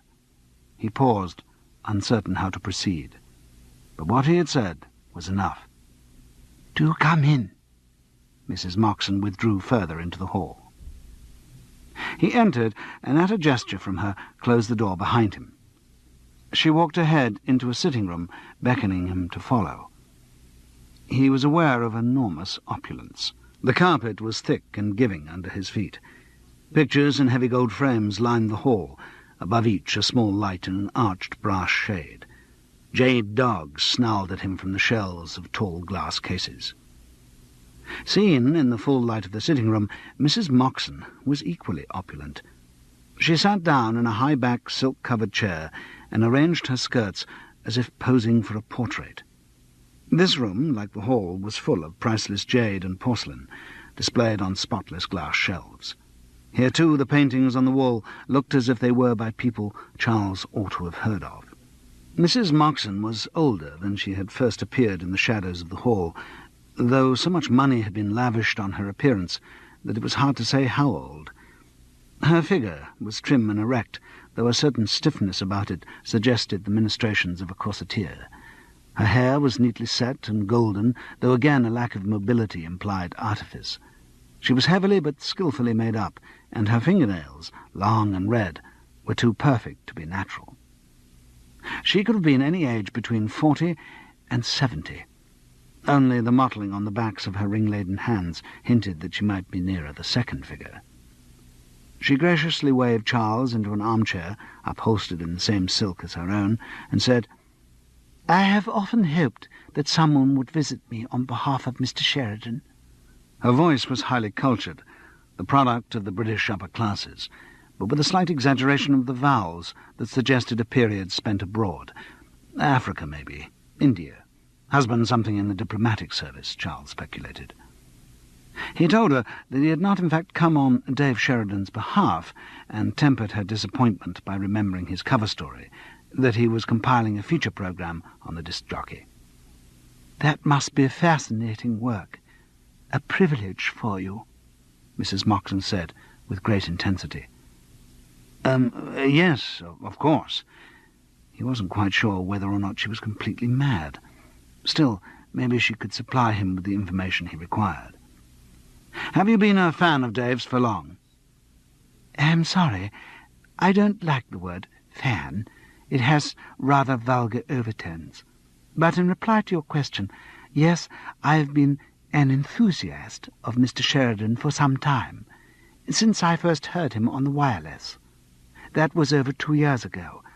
My charwoman left the wireless on, believing me to be asleep. I was just recovering from... had been ill. I awoke to hear Mr. Sheridan's voice." She brushed an invisible speck from her knee. "Such things are meant." "Yes, of course." I discovered subsequently that he had already been broadcasting for some months before that time. I wrote to the BBC requesting that they send me tape recordings of the earlier broadcasts, but was told that this was impossible. I took the matter up with the Director-General, but to no avail." She sniffed with pained contempt. "An organisation of strange priorities, the BBC." "Yes, well, they do have to keep a lot of people happy, don't they?" Charles observed platitudinously. Mrs. Moxon looked at him with disdain. "I don't see what relevance that has."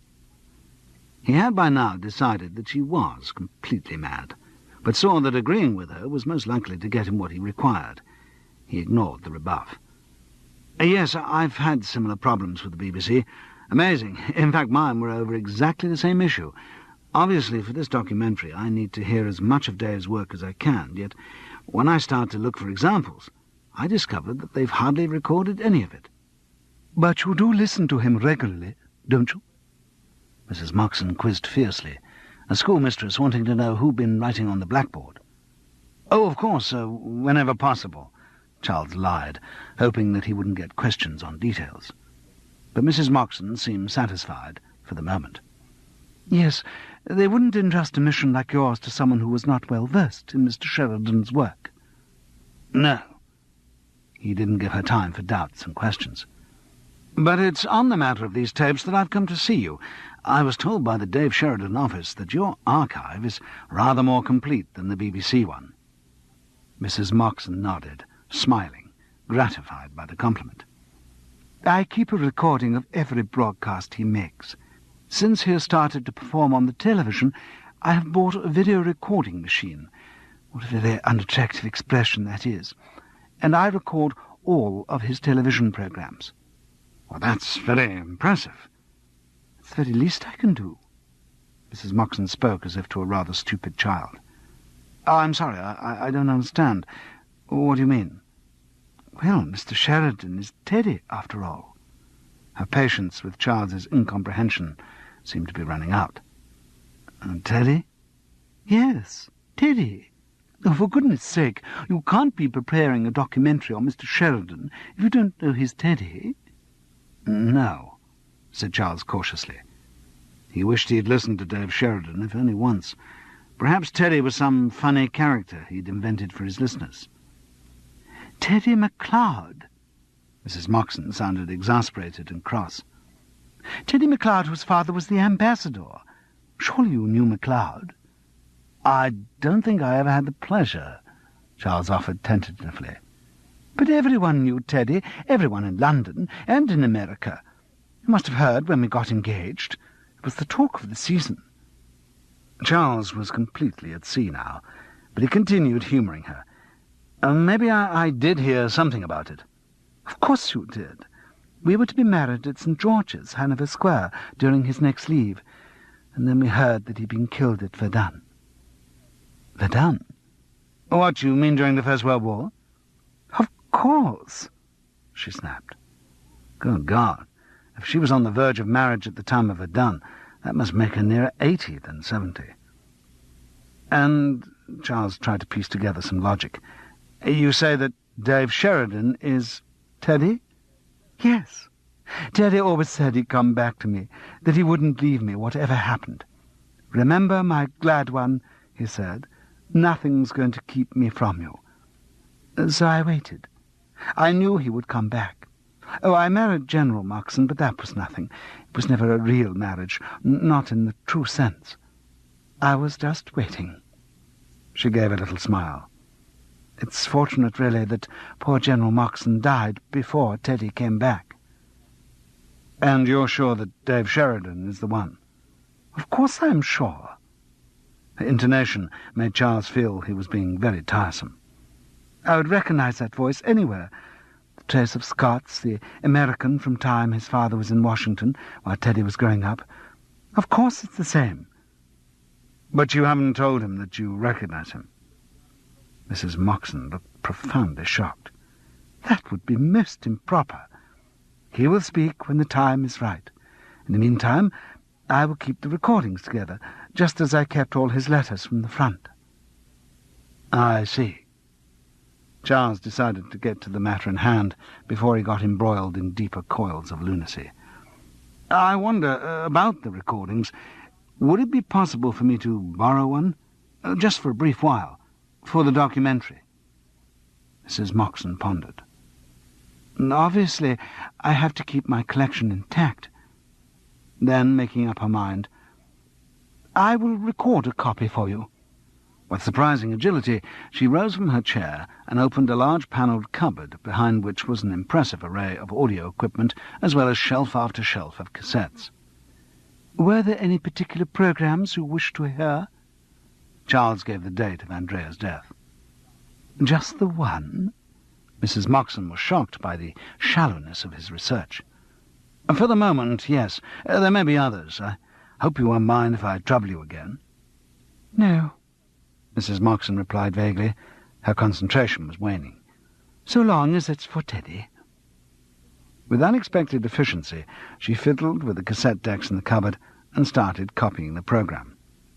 They listened in silence, as if they had entered some shrine. Charles, while not a devotee of the religion in question, was prepared to obey its observances. Anyway, it was useful for him to hear the program. Though he couldn't work out any real sequence of clues, there were details in it that filled him with wild excitement. Now he knew he was on the right track. Mrs. Moxon listened with the concentration of an early Christian anchoress. Even when she had to turn over the cassettes, she acted as if in a trance.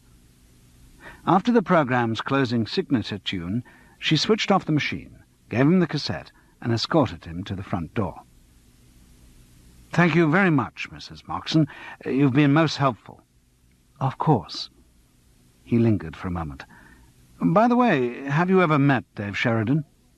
No, that would be most improper. But I'm sure you could. If you wrote to him, you could go and meet him, see him doing the show at Broadcasting House. A frisson ran through her. What? You mean go out? Yes. I never go out. She slammed the door and shrank back into the recesses of her flat and her mind. Chapter 10. Charles was surprised by the colour of Francis's new car. Yellow. Vivid daffodil yellow. Presumably that was what the image of a headmistress required, buzzing into the school car park like an avenging slab of butter. Again he felt distant from her. She seemed to be growing away from the person he had known in so many ways. He had volunteered the day to sit beside her and help her feel at home in the new car, but he hadn't revealed his ulterior motive. He would introduce that tactfully as they went along. She sat in the driving seat, he beside her, both with their seat belts neatly done up. The interior of the new car smelt of plastic, characterless. Right, where are we going, Francis? Make it sound random, then guide her gently the way he wanted to go. I don't mind. Up to you. Playing into his hands. OK, if you really don't mind. If this is really just going to be one of those aimless joy rides which energy conservationists tell us we shouldn't be taking anymore, I do have an idea of where we could go. Let's drive through town and head south. Drive through town? Francis echoed pallidly. Yes, there's a theory I want to work out. But I can't drive through town. What do you mean? Charles, I haven't driven for nearly 10 years, just kept my licence up. And you may remember, even when I drove a lot, I'd never drive into town. But driving through London is only the same as driving anywhere else. Easier. The traffic goes slower. But there's more of it, especially on a Monday. Or that's why it goes slower. You can't have it both ways. I'm sorry, I can't drive through the centre of London. Let's go out the other way, towards Barnet, or... No, this wouldn't do at all. They were in danger of getting into a marital row.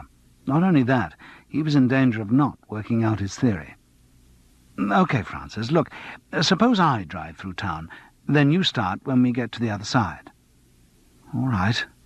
She sounded unconvinced. Well, come on. You must have tried the car out locally. It's no different. No, I haven't, actually. Haven't what? Tried the car out. Not at all. But you've had it all weekend. Yes. Well, I've sat in it. So you know the seats work. That must be a relief. And I've tried the radio. That works. And the cassette. Oh, that is good news. He parked outside the Kensington Hilton on Holland Park Avenue. He got over his irritation with Francis about driving in central London, remembering that had always been one of the eccentricities in what was otherwise a very balanced and unneurotic personality. He had found the driving a little nerve-wracking himself. It was a long time since he'd driven anything, and he'd never driven a new car. He felt as if he was in a cut-glass dodgem at a fairground. On the way through the centre, he had, if not fully explained the reasons for their trip, at least made clear what they were trying to do.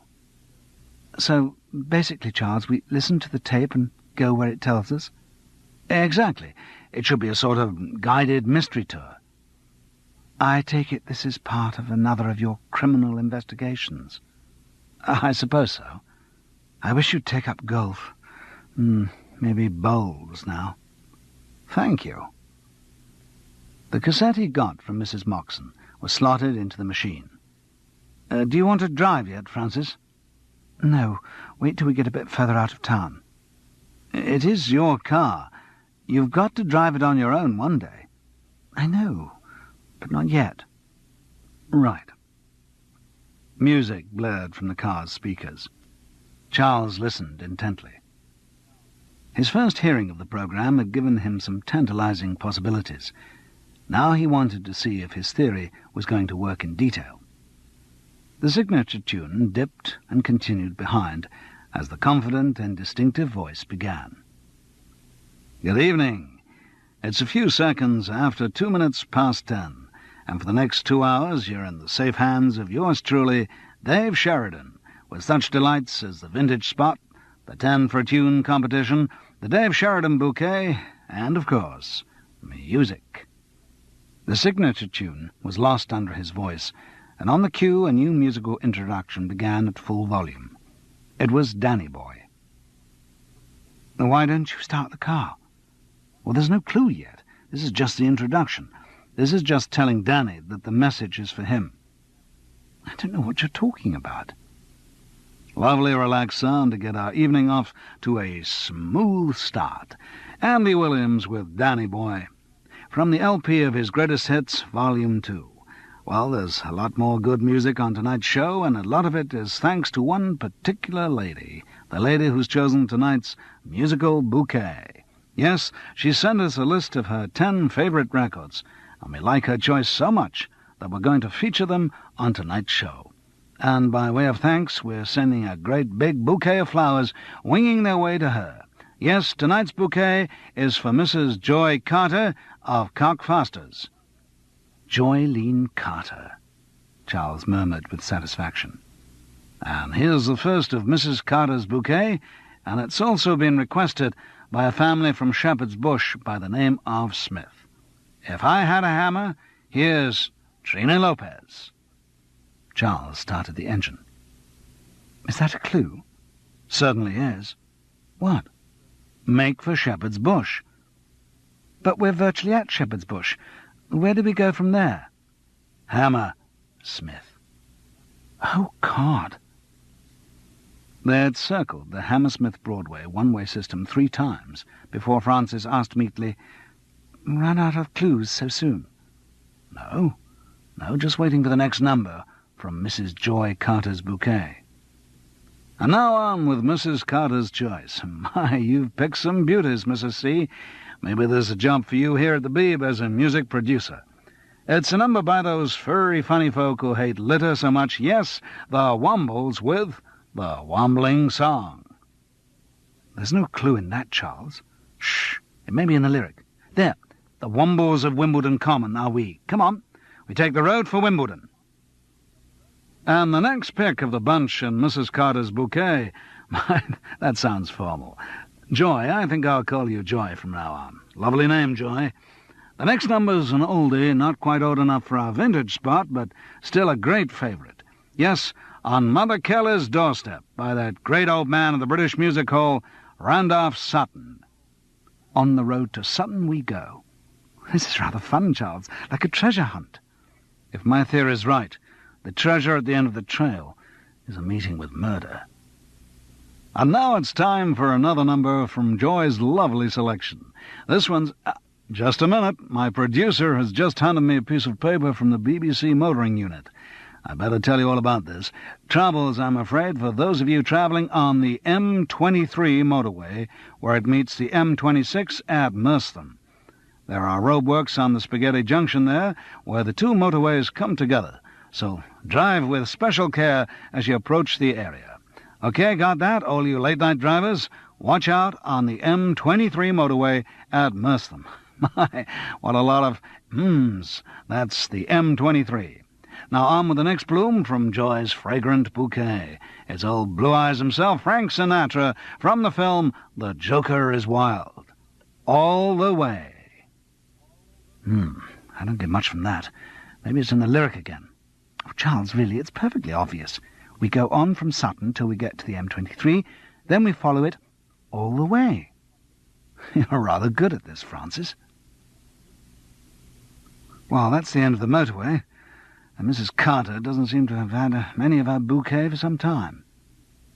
No. Well, what do you reckon we do, Charles? Well, the road goes straight on. Yes. Maybe we drive on till the next instruction comes on. If we've overshot anything, we can wind the tape back and go on. Yes, we can, but the bloke for whom the trail was originally devised couldn't. No. Nice. Some time since we've had one of Joy's excellent selection of numbers, but now we come back with another from the bouquet, a change of mood and style. It's also an answer to all those people who keep writing to me saying I never play enough military band music. It's the regimental band of the Grenadier Guards, with that rousing march by Sousa, Hands Across the Sea. Well, that doesn't give me much, I'm afraid. Nor me, Charles. Or shall I spool it back and see if there's something we've missed? No, not for a minute. Let's just think. Sea, across the sea. We aren't expected to cross the channel, are we? We're heading in the right direction, but no, that's impossible. The whole programme only lasts 2 hours. We've already had the tape running an hour and a quarter. They listened in silence to the Grenadier Guards. No lyrics to help us either, observed Charles. No. Perhaps we should stop and... Oh, look, that signpost. Handcross. That must be it. Handcross? Hands across. I don't think much of that. You got any better suggestions? No. I think this must be wrong, Charles. I don't know. We won't know until we get the next bit of the bouquet. Stirring sounds there from the Grenadier Guards, just one of the fine pieces of music chosen by Mrs. Joy Carter of Cockfasters, whose bouquet you're now hearing tonight on the Dave Sheridan Late Night Show. I'm sorry, Joy, I forgot to say, but my producer just pointed out to me that there was a dedication to go with that particular number. It was specially for Joy's brother, Reg Crabtree, who is a great lover of military bands, and Reg hails from Lower Beeding in Sussex. Hope you like the music, Reg. Well, we'll be having more of Joy's bouquet very shortly, but right now it's time to get the telephones busy with our 10 for a Tune competition. Lower Beeding? I've never heard of it. I don't know this part of Sussex very well. Nor me. I suppose, this being such a new car, you aren't kitted out with such things as maps. No, I'm extremely efficient. I have the AA Great Britain road map. I was given it as a present when I got the car. Who gave it to you? Charles had a sharp pang of jealousy. He tried never to think of the almost certain fact that there were other men in Frances's life, but occasionally he couldn't avoid it. She smiled, perhaps flattered by his transparency. Someone from school. An enigmatic pause. Molly Hughes. Do you remember her? No, I don't think so. Frances was already poring over the map, reverting automatically to the old marital role of navigator. I say, do you want to drive yet? That was meant to be the aim of the exercise. No, I'm far too excited. I'll drive on the way back. Here it is, Lower Beeding, very near Hangcross. On we go. More now from Joy's selection of music. And my, what a variety she's giving us tonight.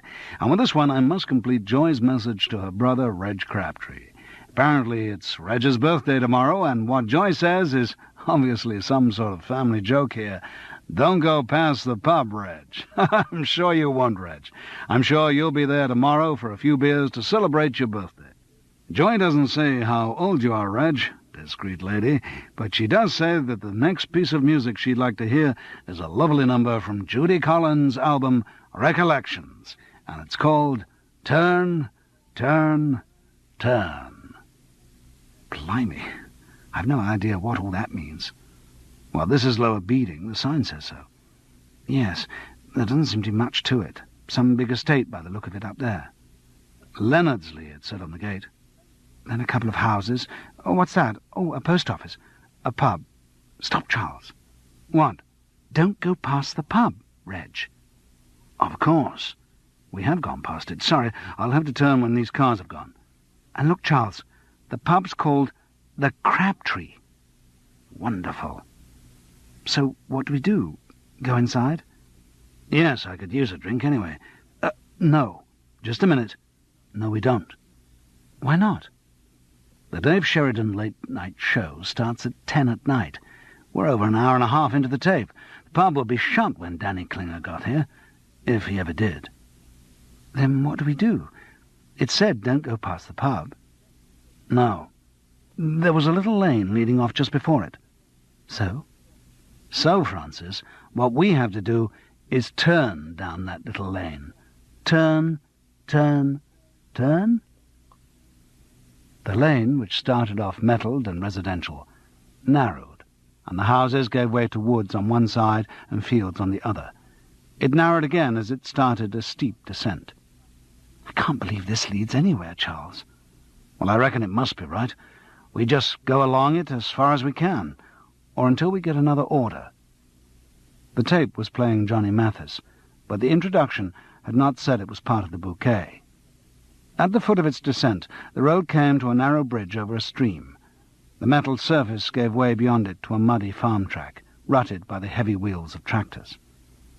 I'm afraid that lot wouldn't do your beautiful yellow bodywork much good, Francis. Oh, don't worry about that. We can't stop now. But the bodywork was saved by the ending of the Johnny Mathis record. Charles let the engine idle while they listened to the next link. Mr. Mathis there. That voice always makes me think of black coffee and cream. Well, time's ticking past. The witching hour approaches, and we come to the last blossom in Mrs. Joy Carter's bouquet. And she's chosen us a lovely, rousing pub song as a final contribution. Before we play it, I'd like to thank Joy for her beautiful bouquet and to assure her that soon winging its way towards her will be, courtesy of the Beeb, a huge bouquet of red roses. And if any of you out there would like to have your musical bouquet featured on the program, just drop a line to me, Dave Sheridan, at... Oh, for Christ's sake, get on with it. So we come to Joy's last piece of music. As I said, a great favourite this in the pubs and clubs, so Sit back and enjoy Kim Cordell singing from the LP aptly entitled A Pub, a Pint and a Song. Nellie Dean. Couldn't be clearer. Charles pointed out of the window at a dilapidated and overgrown wooden shed which slumped by the side of the bridge. As he did so, he softly joined in the lyric. There's an old mill by the stream, Nellie Dean. So what do we do now? I think I get out and have a look inside the old mill by the stream. Do be careful. It was said as a reflex, a flash of concern to match his earlier flash of jealousy. There was still a lot left in their relationship. How do you undo these bloody seatbelts? Charles ruptured the mood. Francis released them both, and they got out of the car. Maybe the building had once been a mill. Its position was right, projecting over the stream where a pool formed at the foot of a waterfall. But if it had been a mill, it had lost many of its mill-like appendages. There was nothing connecting it to the water, no signs of an axle on which a mill wheel could turn. It was just a rickety old shed supported on wooden brackets out over the water. There was a drop of some 20 feet to a clay-beige pool below, from which the rusted hump of a fridge and the pointed frame of a dead bicycle poked.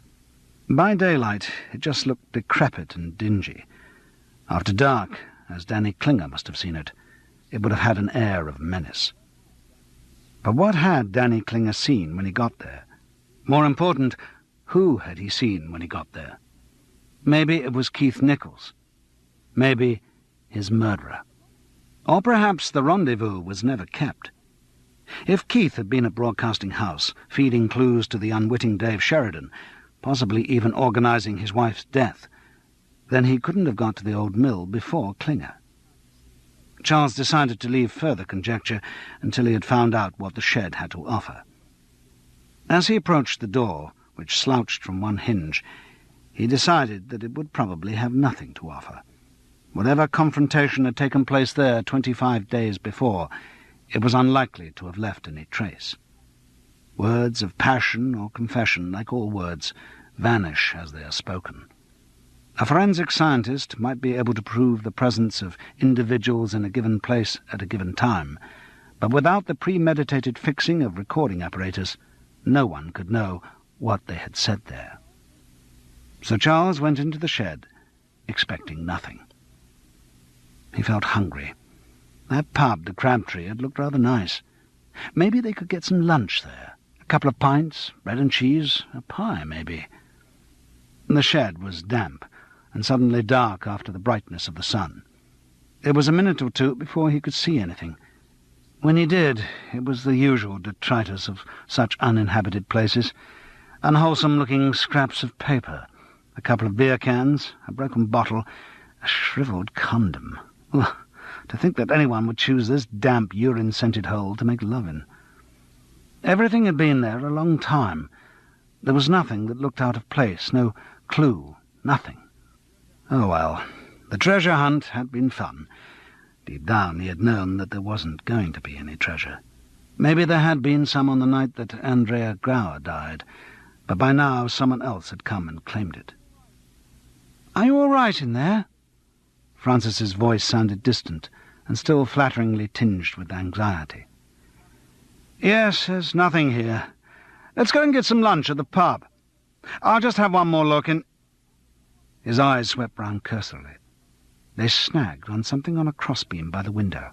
He hadn't noticed it before because the colour of its brown paper wrapping was so close to that of the woodwork. A parcel, about 12 inches square, wrapped in brown paper, neatly scotch-taped. That hadn't been there a long time. Only about 25 days, Charles reckoned. Maybe Danny Klinger hadn't come to the old mill to meet someone. Maybe his role had just been that of a delivery boy. Charles stepped forward across the wooden floor toward the window. He reached out to the parcel. As he did so, he heard the creak and split of wood. At the same time, the floor beneath him tipped crazily. The sound of the waterfall increased as if at the turn of a switch. He saw the water, saw the timbers of the shed wall only inches from his face. He flung out his arms towards a crosspiece, but it was too late to reach it, as the weight of his body bore him down. Chapter 11. Frances got her driving practice. Charles was too shaken, and after 4 restorative pints in the Crabtree, too drunk to be safely in charge of a car. He'd been lucky. The fall into the water had only jolted and bruised him. There was a slight scrape on one shin, where it had met the dead bicycle, but nothing worse. Francis thought he ought to go to hospital and get a tetanus jab, because the water in the stream had looked pretty noxious. But Charles said he'd be okay, and promised to go to his own doctor in town if he had any trouble from the wound. He omitted to mention that he wasn't registered with the doctor in town or anywhere else. Since he'd left Frances, he'd never got round to it. She had always dealt with that sort of domestic detail. Before adjourning to the Crabtree, where he had sat, soggy and clay-streaked, attracting conjecture but no comment from the phlegmatic regulars, he had had a good look around the shed, and in spite of his discomfort, what he found there excited him. For the first time, he had proof that his suspicions were justified. Here was definite evidence that the deaths of Andrea Gower and Danny Klinger were connected. Not quite enough to prove that Keith Nichols was responsible for both of them, but at least a starting point from which a case could be built. Because closer examination of the shed made it quite clear that it had been booby-trapped. The wood of the floorboards was splitting and rotten, but would probably still have been strong enough to support a man's weight. What ensured that they didn't was the neat line of saw marks through them at the point where they joined the far wall. New saw marks, too. There were traces of sawdust, and the sheared wood had not yet had time to discolour, still revealing a yellow core. The booby-trap had been designed for Danny Klinger. As Charles's survival had proved, it wasn't an infallible murder method, but Charles had been lucky. He'd been there in the daylight. In the darkness, that sudden descent would have been infinitely more dangerous. Nor would Klinger have had Francis on hand to pull him up the steep bank of the stream, and in his customary state of inebriation he would have been less capable of saving himself. At midnight, in such a deserted spot, he would have had no chance of summoning help by shouting. No, it wasn't an infallible murder method, but Charles reckoned Klinger would have been lucky to survive it. Or maybe Keith's plan was just to immobilize his quarry and then arrive in person later and finish him off. Whatever had been intended, it was clear it had failed. Klinger had either not reached the end of the treasure hunt, or once there had become suspicious and not entered the shed. The fact that the brown paper parcel was still there suggested the former was more likely. The parcel was the most baffling element in the whole setup. Once he'd recovered from the shock of his fall and confirmed the sabotage of the floorboards, Charles set about recovering it. Francis held him round the waist, with frequent admonitions that he should be careful, as he groped for the package with 2 sticks. It was difficult. He didn't want to knock it off its perch and send it down to the soaking he had just received. He wanted the contents intact. As he fished, he conjectured what those contents might be. It was now clear that his earlier hypothesis that Klinger had been delivering was incorrect. He had come to collect, and the saboteur had reckoned he would want the contents of the parcel sufficiently to abandon caution as he reached for them. Obviously the contents were related to some sort of crime, or there was no point in the whole elaborate charade of secrecy. But what crime? Transferring loot from a robbery seemed a possibility, but the fact that Klinger was American limited what the loot could be. He was going to have problems getting stolen jewellery or family silver through customs. Pictures might be easier, and the shape of the package fitted that conjecture. But most likely of all was drugs. That sorted well with Keith's alternative society image and the connection of both parties with the pop music business. As Charles finally got a grip with his long chopsticks and lifted the parcel, its lightness also supported that explanation. Gingerly, he lifted it over the void to safety. They sat on the grass outside the shed to examine their treasure. Charles reached to slip the scotch tape. "Of course," Francis cautioned. "That might be part of the booby-trap, too." "What do you mean?" "A bomb, maybe?" He hesitated. "To make assurance doubly sure." Francis continued. "Oh, come on. It's not heavy enough for a bomb. There can't be any metal parts in there." "Plastic explosives?" Francis murmured. "Don't be ridiculous. If he was out to blow Klinger up, then why bother to saw through the floorboards? No, I'd stake my life that this isn't a bomb." "Apposite last words, Charles," murmured Francis. He slit the Scotch tape carefully with his fingernail and opened the parcel. Inside were about a dozen sheets of corrugated cardboard, each some 12 inches square. They were silent as he inspected his find. Each sheet was identical. There was nothing written on any of them. Charles raised them in turn to the light and looked along their corrugations. "See right through. There doesn't seem to be anything in there." "What were you expecting?" "Drugs, maybe." "Might be stuck between the layers." "Might be." He split one of the sheets. "Looks like glue to me." Inspection of the others was equally unrewarding. "What do you make of it, Charles?" "I can't be sure, Francis, but I think we could have unearthed an international cardboard smuggling ring." Though it was sunny, Francis had put on the car heater in an attempt to dry Charles out a bit. Radio 4 purred urbanely from the speakers, discussing new provisions being made for single-parent families. "I'm sorry, love. I'm afraid I'm making rather a mess of your swish upholstery." "Oh, don't worry about that. It'll sponge off. It said so in the brochure. Are you very uncomfortable?" "Not too bad. It's probably useful acclimatization for the incontinence which will no doubt strike me in later life." "Charming." A pause. "Do you think a lot about getting old, Charles?" "I am old." "I mean old. "Yes, I think about it." "So do I." "Does it worry you?" "Not really. It seems pretty logical. Menopause sorted out. It's the natural next step." "Yes." "The only thing that worries me about it is being alone. Completely alone." "Well, you won't be alone, Francis."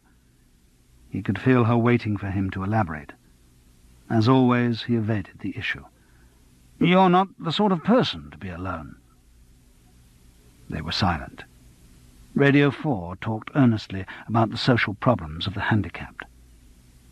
Charles broke the silence, inevitably with a change of subject. "The only thing I can think, Francis, is that the parcel was a dummy." "What do you mean?" "That the would-be murderer made up that bundle of cardboard to look like whatever it was Klinger was expecting. Shrewd idea. Klinger would reach for it and be caught in the trap, and if anyone else found it, it wouldn't be incriminating evidence. They'd be as puzzled by it as we are." "That sounds logical. Yes, I accept that." "Good. The thing I can't work out, though, is why Klinger never got there. He must have known the signals, and yet I'm sure he never arrived in that shed. If he had done, he would have either gone through the floor or taken the package." Maybe he got lost with the clues. Some of them were pretty obscure. Hands across the sea. I mean, really. "Yes, but it was a game he was used to playing. I'd have thought if we could get it right first time—" "He was in a foreign country." "True." "Charles, why did you put the parcel back?" "It's evidence. I wanted to leave it all as far as possible as it was, so that if it ever gets to the point of bringing the police in—" "Why don't you go to the police now?" "I've nothing to offer them, and I have some experience of how they react to fanciful theories expounded by enthusiastic amateurs." "Yes, but you could have been killed by that booby trap. I mean—" "But I wasn't killed by it," he said firmly. "You mean you're going on investigating?" "Oh, yes." "Well, next time you might really be killed." "Save me from getting old and incontinent." Francis sighed with resignation. "What do you do next?" "Well, I've checked out the trail Danny Klinger should have taken the night he didn't die. I suppose the next thing is to check out his route the night he did die." "I suppose so." "I still wish I could sort out why it didn't work the first time. Where did he lose the trail?" "We turn off at this junction, don't we, Charles?" "Yes, we want the M23 towards Sutton." "Oh, I don't fancy doing that Spaghetti Junction bit." "You don't have to this way, only in the other direction. And incidentally, Francis, you're allowed to go at above 40 on motorways. I'm driving, Charles. I choose the speed. Fine. She negotiated the South London suburbs well. Charles, full of beer, dozed. Radio 4 earnestly discussed the difficulties of senior citizens in supermarkets. He awoke with a start to hear Francis swearing. "What's the matter?" He peered blearily around him. They were in slow-moving traffic under Hammersmith flyover. "Bloody radio's packed in. I don't know, I've only had the thing 3 days and—" Charles turned up the volume knob. Nothing. "No, it seems completely gone." The car in front of Francis moved ahead, and she jerked the Renault forward in annoyance. As she did so, the radio suddenly blared forth its concern with huge volume. Charles hastened to turn it down. "Oh, thank God it's working." "Yes, Francis. Not only that, you've also told me why Danny Klinger never got to the first rendezvous." "What do you mean?" "The radio only stopped because the flyover cut out the signal. We weren't aware of that problem on the way down because we were listening on cassette. But Klinger was listening to a live broadcast. So if he got held up under a bridge or something, like, say, the Spaghetti Junction between the M23 and M25 because of roadworks, then he could easily have missed one of the clues, couldn't he?" "Who's a clever boy, then?" said Francis. Charles began to think that the Swedish girl's spelling was deliberately perverse. No one could abuse the English language so consistently without conscious effort. The latest offering, which was affixed to the telephone when he got back, read, "Your agent Skolin Rink. Rink him." He deduced from this that his agent Morris Skellen had rung, and though still in his damp clothes, could not resist the reflex to ring back straight away. The actor's motto rang through his head, "It might be work." "Morris Skellen, artistes," said a bad impression of Noel Coward. "Oh, come on, Morris. It's one thing pretending you've hundreds of people to answer your telephone, but claiming Noel Coward's one of them comes under the heading of false pretences." "Charles, sorry you don't like it. Next time I answer the phone, I'll do my Jimmy Cagney." "I can't wait. What is it, Morris? Work?" Yes, it's all in good time." "You dirty rat. Recognise it? Cagney to the life, isn't it?" "Sounds nothing like him." "Oh, come on.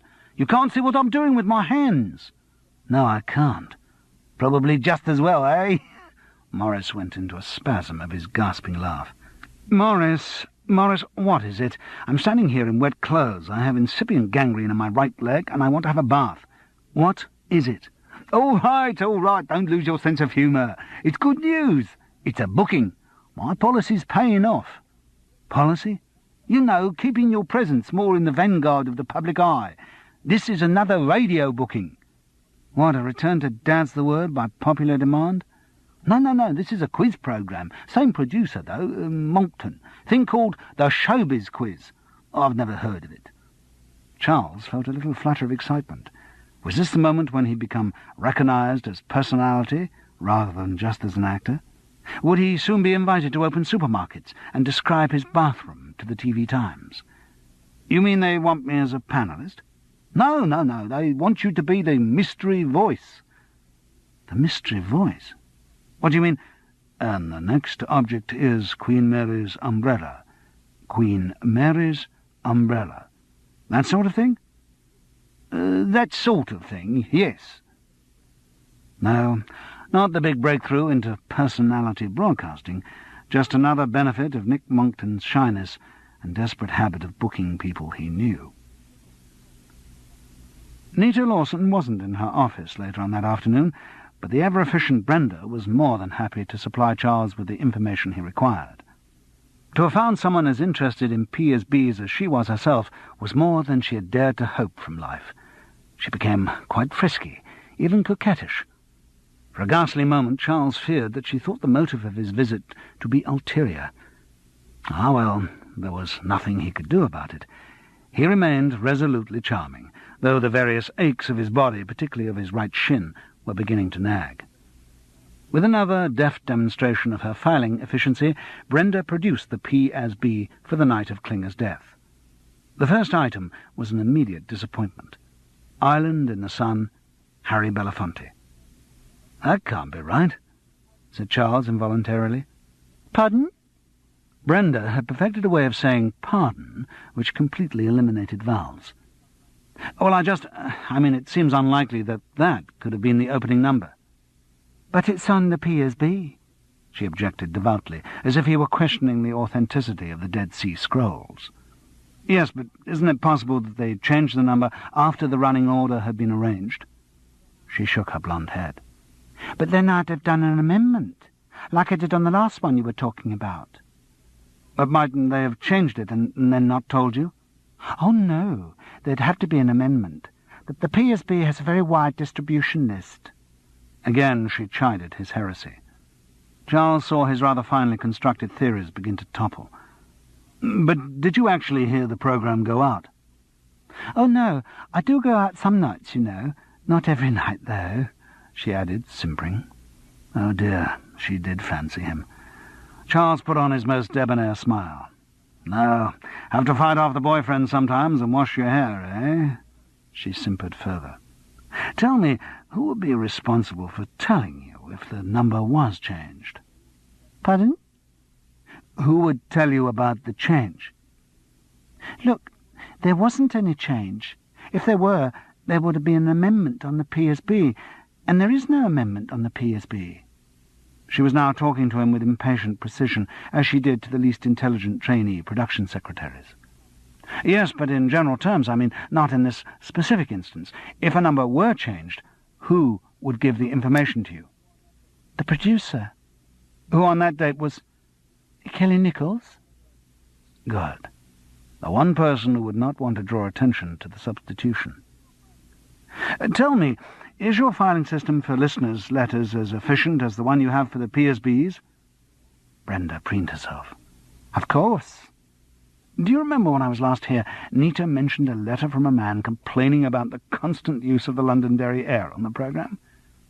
Of course. She reached down the file with studied efficiency and opened it with a flourish at the right page. Charles read the letter and looked at the date. Exactly right. 12th of July. The day after Klinger's death. In other words, the listener wrote it the day after hearing the music on the programme. Charles flicked through the PSBs for the rest of that week. No sign of Danny Boy, unless he went right back to the night of Andrea's death. And surely no one would wait a whole week to register that kind of complaint. Anyway, the objection was to the continued use of the tune. Ah, well, it could all be checked with Mrs. Moxon's personal archive. Brenda, you've been wonderful. Full marks, immediate nomination for Secretary of the Year. Only too happy to have been of service. Call me any time, day or night, if I can help again. Yes, he felt sure she meant it.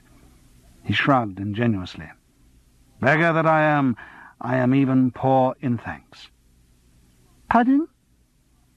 Mrs. Moxon did not appear surprised by his visit, but she seemed to him changed, vaguer. The grooming was still immaculate, but he was more aware of her real age. He felt perhaps she had not much longer to live, that soon she would leave the confusion of her hallucinations and go to join Teddy.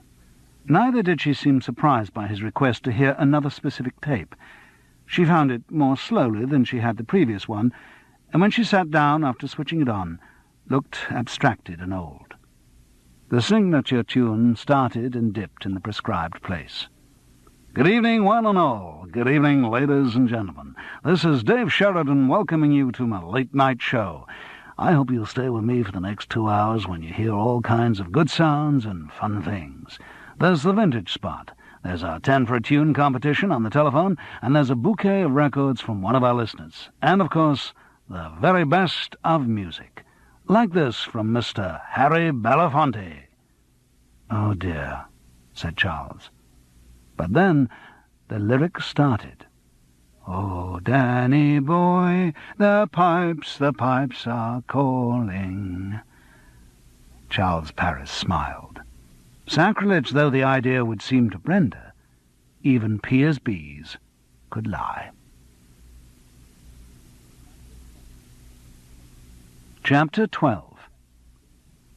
Could I speak to Mr. Venables, please? This is Charles Paris.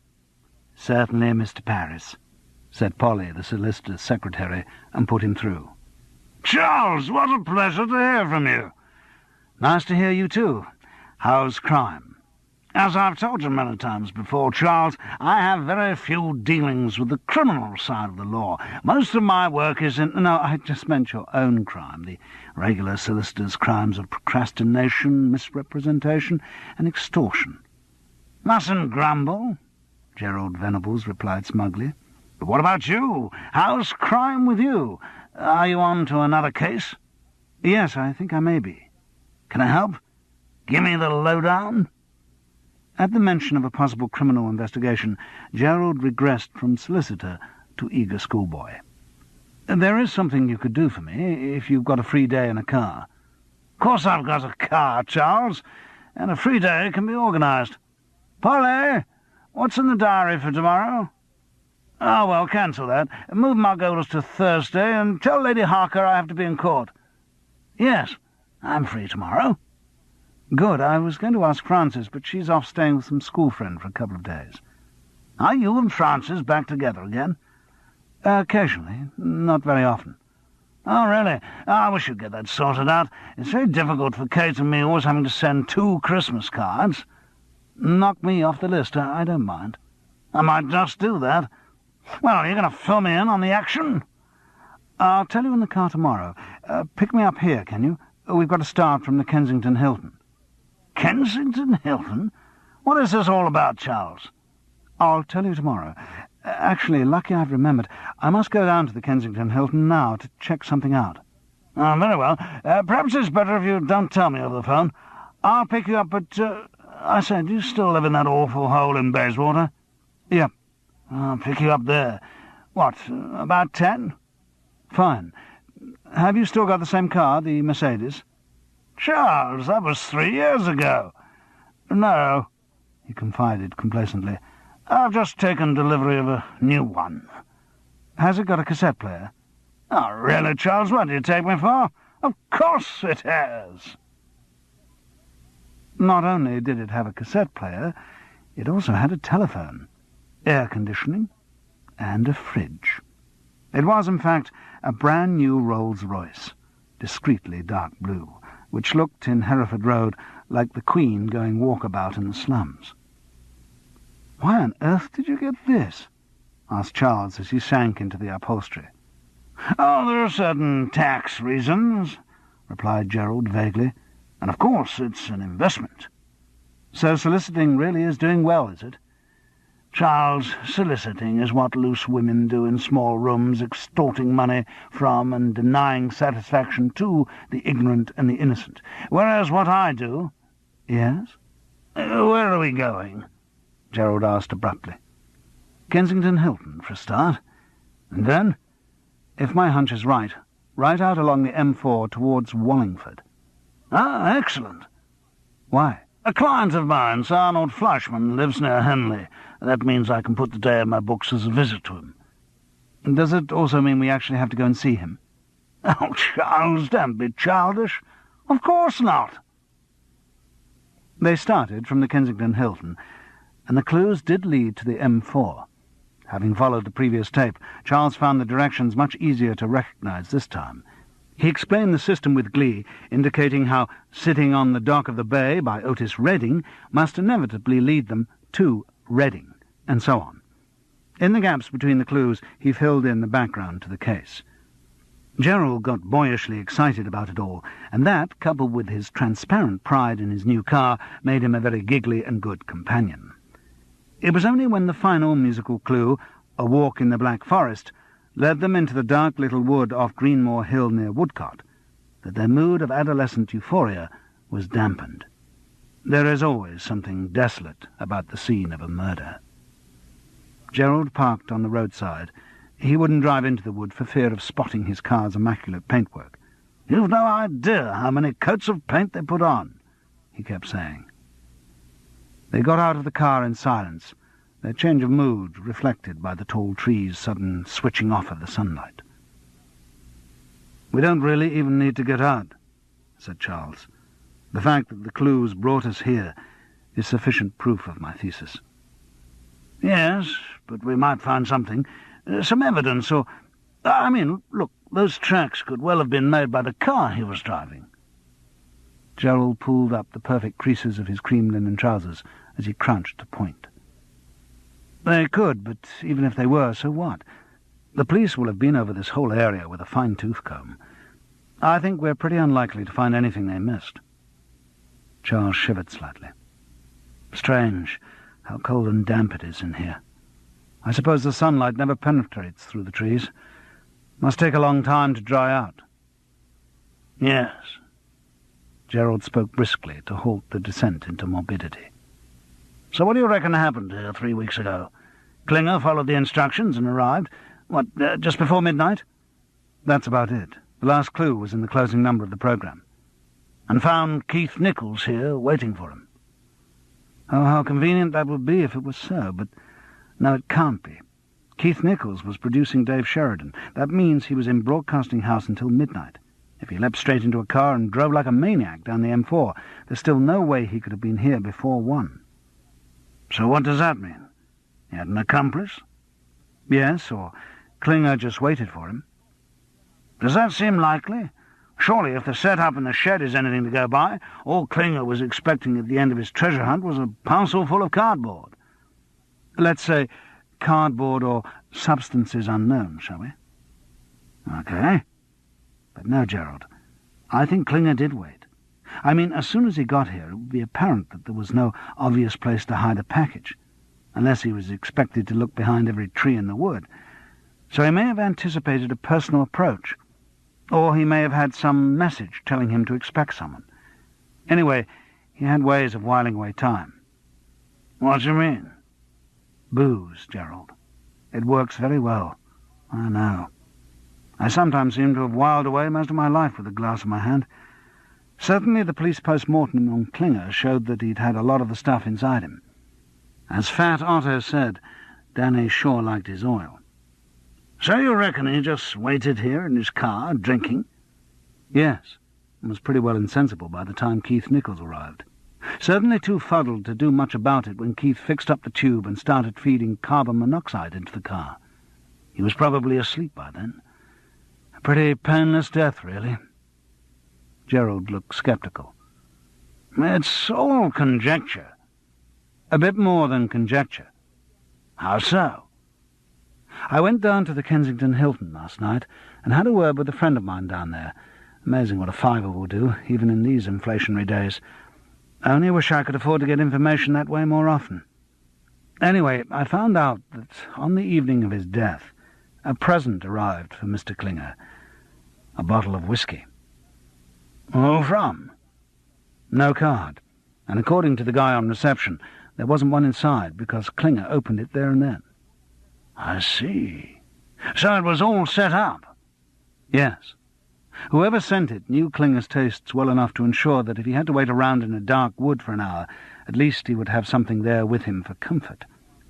A bottle of whiskey with 2 Mogadon crushed up in it. But why didn't the police find that suspicious? They must have checked the bottle. Yes, but presumably they came to the conclusion Klinger had put the pills in himself to make his passing easier. After all, they had no reason to think it was anything other than suicide. Klinger had a motive, with his failing business. It's only because I saw his name on Andrea's cassette that I started making connections and thinking of murder. Very good. It's all coming together nicely, isn't it? Yes, except that it's all theory. I don't have a single piece of hard evidence, nothing that ties it directly to Keith Nichols. No, but at least you know what you're looking for. I'm sure it's easier to find evidence once you know who your culprit is. I hope you're right. Gerald mused. Death in Broadcasting House. You know, I once read a rather good thriller with that title, set in the 30s when radio really was top medium. Written by Val Gielgud, as I recall. The denouement is a dramatic chase across the roof of Broadcasting House. Maybe there'll be one in this case, too. If there is, it'll be a longer chase. They've built an extension to Broadcasting House since the 30s. Then, with a swoop into gloom. Mind you, I'm afraid this case is unlikely ever to reach a denouement. Come on, cheer up. Let's get back into the rolls and go and have an extraordinarily good lunch as homage to Sir Arnold Fleischmann. You've talked me into it. Once back in the galleon, Gerald said, "What in-flight entertainment can I offer you? You don't want to listen to the programme again for more clues." "No, thanks. What have you got?" "Vivaldi, Mozart, Brahms, Bach, Telemann, Haydn. This goes on forever, excluding Wagner, of course. What's your fancy?" "Well, just a minute. No, I've got something for you to listen to. Perhaps I do have one piece of hard evidence in this case." After the musimotive tape had been running for a couple of minutes, Charles looked across at Gerald. "Does it tell you anything?" "Not a thing, except that I don't like it. It's just light music, isn't it? Sort of stuff the au pair has been playing in the house all day long. While Kate and I are not there, I hasten to add. As soon as we get in, the dial goes very firmly back to Radio 3. I wonder if there's anything in the titles, if this tape is a kind of treasure hunt like the others." Gerald listened for a minute. "Does this sort of music have titles?"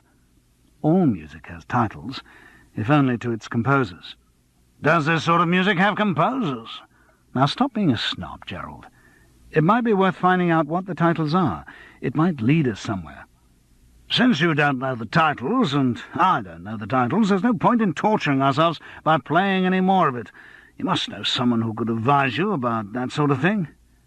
"Yes, I think I do. The lovely Brenda." "Is that another of your paramours, Charles?" "Please God, no." And then, quickly, to avert further censure of his ill-defined relationship with Francis, "Where are we going for lunch, Gerald?" "I took the precaution of booking at a rather nice place called the Waterside Inn at Bray. Good food guide distinction and all that." "Sounds expensive." "My accountant can stand it." "God, look at that place." Gerald pointed to a huge roadhouse which appeared to have undergone recent refurbishing and additions.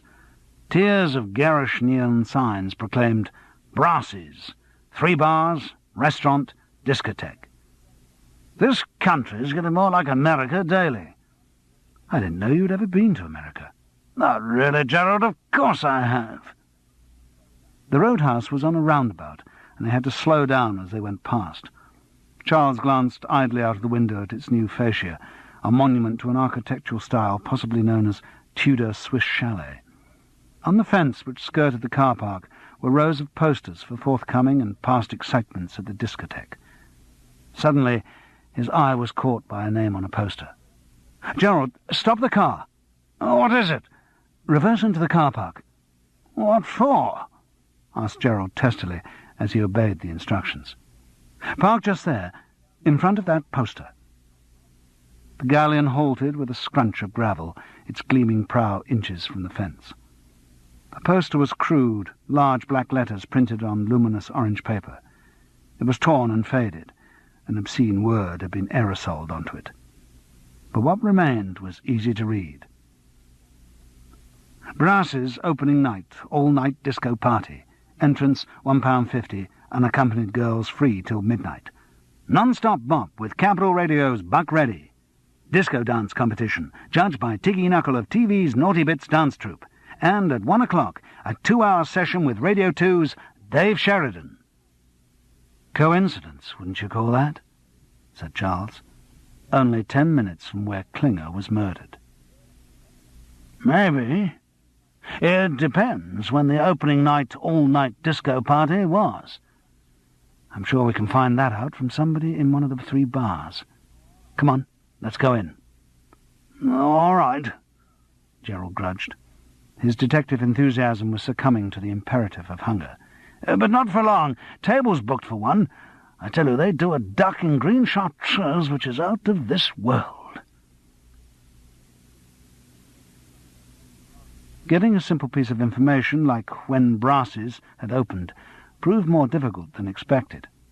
Only one of the 3 bars, the Balmoral, was open, and the morose youth reading The Sun behind the counter had only started work that Monday. From his tone of voice, he gave the impression that he would be unlikely still to be working there the following Monday. No, he didn't think there was anyone around who would be able to help. Most of the staff were either new or didn't speak English. The manager wouldn't be in till about 1:30. Yes, somebody in the restaurant might know, but the restaurant didn't open until 1. When finally asked for 2 pints of beer, the barman looked up from his paper with an accusing sigh and pumped fizzy fluid into glasses. Charles thought fondly back to New York, where a concept of service still existed. They sat down on a prickly tartan bench beneath a plastic spray of dirks and claymores behind a buckler and put their glasses down on a Formica Monarch of the Glen tabletop.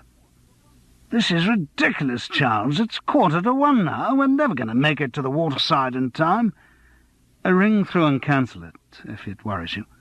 "I suppose they might be able to hold the table for half an hour." "Look, Gerald, I'm sorry, but the aim of today's expedition was an investigation of a murder, not just gluttony." I'll ring through and see. Just so long as we don't have to eat here, that's all. Anything but that." The waitress had obviously been issued with a uniform, but had decided she preferred her own clothes. The uniform was represented by a tiny frilly apron over her black dustbin-liner trousers, a frilly mob cap pinned to the top of her purple-dyed hair, and pinned to her silver lamy T-shirt a plastic badge meant to look like brass, which bore the legend, "Brasses, Jude is here to serve you." "Do you have a menu?" asked Charles.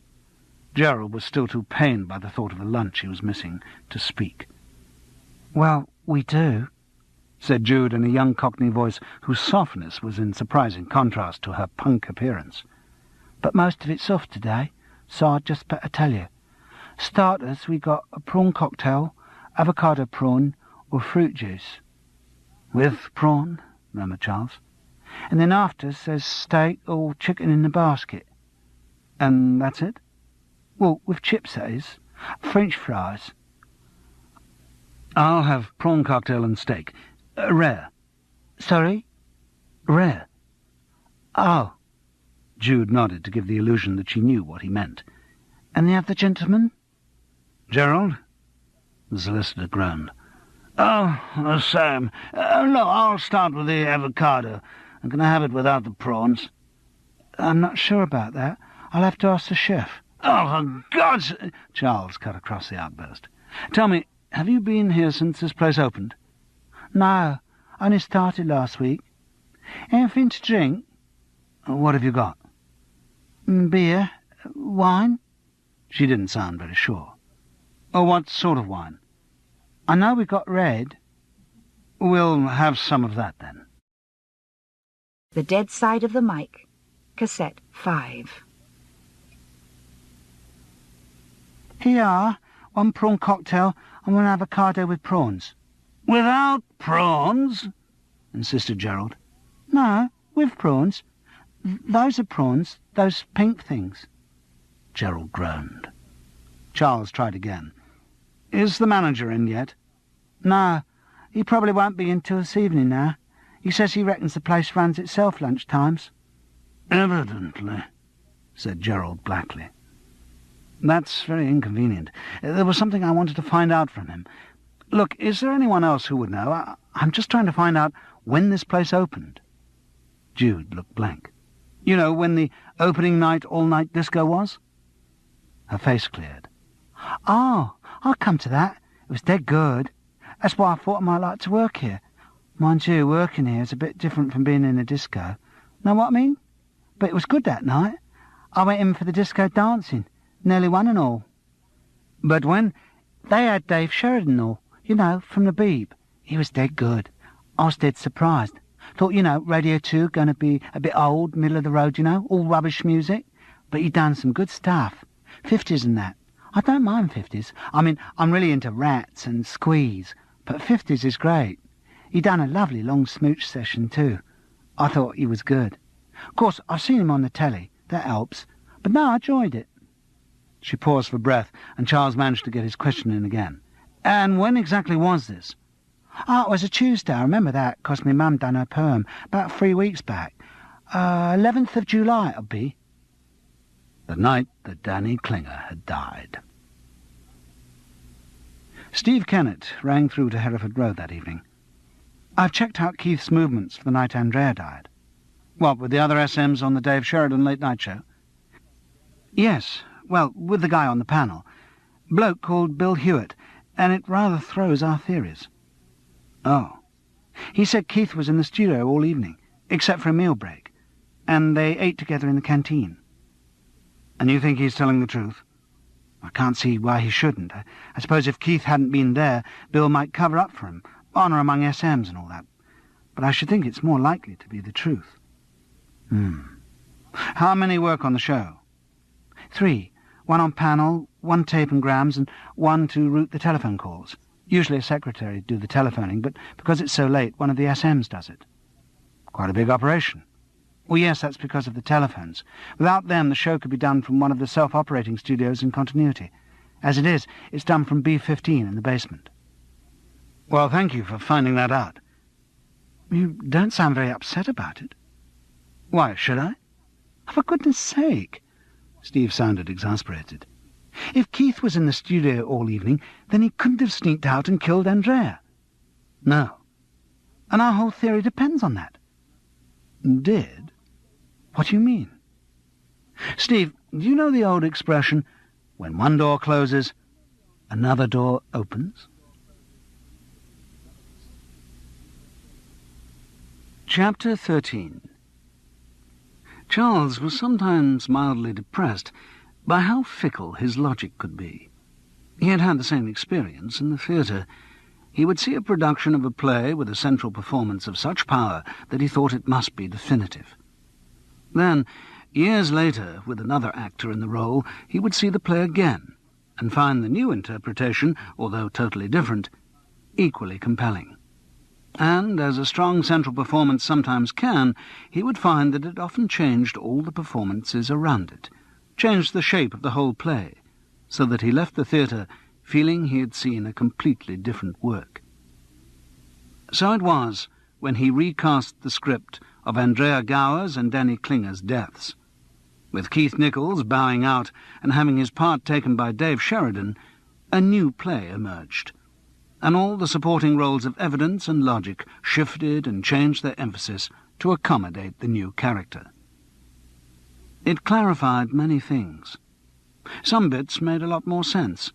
The whole elaborate procedure of sending musical clues over the air became much more acceptable if the person who wanted to send them actually did the speaking. From the start, he had felt uneasy about the opportunities for error with Keith feeding the clues to an unwitting Sheridan. What the new play did not offer was any clear motivation. It presented Sheridan with opportunities to do both murders. He had left the features action group meeting twice on the night of Andrea's death, and his presence 10 minutes from the scene of Klinger's murder on the relevant night had to be more than a coincidence. But so far, Charles had no link between the disc jockey and his 2 victims. He knew that Sheridan had known Andrea, but had no idea of the nature of their relationship, and he had no proof that Sheridan and Klinger had ever spoken to each other. Still, such things were investigable, and who better place to investigate Dave Sheridan without causing suspicion than someone who was compiling a radio feature on him? Charles rang Brenda, who again regrettably misinterpreted his call, and got the number of Dave Sheridan's agent. While the phone was ringing to Creative Artists Limited, Charles tried to visualize the agent. He knew he'd seen him in the bar after the Swinburne recording, but all he could bring to mind was a shiny chestnut-coloured toupee. Of what was underneath it, he had no recollection. He also tried to decide whether he should use his own persona for the call or assume another identity. He rather fancied using the accent he'd perfected for a revival of the second Mrs. Tanqueray. Effete and degenerate capitalist rubbish. Time out. Or maybe the Welsh he'd done in See How They Run in Darlington. Presumably a comedy. Yorkshire Post. But by the time he'd been put through, he'd opted for caution and told Mr. Michael Oakley that he was Charles Paris. He was working on a feature for Radio 3 about Dave Sheridan, and he wondered if he could ask a few questions. "Well, okay, but make it quick. I'm a busy man." Oakley's accent was firmly American, making him sound like every agent in every Hollywood movie. I really just want to know about the sort of work schedule Dave keeps up. He seems to me to put in a daunting number of hours. Sure, he's a hard worker. I mean, with the radio show and the television as well, it must be very tiring. Charles decided that the naive ignorance was going to be his most fruitful approach. That's only the half of it. There's also all the personal appearance stuff. His weekly column and teen dreams, guesting on quiz shows, even got a pantomime coming up for Christmas. Talk of hosting a tele-chat show if Thames can get themselves together. I tell you, that boy is very big and about to get a lot bigger. Strange how all the show business agents Charles encountered said their clients were about to become very big. He wondered if Maurice Skellen had ever said that of him. It somehow didn't seem likely. Yes, but Mr. Oakley, his work doesn't seem to stop at the end of the radio show. I mean, that's over at midnight, but I gather he still goes on and does personal appearances after that. Sure, if the money's all right. That's my business, to sort out how much he does. Dave's a professional, anyway. Been in this business all over the world, one way or another, for years. I mean, I was driving in the country the other day, long way out towards Wallingford, and saw that Dave was opening some big disco out there at 1 a.m. Charles hoped he wasn't overdoing the wide-eyed innocent bit. It seemed not. Oakley took it without suspicion. Sure, does a few of those. Did 2 hours, money made it worth doing. But he must have leapt into a car the minute he came off the air. Exactly what he did do. I know. I went with him. Do you usually go along to that sort of thing? Well, not all the time, of course. Just a few here and there. See how it's going. I'm his personal manager, you know, not just an agent. Oh, I see, thought Charles. 20% rather than 10. So you leapt into the car and went straight down there. What? And then you had a little break before you went on? Nope. He arrived on the dot of 1 and went straight on stage. I tell you, he's a professional. But then he had a break in the middle of his session, did he? Charles's whole new script depended on Sheridan having half an hour in which to leave Brasses, meet up with Klinger, kill him, and get back to the disco without anyone noticing his absence. The script was quickly rejected. Nope, he didn't get a break. He got there at 1, did the gig, finished on the dot of 3. I got the money from the manager. You can never trust these new outfits. Better get it straight away. Then we were back in the car by 3:05 and all in bed by 4. Dave didn't stay down there for anything? For... Hell no, the guy's got to sleep sometime. Yes. Charles felt dejected. It had been a nice new script, and he began to envisage dramatic success for it. Now he was nowhere. But not for long. Unwittingly, Michael Oakley threw him a lifeline. Look, Mr. Paris, I'd love to chat with you all day, but there's no percentage in it for me. Do you see? I do have other things to do. Look, if you really want to know about Dave's working methods, why not follow him round for a day? I could arrange that for you. Oh, I'd be very grateful, murmured Charles, still dejected. And if you want to know more about that Brasses gig, ask Dave's producer. He went down with us that night. His producer? Yeah, producer of the late-night show at the Beeb. I don't think he's still doing it, but the guy's name is Kelly Nichols. Kelly Nichols? Some instinct told Charles to probe a little further. Oh, yes, I think I met him once. The same evening I met you, in fact. I didn't know we'd met. Oakley didn't sound suspicious, just uninterested. In the BBC bar, Nita Lawson introduced us. It was the night that girl committed suicide. I don't know if you remember. It was worth the risk. Oakley must get introduced to a lot of people. He'd be unlikely to remember a passing introduction in a bar. So it proved. Oh, yes, I remember vaguely. I think I met Kelly that night. He was producing the show. You must have seen him. I remember you were showing a young lady the studio in action. Oh, it comes back to me, yeah. I dropped into the studio during transmission and saw Kelly then. Charles lied. Oakley disagreed. No, must have been another night. Kelly wasn't in the studio that night. What? Oh, the other SMs were, but not Kelly. Dave does that show on his own anyway. Just needs some jerk to play in the tapes and route the phone calls. An experienced jock doesn't need a producer. It's just one of those quaint old things the Beeb insists on. So Kelly wasn't around all that evening? Certainly not when I was there, no. which, if it was true, meant he was somewhere else. Organising his wife's murder, perhaps. He rang Steve at work and found how to contact Bill Hewlett, the custodian of Keith's alibi. She had to consult some schedule and find an extension number for him. Though she couldn't really discuss the case in the office, she was obviously hurt that Charles didn't tell her more about the progress of his suspicions. But he felt an inclination to secrecy, until he had something more positive to offer.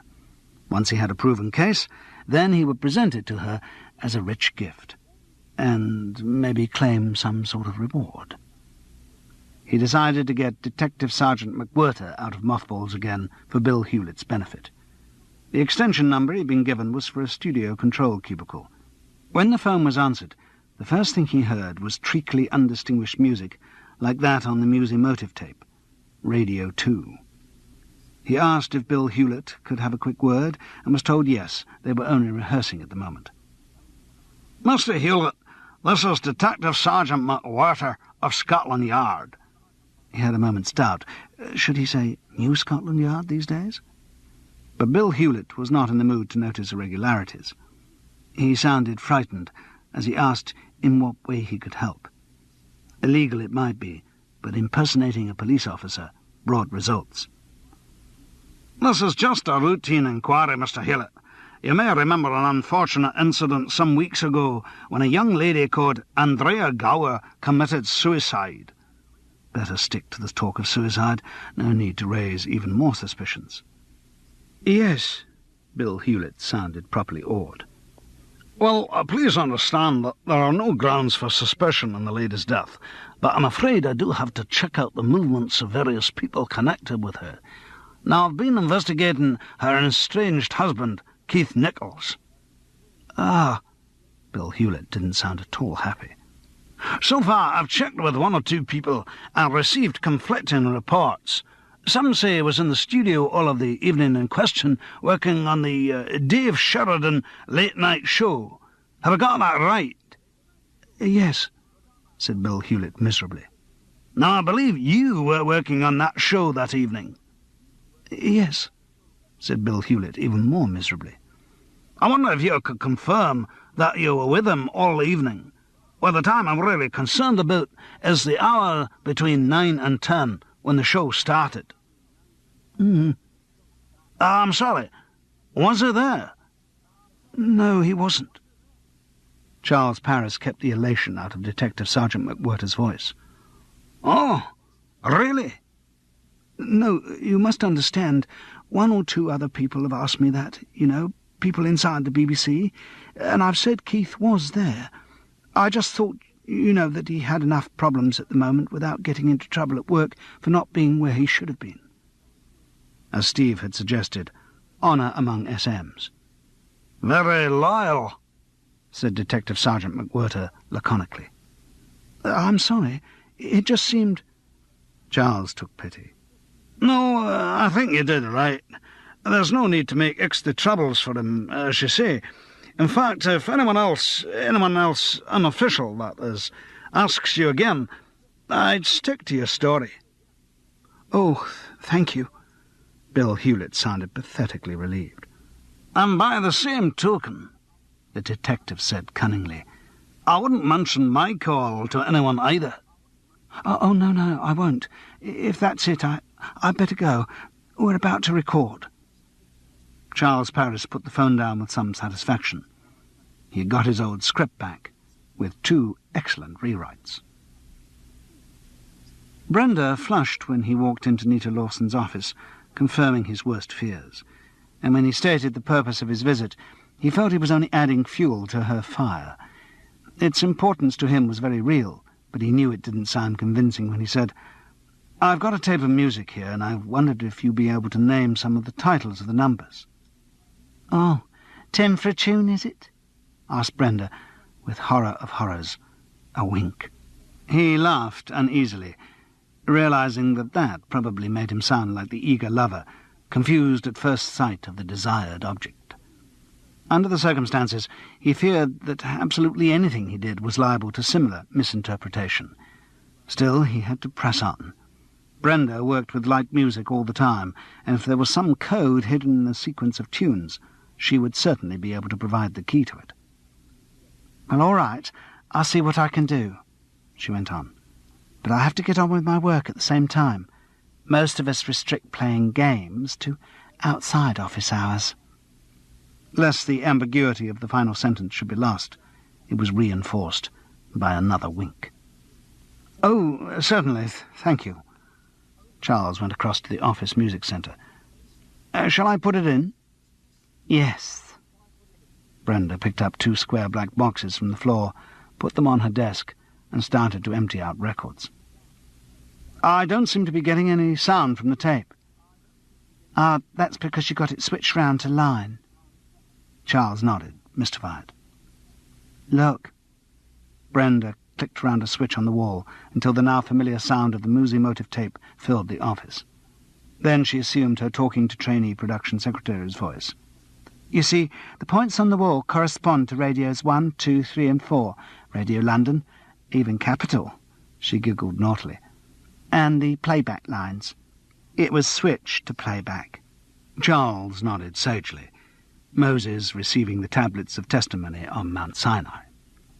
"And," Brenda continued, "the first tune's On a Clear Day.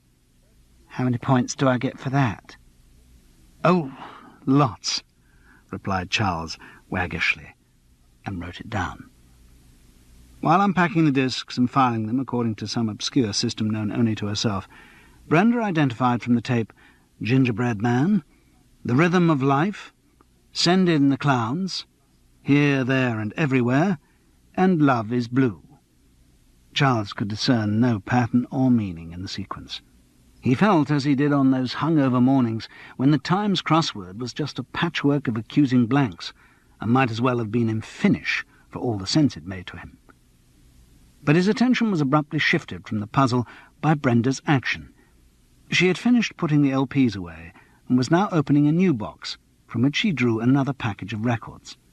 They all had green sleeves, and they were packed in a sandwich of cardboard squares, tied with coarse string. "What are those?" She looked up with surprise at the intensity of his question. "Archive discs. We had them out for one of the competitions." "May I have a look?" She handed him one of the green-sleeve records. "No, at the cardboard." For the first time an expression of doubt replaced the simper which he'd been training on him all afternoon, but she handed over the cardboard. It was identical to the squares which he had found in the old mill by the stream. "What are these used for, Brenda?" She looked bewildered. "Well, packing. Like this." "Always packing discs?" "Discs or tapes." "Tapes are this size too?" "A bit smaller, 10 inches, but we use the same packing. They're like that." She pointed to a thin, square blue and white box. Before Charles could complete the deduction running through his head, he heard a voice behind him. "Why are you playing this?" It was Nita Lawson. Brenda blushed as if she and Charles had been caught in flagrante delicto, then said, "Charles just wanted to know what some of the titles were." "I thought you were having a playback.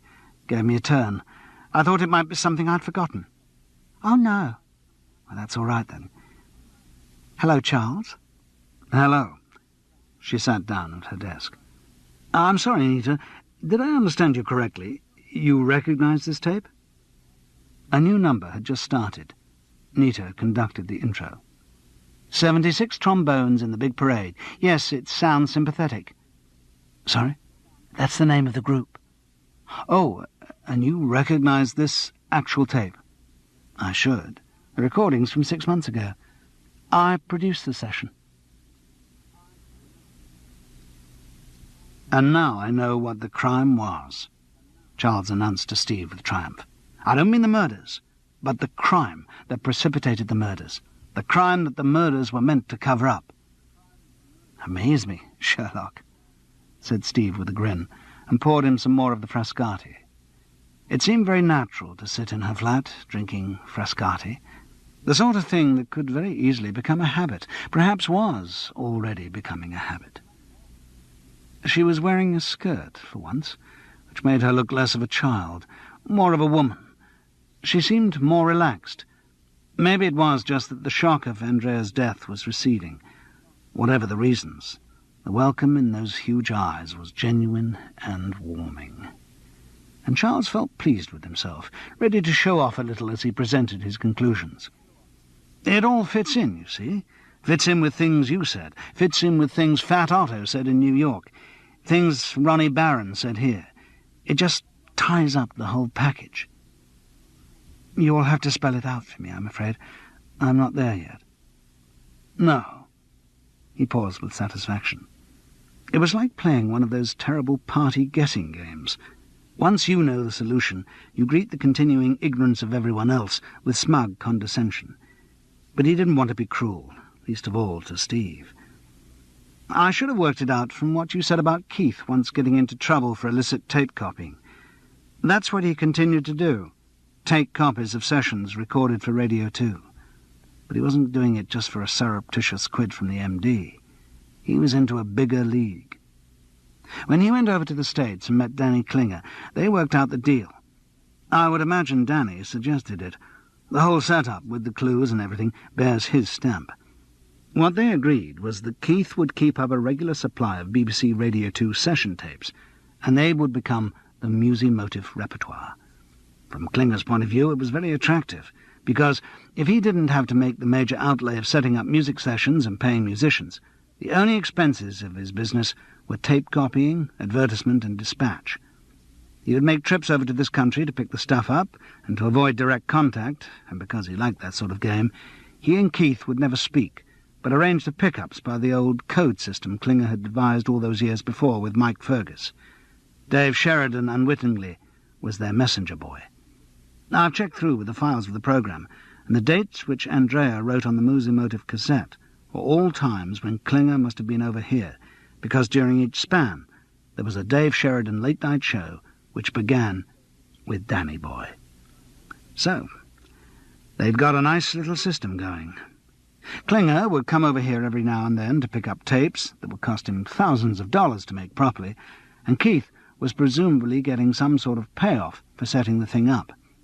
Keith ran the risks of copying the tapes and leaving them in these obscure hideouts, but since he never made direct contact with Klinger, he wasn't in much danger of being found out. Then why did this workable little system have to break up? Asked Steve. I'm not absolutely sure, but I would imagine it was because of the investigation into the company. I talked to Nita a bit about musical copyright and what have you, and it seems both sides of the Atlantic there's been a clampdown on what they call bootlegging or pirating music. It may have been just that Musi-Motif came under the scrutiny of some general inquiry, which discovered there was something fishy about its sources of music. Like that no studios or musicians were ever booked to produce the stuff. Exactly. As I say, it may have been a random check. However, I think it's more likely that your friend Andrea had something to do with it. Really? Yes. Think of all the things she said about investigative journalism and being onto something big and the truth coming out. You see, I found out from Nita that Andrea actually worked on the sound-sympathetic music session which appeared on the Musi-Motif tape. She recorded it. So what I reckon happened, and this can be only conjectural reconstruction, unless she actually spoke to anyone about it, was that she heard the tape playing somewhere. Could have been anywhere. In a hotel lobby, in a lift, in a restaurant, in a store. And with her fine musical ear, she recognized it as the session she had recorded. That's what led her to Musi-Motif, to try and investigate further. I assume Fat Otto was as ignorant for her as he was for me, but she did manage to get from him a copy of the tape as evidence, and also the dates of Klinger's most recent trips to this country. Armed with that, she returned here to investigate the BBC end of the business, possibly alerting a lawyer or someone in New York to the situation and suggesting that Musi-Motif might bear investigation. So then you reckon she came home and confronted her ex-husband with her findings, and he... No, I wouldn't have thought so. She had no reason to make any connection with Keith. I would think she just saw him on the night of her death and told him about her investigations. You said they were very competitive. She went to the States partly to show she could do anything he could. Yes. Wouldn't it then be in character for her to crow to him about her achievements over there? Steve shook her head sadly. Yes, I'm rather afraid it would. So, as soon as she told him of the connection she was making, Keith realized he had to keep her quiet, or it was only a matter of time before the investigation got to him. But just a minute, Steve objected. There's something that doesn't work in all this. What? Said Charles, slightly aggrieved to find any obstacle in the course along which he was bowling so happily. You say that the first Danny Boy message was in the programme which went out on the night Andrea died. Yes. Well, that must have taken quite a bit of preparation on Keith's part.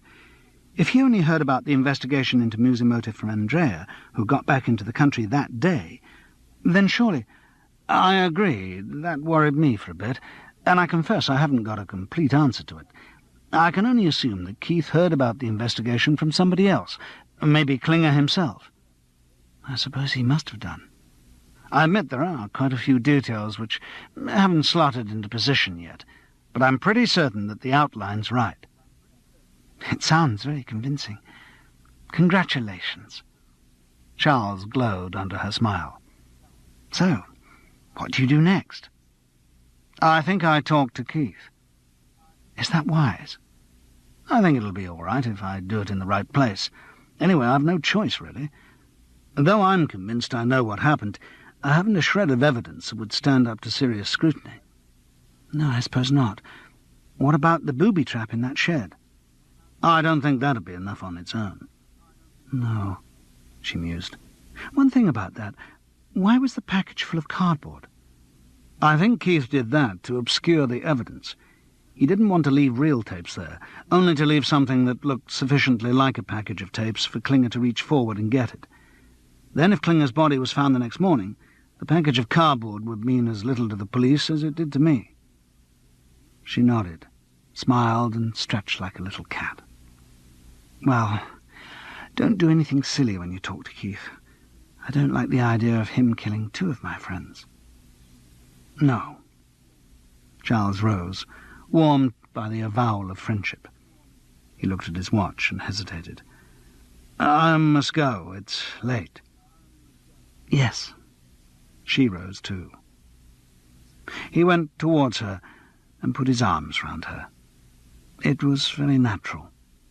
He met no resistance. She was tiny without her shoes on. She laid her head against his chest and purred. That's nice, echoing his thought. He felt very gentle and paternal. How are you? He asked fatuously. Not at all bad, she replied. In fact, pretty good. I'm surviving very well. Surviving what? I mentioned a young man called Robin. Yes? He's been away for a month or so.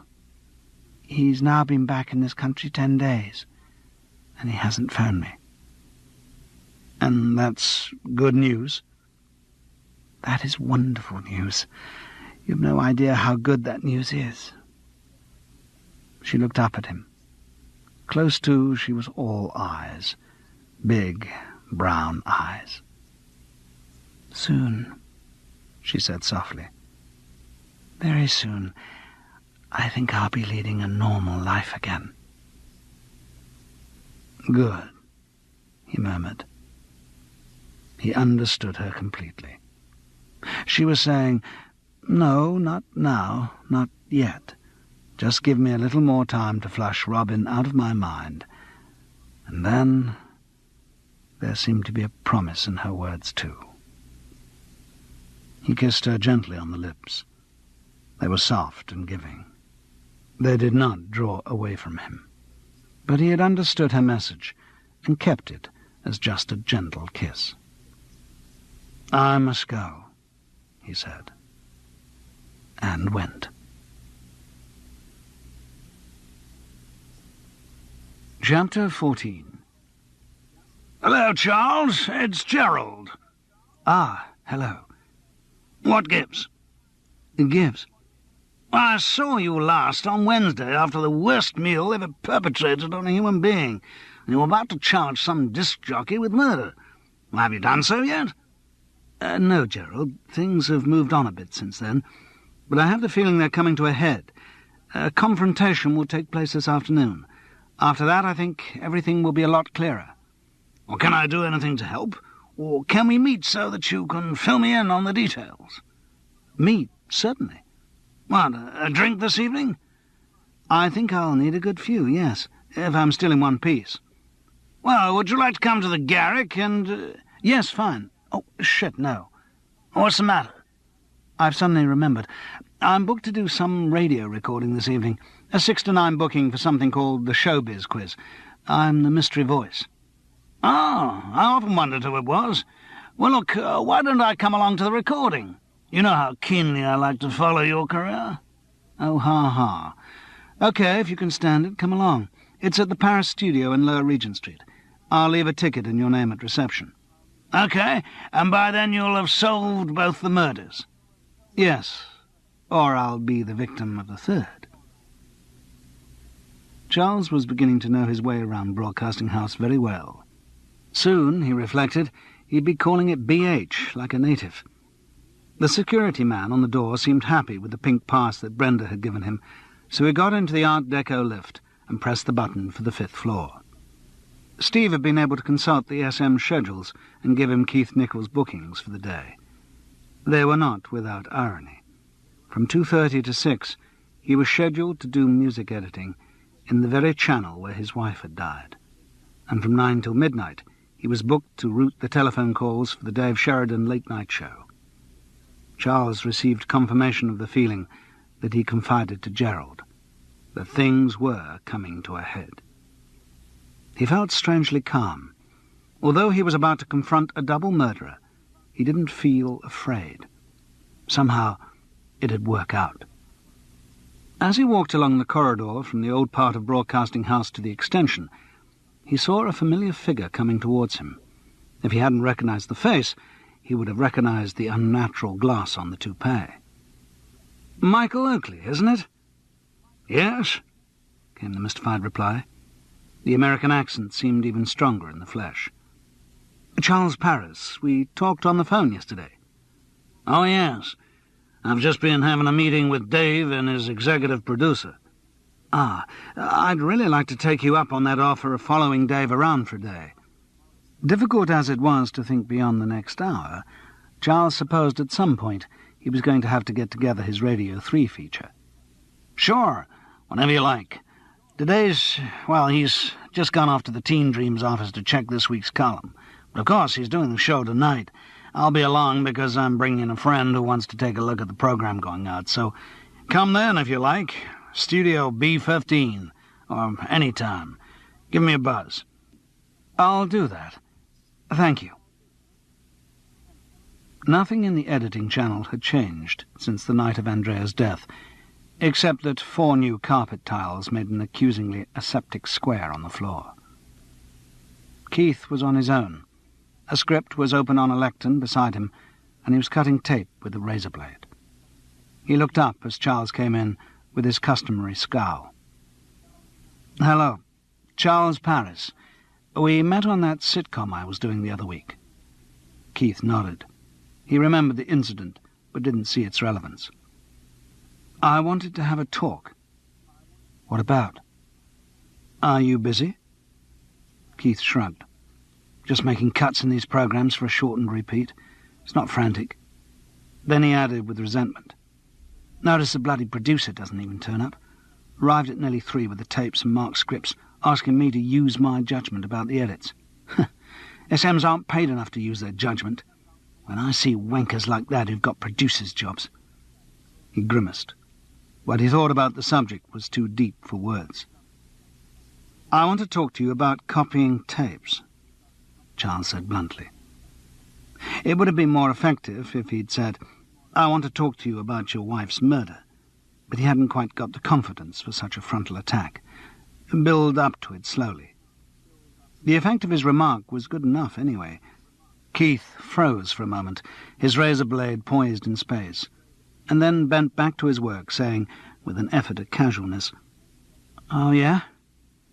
Copying tapes of BBC music sessions, and then selling them. "Look, who are you? Have you been planted in this place as some sort of copper's narc?" "No. I'll explain my involvement in a minute. Let's just talk about this tape copying for a start. You've been warned for it before. Do you deny that you've been doing it recently?" Keith looked at him defiantly, but maybe with a hint of relief. Perhaps for a moment he had feared a more serious accusation. "Okay, so I've copied a few tapes. Doesn't do anyone any harm. Good God, on the money they pay us, it's hardly surprising I try to make a few bob on the side." "I'm not talking about a few bob on the side. I'm talking about a highly organised business." Keith looked at him blankly. So Charles gave a nudge. "I'm talking about Mosey Motive." Keith gave a good impression of bewilderment. "Are you saying you've never heard of Mosey Motive?" "No, sure I've heard of it. I went to their offices when I was over in New York last autumn." "Yes, and may I ask why?" "I'm interested in the music business. I wanted to find out how it all worked in the States, so I got names of contacts from everyone I knew and just looked around. Mosey Motive was pretty useless from my point of view, just some kind of Muzak outfit. I'm more interested in creative pop." "And of course you met Danny Klinger over there?" "Yes, I think that was the guy's name. Yes." "Oh, come on, Keith. I'm not bluffed that easily. You may not have met Danny Klinger too often face to face, but you've had rather a lot of indirect contact with him." "I don't know what you're talking about." Keith Nichols turned back to the green tape recorder on which the razor blade that had killed his wife had been fixed. He pressed a button to spool back a reel of tape. Charles spoke firmly. "I'm talking about the deal which you set up to supply Klinger with music tapes, the sweet, profitable little deal that by chance your wife, Andrea, found out about, which was why you had to kill her and why you had to kill Danny Klinger." Keith turned, his face red with fury. "What the hell are you—" But he got no further. His words were cut off by a cry of pain. The top of one of the fast-spinning 10-inch spools on the tape machine had come loose and shot off towards him, a fatal frisbee with an edge as sharp as the razor blade in his hand. With an involuntary but life-saving reflex, he raised his right arm to shield his face. The spinning disc, sliced through the flesh on his forearm like a circular saw, was deflected by the bone and continued its career towards Charles. He just had time to duck and heard the whirring metal graze his hair before slicing through the soundproofing fabric on the wall and falling to the ground with a diminishing clatter. Keith looked with horror at the gash on his arm. Its clean line was soon distorted with welling blood, which dripped from his fingers onto the new carpet tiles. "Good God," he said. "If I hadn't had my arm there, it would have taken my head off." Charles rushed an inadequate handkerchief to the wound. "Is there a doctor in this place?" "Surgery, first floor," Keith replied dully, his face white with shock. "Can you walk?" He nodded. They walked along the corridor, a small cortege, dripping blood, attracting looks of amazement. As they waited for the lift, Keith asked, still without intonation, "What was all that about me killing Andrea?" Shock had stripped off all the layers of cynicism, contempt and anger. His question was simple, childlike. Charles pressed his accusation, gently but firmly. "I know you did, Keith. You had to, because she had found out about your deal with Klinger. I also know that you weren't in the studio that night for the hour before the Dave Sheridan show." Keith looked at him, and the colourless lips smiled. "No, I wasn't. I was moonlighting." "What?" "Producing an album session at a studio in Berwick Street, a group called Scrap Metal." "What?" "Session was from 9 to 1 in the morning, 8 Berwick Street. Check if you like. There are 6 witnesses in the group and 1 engineer. The police have already checked it." "What?" "I told them when they asked, But they agreed to keep it quiet here. Don't want to get me into trouble. Nice of them. The lift arrived, and they got in. They were the only passengers. Anyway, Keith continued softly, I wouldn't have killed Andrea. I don't know. I always hoped in a few years we'd get back together again. Tell me, asked Charles abruptly, have you ever known a spool to come apart like that before? No, I've heard of it happening in the old days, but now they're firmly screwed down. Perhaps you've got a faulty one. Unlikely. I've been spooling it back and forth all afternoon and nothing happened. So what does that mean? I don't know. Keith looked very faint, unwilling to pursue thoughts to their logical conclusions. That someone unscrewed it, Charles suggested softly. Keith did not reply. The lift stopped. Keith staggered as he stepped out, and Charles put an arm round him for support. As they walked along the corridor to the surgery, he asked, Did anyone have a chance to tamper with it in the course of the afternoon? Keith answered as if in a trance. Each word had equal emphasis. I went out to get a coffee. When I came back, there was someone in the channel I knew. He said he was looking for Dave Sheridan. Who was it? Asked Charles. But he knew the answer. There was one other person who had been in Broadcasting House on the night of Andrea's death, who had been down at Brass's for the opening night all-night disco party, whom Charles had even met leaving the scene of his latest crime. Keith's trembling answer confirmed it. Dave's agent. Mike Oakley. The new casting had such a powerful effect on his script that Charles virtually reckoned he had a new play. But it was one with a much better chance of West End success than all his previous out-of-town tryouts. The more he thought about Michael Oakley in the leading role, the better he seemed to fit it. He had definitely been on hand to commit both murders, and probably on hand with far less calls on his time than any of the other suspects. And it was not hard to sketch in his motivation. Throughout the case, Charles had been looking for someone with an American connection to explain the link with Klinger. Oakley was American by nationality. It was much more likely that he had known Klinger a long time before than that Keith should have set up their elaborate criminal connection in the course of one very brief meeting. Desperately, Charles thought back over his conversation with Fat Otto, and as he did so, a breathtakingly exciting new possibility suggested itself. Fat Otto had talked about Danny Klinger's companion in crime back in the days when they worked in the New York radio station. Mike Fergus had been the name. Mike Fergus. Michael Oakley. Just a change of surname. Sufficient if you wanted to take on a new identity in a new country, though. If you wanted to hide your past. And what was the past that needed to be hidden? Fat Otto had spoken of some financial scandal which had led to the disappearance of both Klinger and Fergus from their radio station. Nothing was proved, but they were both reckoned to have had their hands in the till. So they were joined by crime. Charles's mind raced on. Suppose the two had parted after that, lost touch, then re-met in London, where Klinger found Fergus doing very nicely, thank you, in his new identity. Successful agent in one of London's biggest agencies.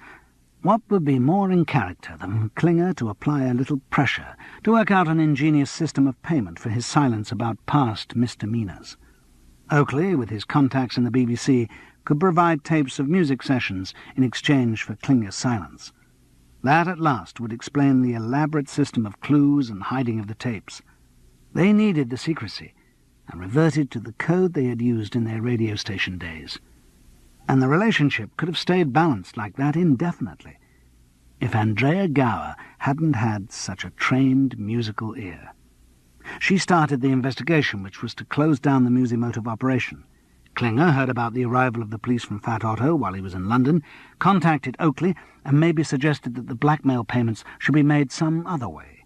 His demands were too high, so Oakley decided he was too much of a threat and would have to be eliminated. Then he heard of another danger. His client, Dave Sheridan, mentioned a story which Andrea Gower had told him during a music session on the afternoon of her return from New York. It was about an elaborate musical fraud, and, as Sheridan unfolded it, Oakley realized that Klinger was not the only threat to his safety. The girl had to go too. He had tried to mop up both threats on the same night, Andrea directly and Klinger indirectly. He would have done it too if Klinger's radio hadn't cut out when his car got delayed under a road bridge on the M23. So he had to try again. The second time, he succeeded. Charles tried to slow his brain down. It was all too fast, too manic, and yet he couldn't help being excited by it. If Klinger's contact in England were his old friend Mike Fergus under a new identity, the whole case made sense in a way it hadn't begun to previously. And he was going to see Michael Oakley that evening in the Dave Sheridan Late Night Show studio.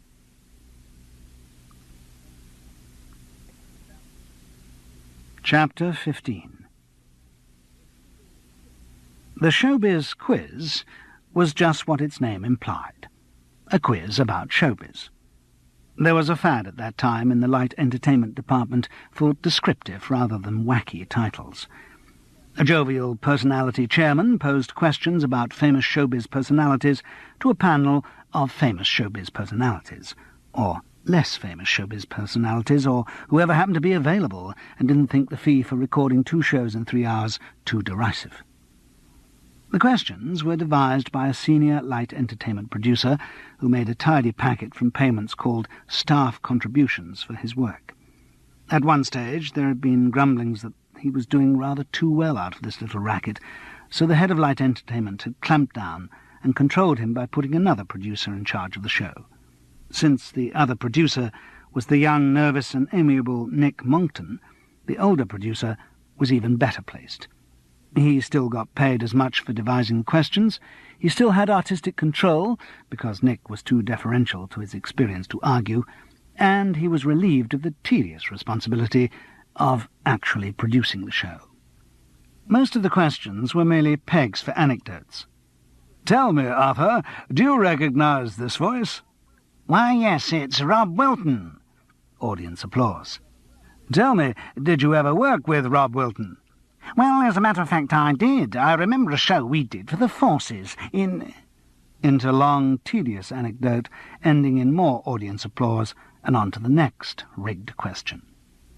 However, there were some rounds when the answers required actual knowledge, and it was for these that Charles had been booked as Mystery Voice. His presence was the one innovation which Nick Monckton had managed to graft on to the established show. The young producer felt that these rounds would gain extra piquancy if the audience knew the correct answers while the panellists groped towards them. The older producer didn't see any way in which this departure could affect the amount he was paid for devising the questions, and so raised no objection. Nick Monckton appeared more relaxed on this programme than he had on Dad's the Word, perhaps because the Showbiz Quiz had been going for so long that it ran itself, and also because the team were semi-regulars whom he knew and wasn't afraid of. Rehearsal was simply a matter of arranging the order of the cued anecdotes and working out some ad-libs before adjourning to the pub for a good few drinks to ensure that they sounded spontaneous.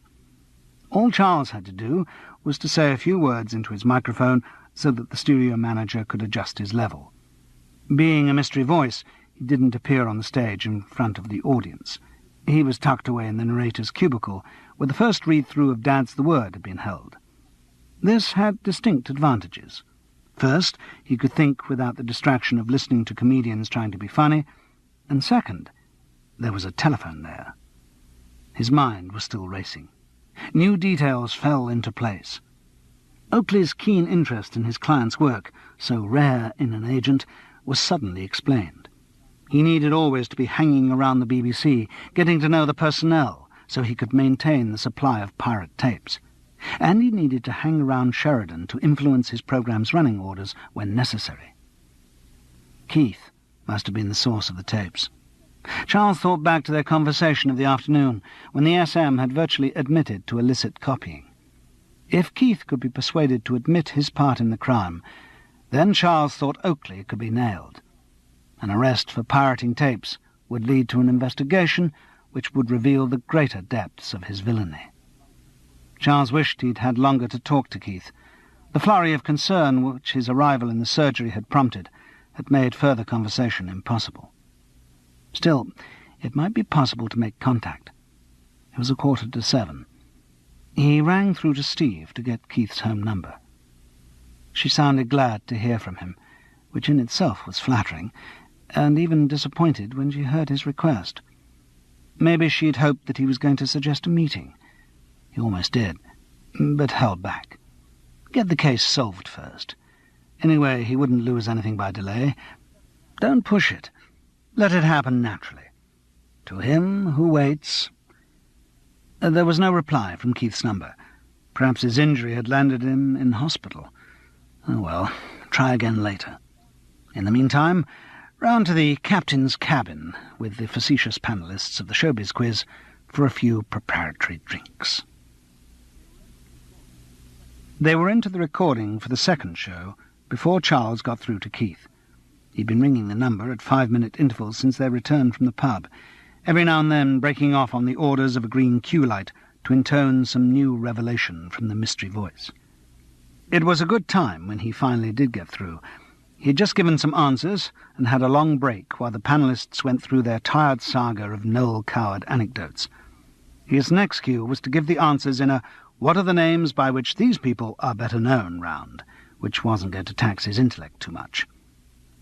Keith sounded weak, but there was a more positive note in his voice than Charles had ever heard. The petulant scorn had been replaced by determination. After answering Charles's inquiries about his well-being, number of stitches, etc., he said, "I've been thinking a lot, putting two and two together. I'm glad you called, because you can explain a few things to me. From what you were saying, I gather you think Oakley sabotaged that spool." "Seems most likely." "And also killed Andrea?" "I think so." "A bastard." Keith's voice was low and intense. "You've no idea what I felt like since she died. OK, it hadn't worked out with us, but there was still a lot there, and I've been blaming myself for her death, as if it was my fault. God, the bastard." "Would you be prepared to help me get him convicted?" "I'd do anything." "Even if it meant admitting your illicit tape copying and moonlighting in studios in Berwick Street?" "Anything. OK, I might get sacked, but I've been thinking of getting out into commercial recording anyway." "Good. Well, listen, there are a few details you can help me out on, and then we must decide how to proceed." OK. Ask away." "Right. First, a few things about that night down at Brass's. Oakley says you all left Broadcasting House straight after the show finished and came back as soon as Dave's 2-hour stint was over." "Right." "So, did you see Oakley there all the time, or did he go out at any point?" "Oh, he was out most of the time. I assumed he picked up some totty and was having it away with her in the car. He has rather a taste for young girls." "Excellent. That gave him plenty of time to get to Klinger's car and sort him out." "He killed Danny Klinger too, did he?" "I think so." "That bastard," Keith hissed again. "God, I'd like to get my hands on him. Yes, I'll admit anything I've done just to nail that swine. When are you going to see him?" "Tonight. He's going to be along at the Dave Sheridan show, and I said I might pop in." "I'll come too," said Keith quickly. "But you can't. Your arm." "Sod that. It's all right, bandaged up, but I can manage. I was scheduled to do the show anyway. Alec's been called in on standby, but I'll give him a buzz and say I'm OK." "Are you sure?" "You bet. I want to see that bastard Oakley squirm. He nearly killed me. I should have realised he was up to something that night down at Brass's. He arrived back in the disco in the middle of the non-stop smooch session, looking as guilty as a dog that just shat on the carpet. I assumed he'd been doing something disgusting to a little girl in the car park. Never thought he'd been committing a murder." Charles was intrigued by the expression non-stop smooch session. He'd wondered what it meant when he'd first heard it from Jude, the punk waitress down at Brass's. He asked Keith. It's rather a good idea. Dave always does it when he's doing a late disco. Towards the end, when most of the kids have formed couples, he just does a long sequence of slow, sexy numbers, so they can dance real close, you know." "And he chants away to them in his sexy voice?" "No, straight segue." "What's a segue?" "Record to record, no chat." "So he just puts the discs on?" Used to. But then he didn't see the point in that, so he got me to make up a tape of a really good smooch session, which he uses all the time. Works a treat, and what's more, it gives him half an hour's break in the middle of the session. Half an hour? Yes.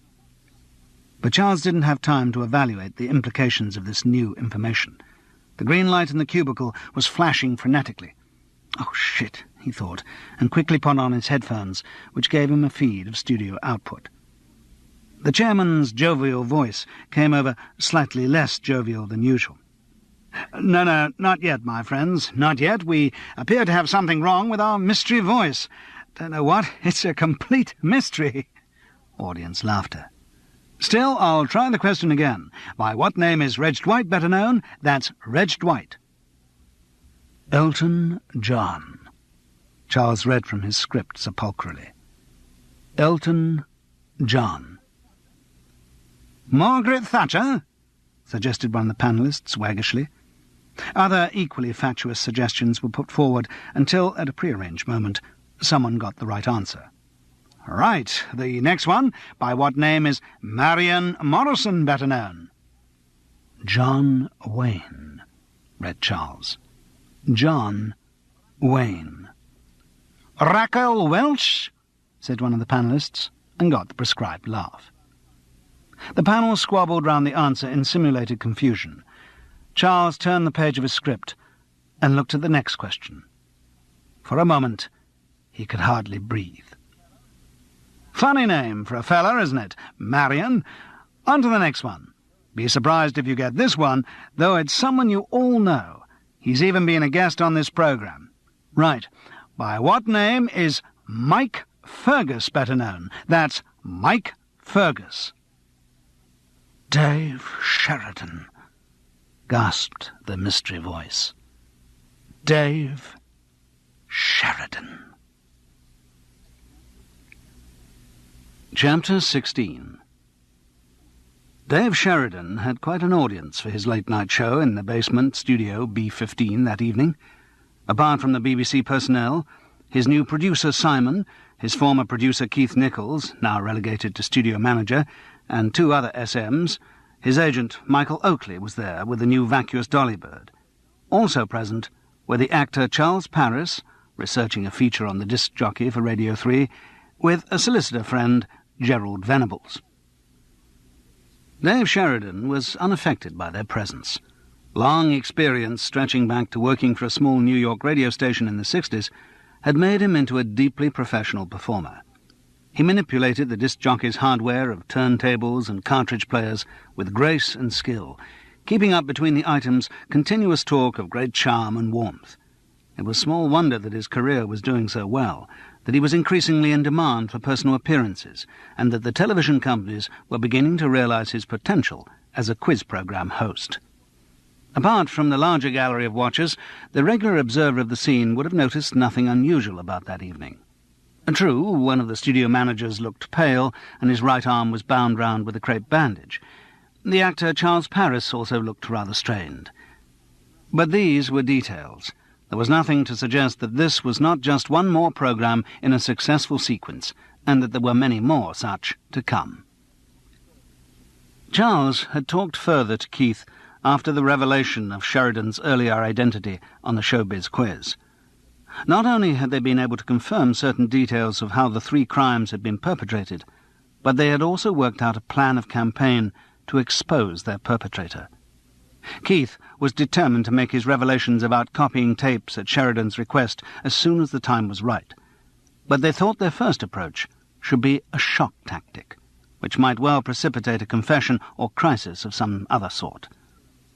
The ingredients in the Dave Sheridan late-night show, apart from the geniality of its host, were single and LP records, tapes, jingles on cartridge, and occasional phone calls from listeners. These last focused particularly on a competition called 10 for a Tune, in which members of the public stood the chance of winning £10 if they could identify the title and the singer of a snatch of music which had been distorted and speeded up. The phone calls were routed into the studio by one of the studio managers. Charles stood in the adjacent editing channel. The glass between that and the studio was masked by a Venetian blind, but through the slit he could see Dave Sheridan smiling into the microphone, wooing it, seducing it. For a moment he had a clear vision of Mrs. Moxon, sitting at home in her demented dignity, listening to the voice of her long-dead lover. Yes, it was a fine voice. As an actor, he should have analysed it before, broken it down into its components of Scots and American, should have realised that its owner must have spent a long time in the States, and understood the clue. But he'd been too intricately involved in details of half-truths and timetables to see the obvious. And the answer was in the voice all the time. Well, right after the next piece of music, we'll be playing our music game 10 for a Tune. And tonight's contestant, the card in front of me tells me, is Mr. Kevin Piggott from Birmingham. Hang on just a few more moments, Mr. Piggott, and we'll see if we can win you £10 for identifying our mystery tune. But first, Bobby Gentry says, rather disappointingly for us chaps, "I'll never fall in love again." Ah. The voiceover was perfectly timed, and the vocal came in just after his "ah." Dave Sheridan sat back and relaxed. The telephone beside Charles Paris rang, just as Keith had told him it would. He picked it up and said, "Hello?" in a voice he had used for a production of The Caretaker in Cardiff. Take care to miss this. South Wales Argus. "Hello, Mr. Piggott?" asked Keith's voice. "Yes? I'm calling from the BBC, the Dave Sheridan late-night show." "Oh," said Mr. Piggott, properly impressed. "I believe one of our production secretaries rang you earlier in the day to ask if you'd like to take part in our 10 for a Tune competition." "Oh, that's right. I sent in a card a few weeks back." "Well, Mr. Piggott, you'll be talking to Dave Sheridan in about 2 minutes, just when this piece of music's finished." "Oh, yes?" "If you've got your radio on, can I ask you to keep the volume down and keep it away from the telephone? Otherwise we can get technical problems." "Oh, that's all right. My wife's listening in the next room." "Good. Right, if you'd like to hang on for a minute, the next person you'll speak to will be Dave Sheridan." "Fine." Mr. Piggott waited. The receiver in his hand was damp with sweat. Anyone looking at him would have thought that the prospect of winning £10 for identifying a piece of music meant a great deal to him. I love that one from Bobby Gentry. Very sexy voice, I always think. Right, now it's competition time. Yes, it's 10 for a Tune jingle. And we should have Mr. Piggott from Birmingham on the line. Are you there, Mr. Piggott? "Yes, I am, Dave." Good, good. The boffins in the back room have got the phones working. Tell me, Mr. Piggott, or can I call you Kevin? "Please do, Dave." Fine. Tell me, Kevin, what sort of a night is it in Birmingham? "Oh, very nice, thank you, Dave." Good, and let's hope your lucky star's out tonight as you play 10 for a Tune. "Let's hope so, Dave." Right. To have £10 winging its way to you tomorrow, all you have to do is to tell me what this piece of music is and who's singing it. Tape of scrambled music. Well, there it was, Kevin. A fairly difficult one, but tell me, do you have any idea what it might be? "Yes, Dave. I think I know exactly." There's confidence for you. Right, what do you think it is? "I think it's There's an Old Mill by the Stream, and I think it's sung by Danny Klinger." The impact was immediate. Sheridan looked as if he'd been kicked in the solar plexus. Hard. He mouthed, incapable of speech. "Is that right?" asked Charles inexorably, watching his victim through the slit in the blind. No, Sheridan managed to croak. "Ah, what a pity. Well, never mind. I'd like a dedication, please. It's for Andrea Gower and all at Moosey Motive, and the number we'd all like to hear is Confessing." Well, you can't have it. Sheridan's shaking hands reached forward to the turntable, banged against the pickup, and knocked it jolting into the middle of the disc. Music started with an ugly rasp. He rose to his feet and rushed into the control cubicle as Charles hurried out from his hiding place. "Who did that?" Dave Sheridan mouthed incoherently. "Is everything okay?" asked his new producer with concern. "What's up, Dave?" asked his agent with equal concern. "Who did it?" asked Dave Sheridan more firmly. Keith Nichols rose from the control panel just as Charles entered the suite. "We did it, Dave," he said softly. "Now perhaps you know what it feels like to be really frightened. Maybe you know what Andrea felt when you pulled her wrist across the blade, what Klinger felt like when he smelt the exhaust fumes, what I felt like this afternoon when I saw that spool coming towards me." "You've no proof," said Sheridan. "Oh, yes, we have," Charles lied firmly. "Look, what is all this?" asked Michael Oakley. "The record's coming up in 30 seconds, said the new producer feebly. Dave Sheridan suddenly turned round to his case on the table. When he turned back, he was holding a small automatic pistol. "Out of my way, all of you." "You won't get away," said Charles. "Yes, I will. I got away from the last bit of trouble I had with Danny in the States, and I'll get away with this. Let me pass." The gun was held in a very purposeful manner, and Charles felt discretion was the better part of valour. He drew back to make a gangway for Sheridan to leave the studio. But Keith Nichols was not going to let that happen. "No, you're not going to get away with it, not after what you did to Andrea." And he launched himself at the disc jockey. There was a sharp report from the gun. Keith was frozen for a minute in mid-air, then slumped to the ground. By the time the moment of shock was over, Dave Sheridan had left the studio. "Good God, what shall I do?" the new producer asked. "The record's finished. There'll be silence on the air. Oh, my God, silence!" He stopped, appalled at the thought. "Ring the duty office." Keith's voice came weakly from the floor.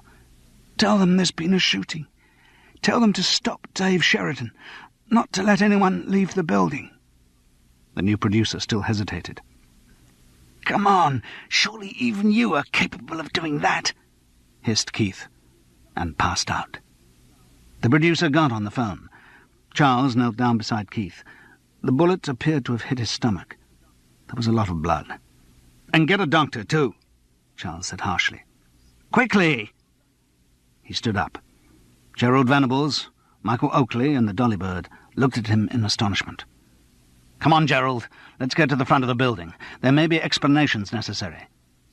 Gerald nodded, and they started to leave the studio.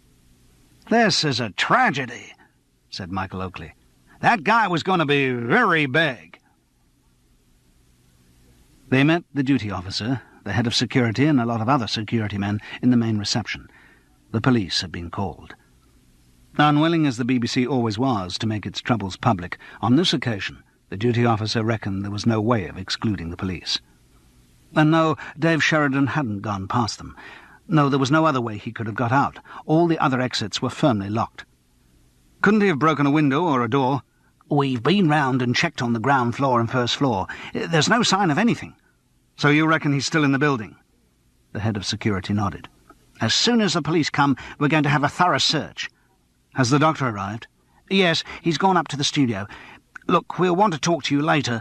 I suggest you go to the canteen and have a coffee or something. We'll find you there." "OK." Charles and Gerald got into the lift and pressed the button for the 8th floor. "Charles," asked Gerald, "had you really got proof to pin the murders on him?" "No. It was complete bluff." "It worked." "Yes. And now there's no question about his having committed a crime, in front of 7 witnesses. I just hope to God it's not another murder." "Yes." The lift slowed down. "I wonder where he's gone." The lift doors opened.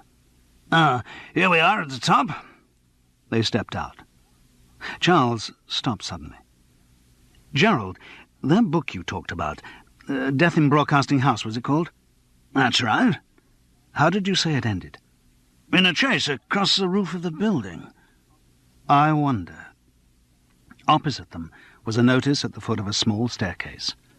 "Unauthorized staff are not allowed on this staircase or on the roof, which is strictly out of bounds." "What was that?" Both froze. "It sounded like a door. Along the corridor," Charles whispered. "It must be him. There can't be many people about at this time. I should think he's trying to get to the roof. Must be looking for the staircase." They started back along the old corridor towards the canteen. They turned a corner. Both gasped. Dave Sheridan stood in front of them, holding his gun. A shot sounded, appallingly loud, as they threw themselves back.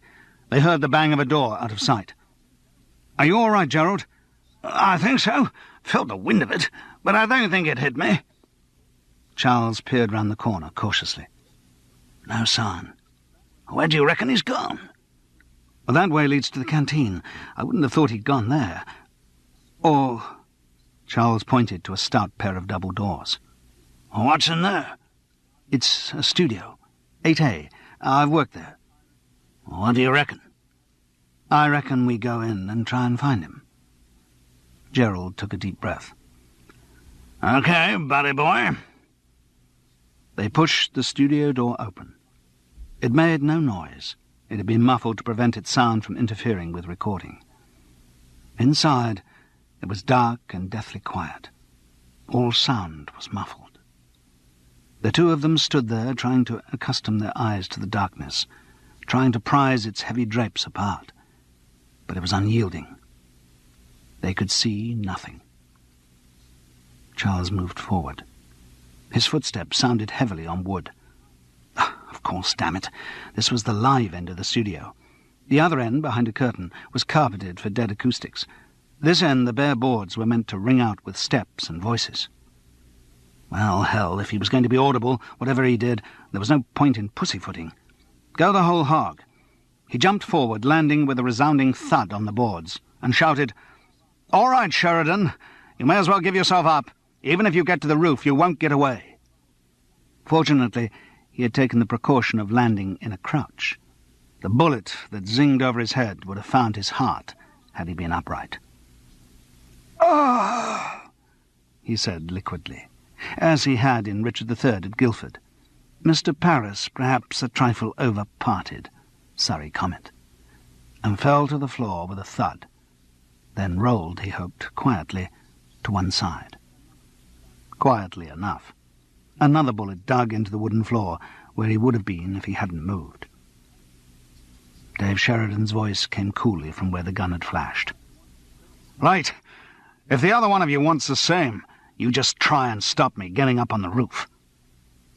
"Ah," thought Charles comfortingly, "he thinks I'm dead." Gerald, with the discretion which had made him such a success in the legal profession and contributed to the purchase of his Rolls-Royce, kept very quiet. "Right. Goodbye," said Sheridan's voice. Then there was a sound of footsteps running up stone stairs. They reached a level and stopped. Then there was a rattle and clang of at least 6 different bolts as he fought to open the door. Finally the last one gave, and he leapt forward to the freedom of the roof of Broadcasting House. At that moment, all the lights in the studio came on. Charles, from his vantage point on the floor, looked up to where the sound of the door had come from. He saw Dave Sheridan clutching at his nose. The door with which he had struggled had opened onto a blank wall. It was a sound effects door, and all the bolts and latches were only there for the illusions of Saturday night theatre. And the stairs up which he had dashed were sound effects stairs. He had run up the stone side. Had he gone up the other side, he would have made the sound of running up wooden stairs. Dave Sheridan had dropped his gun when he ran into the brick wall. Blood from his nose trickled through his fingers as he turned to face the police.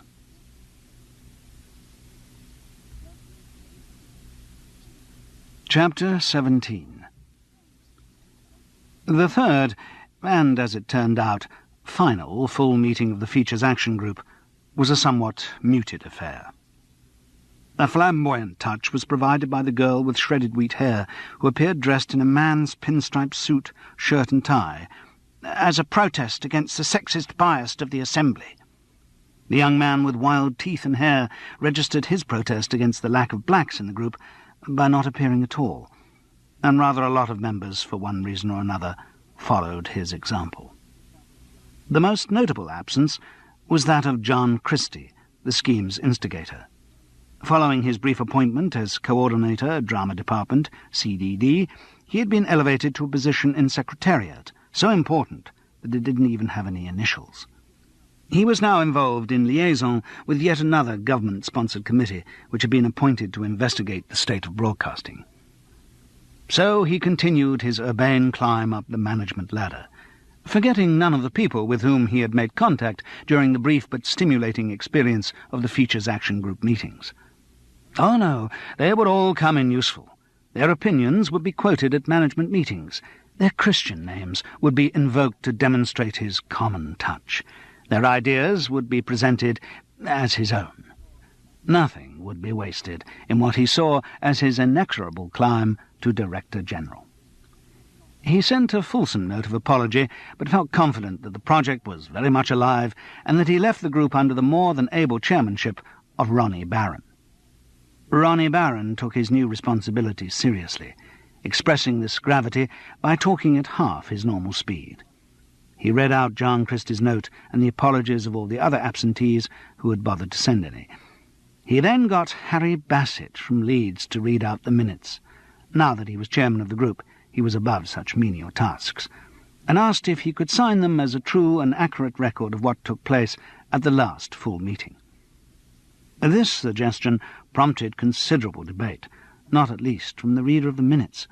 Harry Bassett, with his group member hat on, could not help noticing that, not to put too fine a point on it, not only had his objections at the previous meeting to the lack of minutes of his references to regional broadcasting of the first meeting not been minuted, but there was also no mention in the current minutes of certain telling points he made about the vitality of future ideas in the main regional areas, as it were.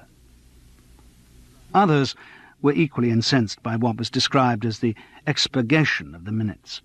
There was dark talk of censorship, threats to free speech, and gagging the voice of the individual on a scale unequalled even in Nazi Germany. Charles Paris found it difficult to get that excited. All he noticed about the minutes was that once again John Christie moved through them like a cross between Napoleon and Florence Nightingale, redressing a grievance here and giving a masterly summing up there, expressing always superb judgment and supreme intellect.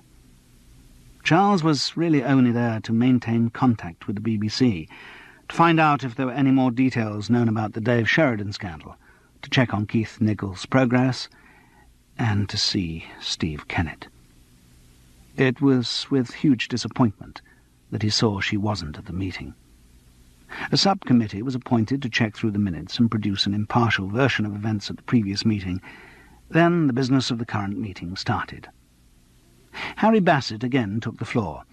His problem concerned the very nature of the assembly. It was an unofficial body, as it were, and so, in a sense, secret. Until its deliberations had taken what you might call concrete form, it had, if his recollection served, been agreed that the group's existence should be kept from the powers that be, as it were. This, however, placed him on the horns of a dilemma. Coming, as he did, from the regional centre of Leeds, he was involved in what could only be described as considerable capital outlay in fares and overnight accommodation, which he regarded as legitimate expenses on BBC business. His head of department, however, had refused to authorise his expense claims unless he were informed, as it were, of the nature of the business on which Harry had travelled to London, which, not to put too fine a point on it, put him in a bit of a jam. Helmut Winkler, looking more like a mad professor than ever, was appalled by this. What hope have we got of producing anything of artistic merit in this country while that sort of petty-minded mercenary attitude obtains? One must suffer for art. What does a few pounds matter compared with the creation of a true work of art? Well, now, that's all very well, Helmut, reasoned Harry Bassett. But I do have a mortgage and a family, and in a sense considerable responsibilities of a, as it were, financial nature. And while I sympathise with your sense of priorities, I do feel... As long as this attitude exists in the BBC... Helmut Winkler, who was a bachelor and whose income was well subsidised by the incomprehensible articles he wrote for The Listener and various higher-paying American periodicals, shrugged in despair. No one seems to be thinking about the philosophy of audio anymore. When will people learn that radio is not just a matter of communication? Not even a matter of communication. Radio has nothing to do with communication. "Bloody nonsense," said the woman from Woman's Hour. "Radio is communication, talking directly to the audience. That's what works so well in our feature on hysterectomy." They were in the bar within half an hour. The discussion had not progressed, and Ronnie Barron had closed the meeting with the intention of reassembling sometime very soon, when everyone had had a bit more time to work out their own views on the direction in which the group should be going. Everyone had agreed to this idea, but none had got out their diaries. Ronnie Barron had said that his secretary would ring around in a few days to fix a date and a venue. It was about 7:30 on a Friday night. The crowd in the Ariel bar was thinning. There were a few people Charles recognised. The drama rep actress from the Dad's the Word recording, perched on a tall stool in the middle of other drama rep members. In a corner, Mark Lear was talking intensely to a pretty young girl. And standing on her own in the middle of the room was Steve Kennett. He went across to her.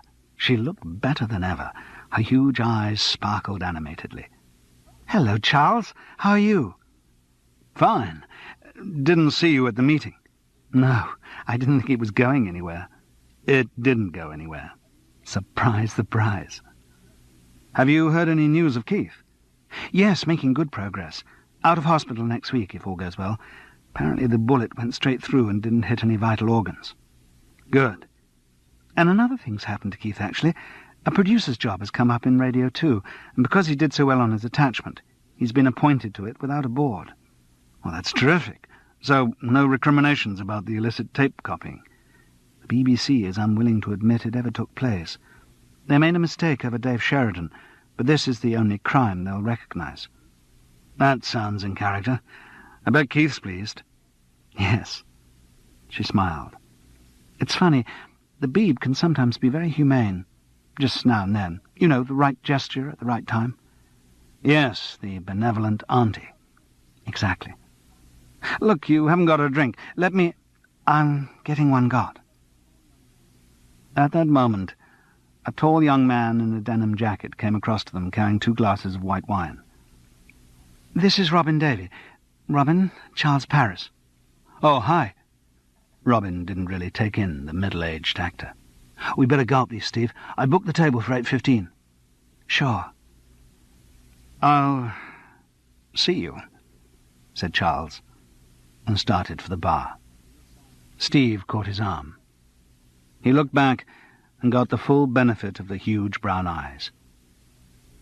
"He rang after all," she whispered helplessly.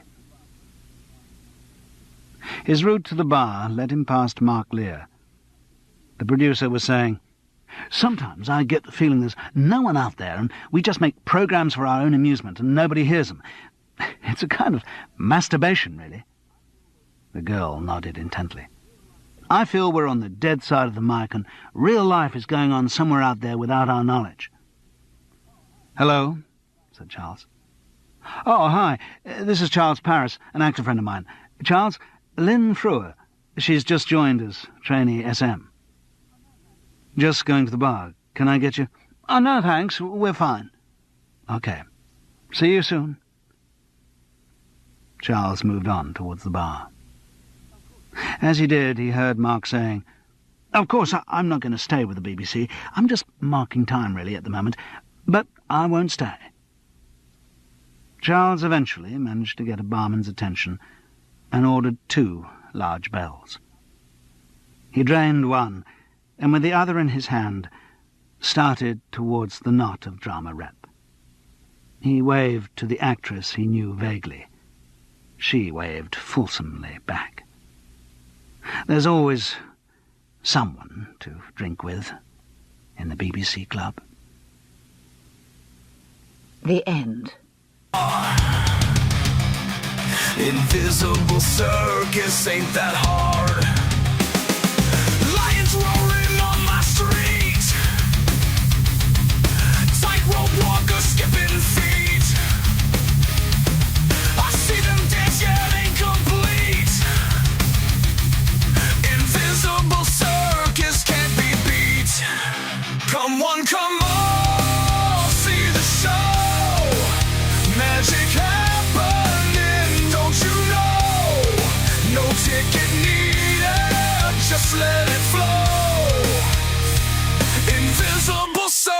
circus in your soul.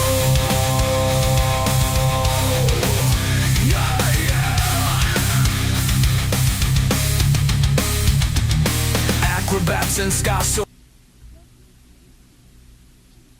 Chapter 17. The third, and as it turned out, final full meeting of the Features Action Group was a somewhat muted affair. A flamboyant touch was provided by the girl with shredded wheat hair, who appeared dressed in a man's pinstripe suit, shirt and tie, as a protest against the sexist bias of the assembly. The young man with wild teeth and hair registered his protest against the lack of blacks in the group by not appearing at all, and rather a lot of members, for one reason or another, followed his example.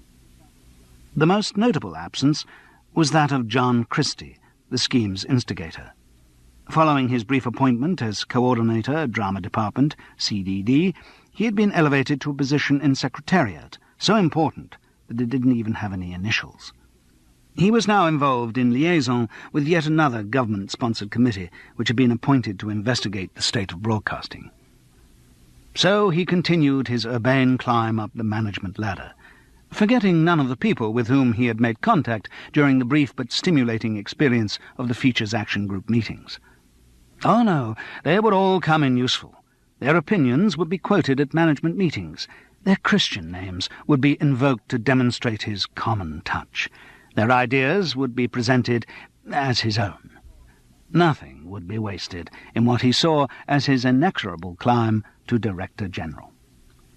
He sent a fulsome note of apology, but felt confident that the project was very much alive and that he left the group under the more than able chairmanship of Ronnie Barron. Ronnie Barron took his new responsibility seriously, expressing this gravity by talking at half his normal speed. He read out John Christie's note and the apologies of all the other absentees who had bothered to send any. He then got Harry Bassett from Leeds to read out the minutes.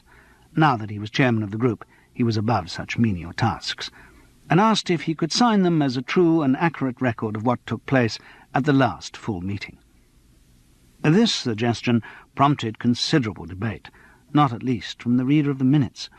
Harry Bassett, with his group member hat on, could not help noticing that, not to put too fine a point on it, not only had his objections at the previous meeting to the lack of minutes of his references to regional broadcasting of the first meeting not been minuted, but there was also no mention in the current minutes of certain telling points he made about the vitality of future ideas in the main regional areas, as it were. Others were equally incensed by what was described as the expurgation of the minutes. There was dark talk of censorship, threats to free speech, and gagging the voice of the individual on a scale unequalled even in Nazi Germany. Charles Paris found it difficult to get that excited. All he noticed about the minutes was that once again John Christie moved through them like a cross between Napoleon and Florence Nightingale, redressing a grievance here and giving a masterly summing up there, expressing always superb judgment and supreme intellect. Charles was really only there to maintain contact with the BBC, to find out if there were any more details known about the Dave Sheridan scandal, to check on Keith Nichols' progress, and to see Steve Kennett. It was with huge disappointment that he saw she wasn't at the meeting. A subcommittee was appointed to check through the minutes and produce an impartial version of events at the previous meeting. Then the business of the current meeting started. Harry Bassett again took the floor. His problem concerned the very nature of the assembly. It was an unofficial body, as it were, and so, in a sense, secret. Until its deliberations had taken what you might call concrete form, it had, if his recollection served, been agreed that the group's existence should be kept from the powers that be, as it were. This, however, placed him on the horns of a dilemma. Coming, as he did, from the regional centre of Leeds, he was involved in what could only be described as considerable capital outlay in fares and overnight accommodation, which he regarded as legitimate expenses on BBC business. His head of department, however, had refused to authorise his expense claims unless he were informed, as it were, of the nature of the business on which Harry had travelled to London, which, not to put too fine a point on it, put him in a bit of a jam. Helmut Winkler, looking more like a mad professor than ever, was appalled by this. What hope have we got of producing anything of artistic merit in this country while that sort of petty-minded mercenary attitude obtains? One must suffer for art. What does a few pounds matter compared with the creation of a true work of art? Well, now, that's all very well, Helmut, reasoned Harry Bassett. But I do have a mortgage and a family, and in a sense considerable responsibilities of a, as it were, financial nature. And while I sympathise with your sense of priorities, I do feel... As long as this attitude exists in the BBC... Helmut Winkler, who was a bachelor and whose income was well subsidised by the incomprehensible articles he wrote for The Listener and various higher-paying American periodicals, shrugged in despair. No one seems to be thinking about the philosophy of audio anymore. When will people learn that radio is not just a matter of communication? Not even a matter of communication? Radio has nothing to do with communication. Bloody nonsense, said the woman from Woman's Hour. Radio is communication, talking directly to the audience. That's what works so well in our feature on hysterectomy. They were in the bar within half an hour. The discussion had not progressed, and Ronnie Barron had closed the meeting with the intention of reassembling sometime very soon, when everyone had had a bit more time to work out their own views on the direction in which the group should be going. Everyone had agreed to this idea, but none had got out their diaries. Ronnie Barron had said that his secretary would ring around in a few days to fix a date and a venue. It was about 7:30 on a Friday night. The crowd in the Ariel bar was thinning. There were a few people Charles recognised. The drama rep actress from the Dad's the Word recording, perched on a tall stool in the middle of other drama rep members. In a corner, Mark Lear was talking intensely to a pretty young girl. And standing on her own in the middle of the room was Steve Kennett. He went across to her. She looked better than ever. Her huge eyes sparkled animatedly. "Hello, Charles. How are you?" "Fine. Didn't see you at the meeting." "No, I didn't think it was going anywhere." "It didn't go anywhere." "Surprise, surprise." "Have you heard any news of Keith?" "Yes, making good progress. Out of hospital next week, if all goes well. Apparently the bullet went straight through and didn't hit any vital organs." "Good." "And another thing's happened to Keith, actually. A producer's job has come up in Radio 2, and because he did so well on his attachment, he's been appointed to it without a board." "Well, that's terrific. So, no recriminations about the illicit tape copying?" "The BBC is unwilling to admit it ever took place. They made a mistake over Dave Sheridan, but this is the only crime they'll recognise." "That sounds in character. I bet Keith's pleased." "Yes." She smiled. "It's funny, the Beeb can sometimes be very humane, just now and then. You know, the right gesture at the right time." "Yes, the benevolent auntie." "Exactly. Look, you haven't got a drink. Let me... I'm getting one got." At that moment, a tall young man in a denim jacket came across to them carrying 2 glasses of white wine. "This is Robin Davey. Robin, Charles Paris." "Oh, hi." Robin didn't really take in the middle-aged actor. "We better go up, please, Steve. I booked the table for 8:15. "Sure." "I'll see you," said Charles, and started for the bar. Steve caught his arm. He looked back and got the full benefit of the huge brown eyes. "He rang after all," she whispered helplessly. His route to the bar led him past Mark Lear. The producer was saying, "Sometimes I get the feeling there's no one out there, and we just make programs for our own amusement, and nobody hears them. It's a kind of masturbation, really." The girl nodded intently. "I feel we're on the dead side of the mic, and real life is going on somewhere out there without our knowledge." "Hello," said Charles. "Oh, hi. This is Charles Paris, an actor friend of mine. Charles, Lynn Frewer. She's just joined as trainee SM." "Just going to the bar. Can I get you?" "Oh, no, thanks. We're fine." "Okay."